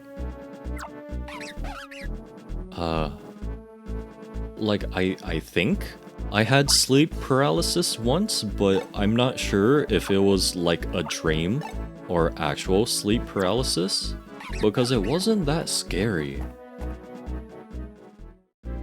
Oh, when you woke up, there's money on your pillow too. Oh, that's weird.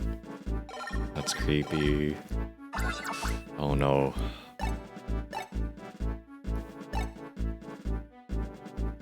Which actually, my first encounter with sleep paralysis, which if it was sleep paralysis, it might have just been a dream. You've never had it yet? Okay, good. Because I guess it can get kind of terrifying. Yeah, I'm still not sure if I had an actual episode or if it was just a dream. But yeah, I've heard it's just horrifying because you're kind of just sitting there and all you can do is stare. And you just sit there unable to move, just looking, and you start sweating. You sweat a lot. It's really bad. But I don't know, my first experience with it was mildly comedic. So I'm really not sure if it was actual sleep paralysis, which I'm not gonna tell it. I'm no, not now. It was kind of a tiny bit yabai. Little bit, well, it might be rated M, maybe? No, it'd probably be rated T. But yeah, definitely not family friendly. But it was funny. Goodbye, Doguo. Oh, the clickers from Last of Us. Oh. Yeah, clickers are... Yeah.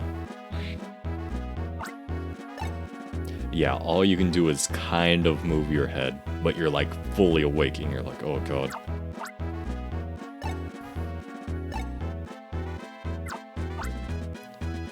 Yeah. Oh, the clicker's outside, looking at you. That'd be bad.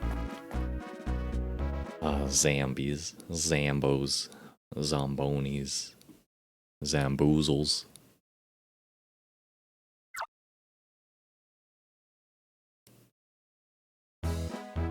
I don't know. I feel like...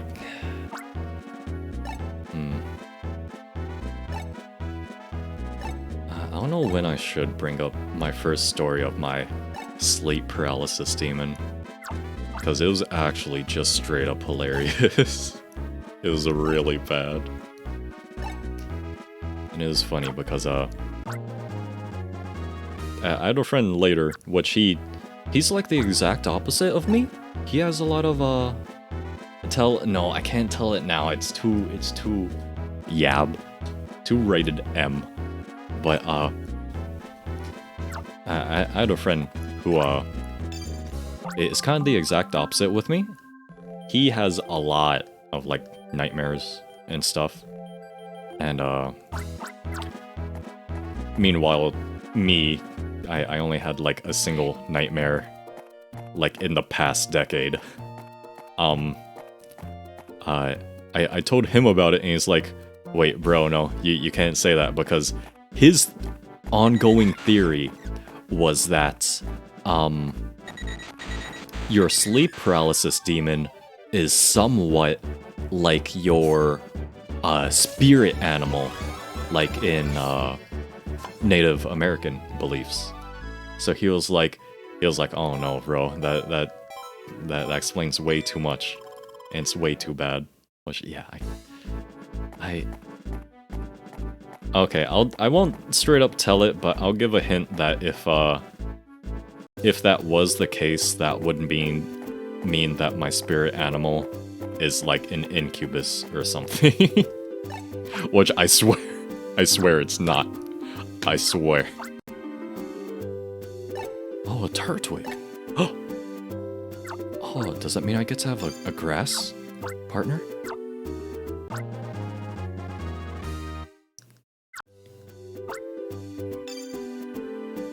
But yes, it is very yabai. Blushing. Yeah, it was a little weird, a little bad. Investing in incubus? Yeah, I'm totally. My spirit animal is an incubus, totally. Yeah, of course. But you know, didn't you know I'm a cow? That's why I'm horny. Ha ha ha ha ha ha. I bet that joke has never been done 1,001 times. You know, it's never been done. I'm original. Yeah, haha. Get it? Okay, no, I'm just gonna stop with that. That's just bad.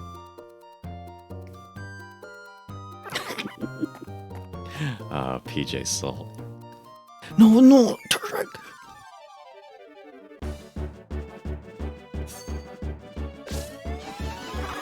Oh, he has a lot of health. Turtwig, why are you resisting so much? I'm trying to pull you up. I'm trying to get you to not die. Come on, man. Give me a hand here. Okay, so it looks like this is, in fact, a partner Pokemon. Should I switch out? I really like Turtwig, but grass isn't that useful.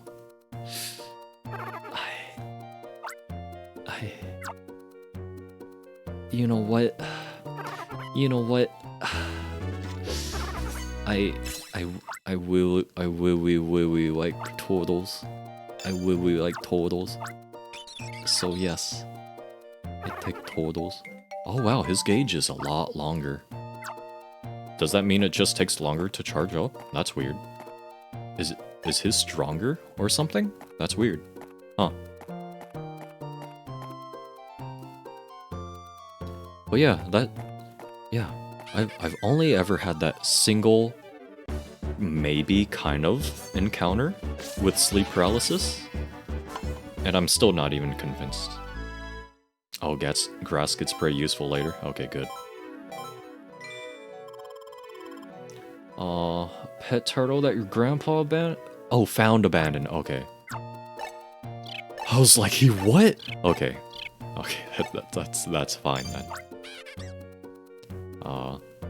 Yeah, I think one time I had a pet turtle that was found in like just a pond or something. I really like turtles.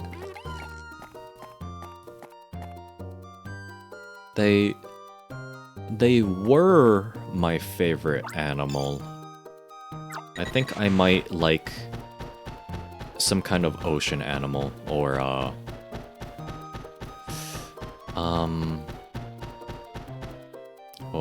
what am I thinking of? Or pangolins more now. Just because pangolins are really cool. Oh, hello? What is this?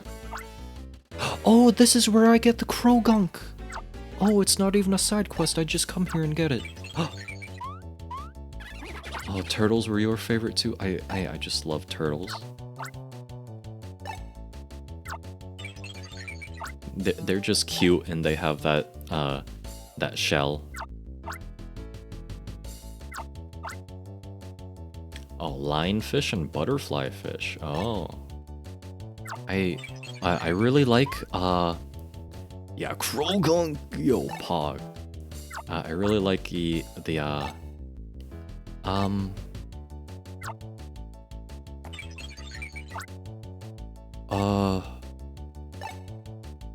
what are they called? Like the really colorful sea slugs that like dance and stuff in the ocean. I think those are beautiful. Yeah, lionfish look cool. They're...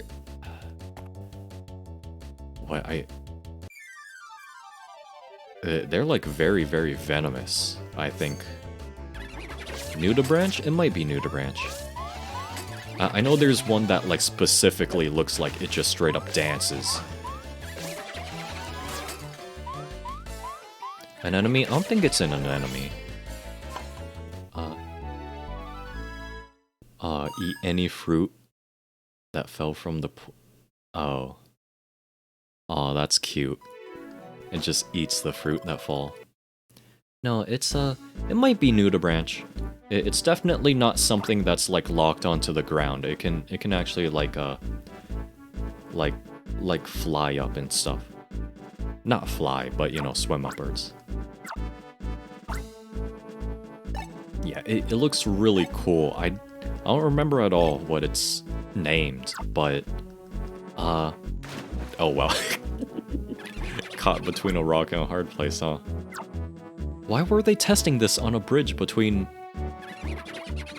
a ranger school and a ranger base? Anyways, that's dumb. Okay, whatever. Oh, they don't give you the option to... That's strange. Huh.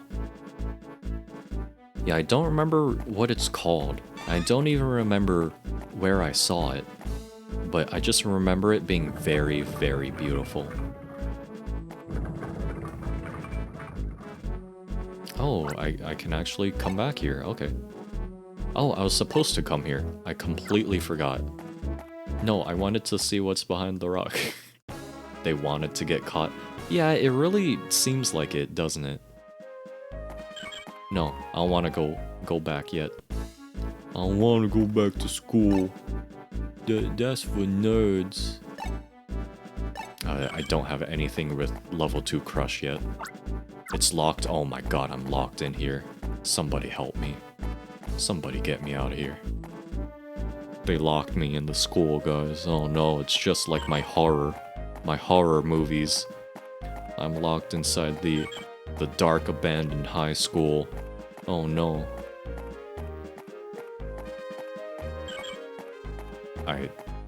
Yeah, well, I did not intend to come here at all, actually. Sea Angel? Maybe. Wait, aren't those the ones that are like see-through though? I don't think that's what I was thinking of. What room do I go? Staff room? I think that's... no, that's library. I think this staff room? The Ranger School of Doom. Yes, exactly. More flora. Yeah, flowers are cool. I don't know that much about flowers.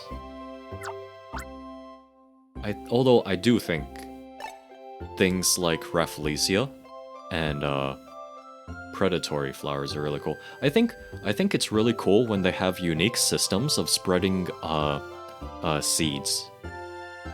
Like the ones that are kind of like pea pods that explode.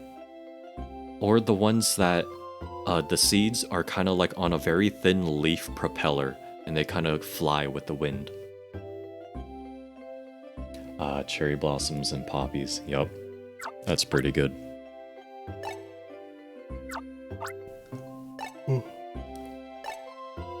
Oh, Mr. Kincaid. Oh.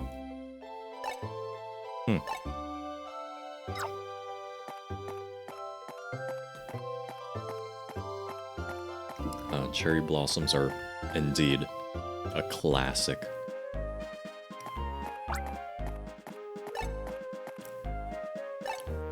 Ooh. One-day teacher. Yep, that's me. Yeah, I don't know. I don't know that much about flowers and flora. Oh wait, the ranger pose is like a special thing? Oh. Okay. I didn't know that. Huh. Did you get good grades? Yeah, of course. Duh. Oh yeah. Yeah, I really like that. Wait, I think leafcutter ants do that? It's really cool.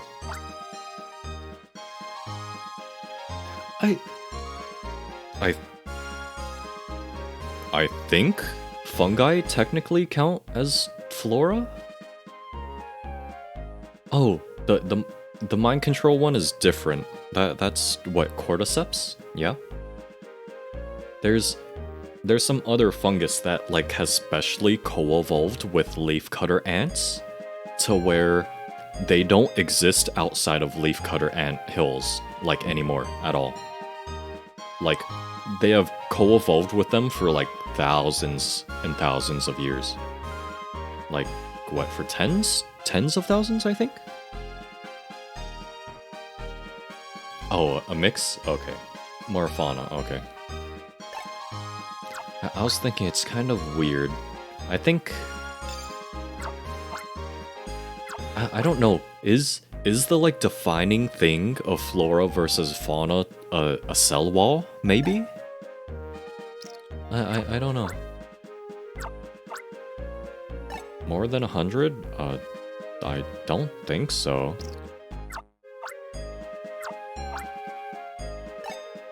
Oh yeah, something very bad.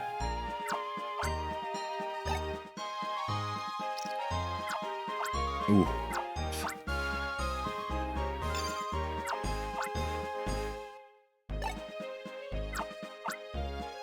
Ooh. Is your hairstyle just bedhead? Ah, come on. Oh, I guess that's why they were there, huh? Okay. Oh, it would be purely binary? Yeah, I mean, I feel like flora versus fauna is...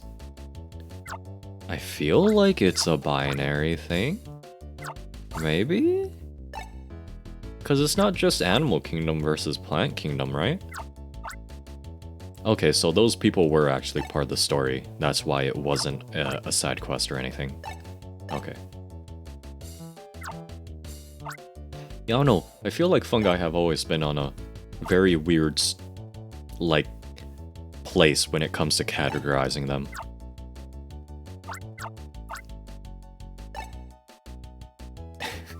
Might be, I don't know.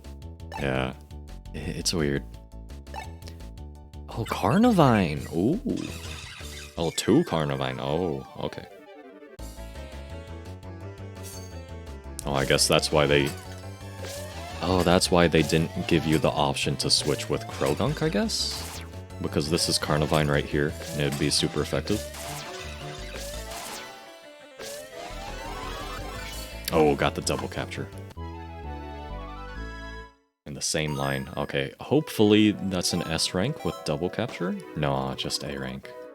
Not even a level up. Oh darn.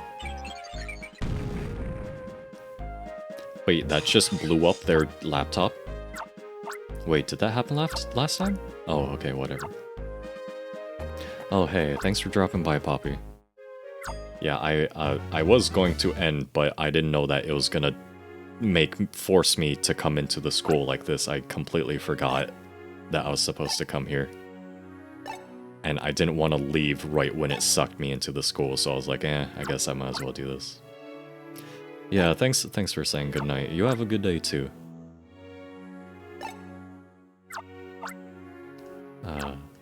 Yeah, hope to see you later. Lamau. Yeah, I didn't wanna go like, well, I guess I'm trapped inside the school, goodbye. Yeah. That would have been kind of weird. So I really didn't want to stop there. Yeah, or else I would have ended like, I don't know, 15 minutes ago. Yeah, honestly, I've been going on for like way too long. Way too long.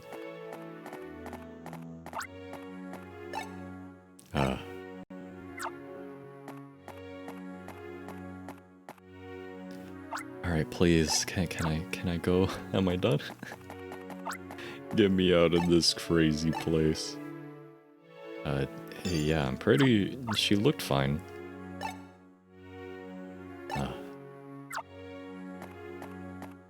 Oh my gosh. Alright, is there... Squirtle?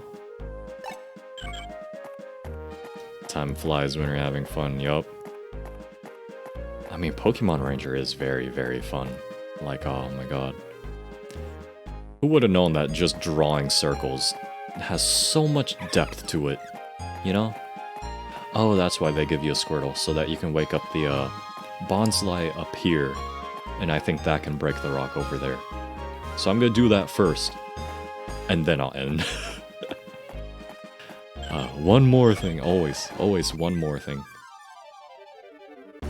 It's like the uncle in Jackie Chan Adventures. One more thing.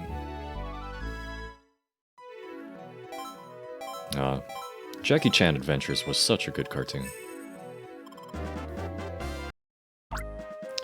Too many... I guess Roselia. Honestly, I could have used the bee barrel. And I probably should have, but meh. Who cares?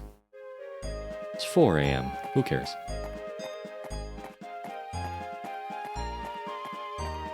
Alright, let me hope that this Bonsly is actually up here. Okay, it is. Thank God.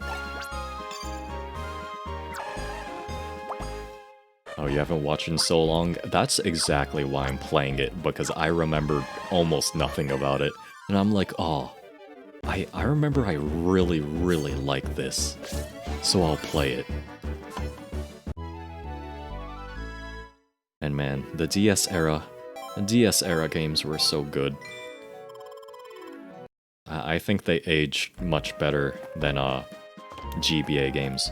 Although there are a couple GBA games that aged incredibly well.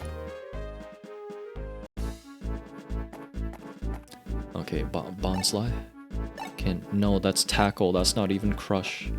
No. Oh. I can't even... Okay, oh well. I guess that's the stream for today. Oh, why even have that Bonsly there? What's he supposed to do? Oh, that's disappointing. Oh well.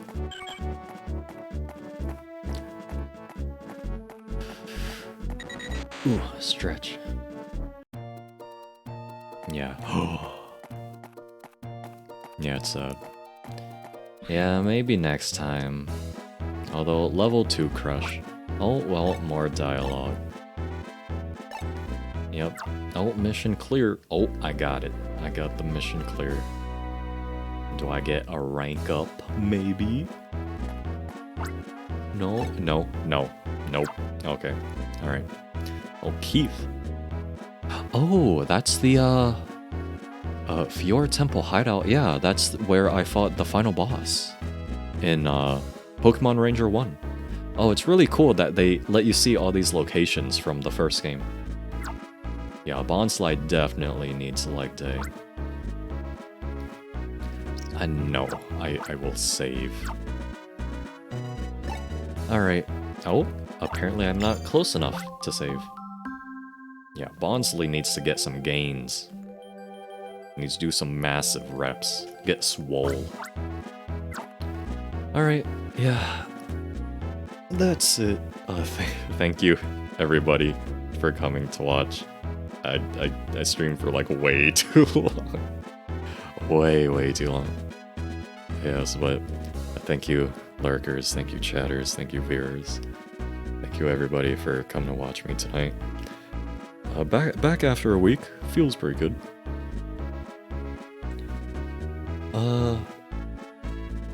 Yeah, thank you, everybody, for coming. And good night, good day, you know, farewell, and, what's the Gozu? Goodbye. Wait, you know what? I said that too weak. Let me say it again. Otsugozu, everybody. Goodbye. Good night. gotta say it with my chest. Alright. Goodbye, everybody.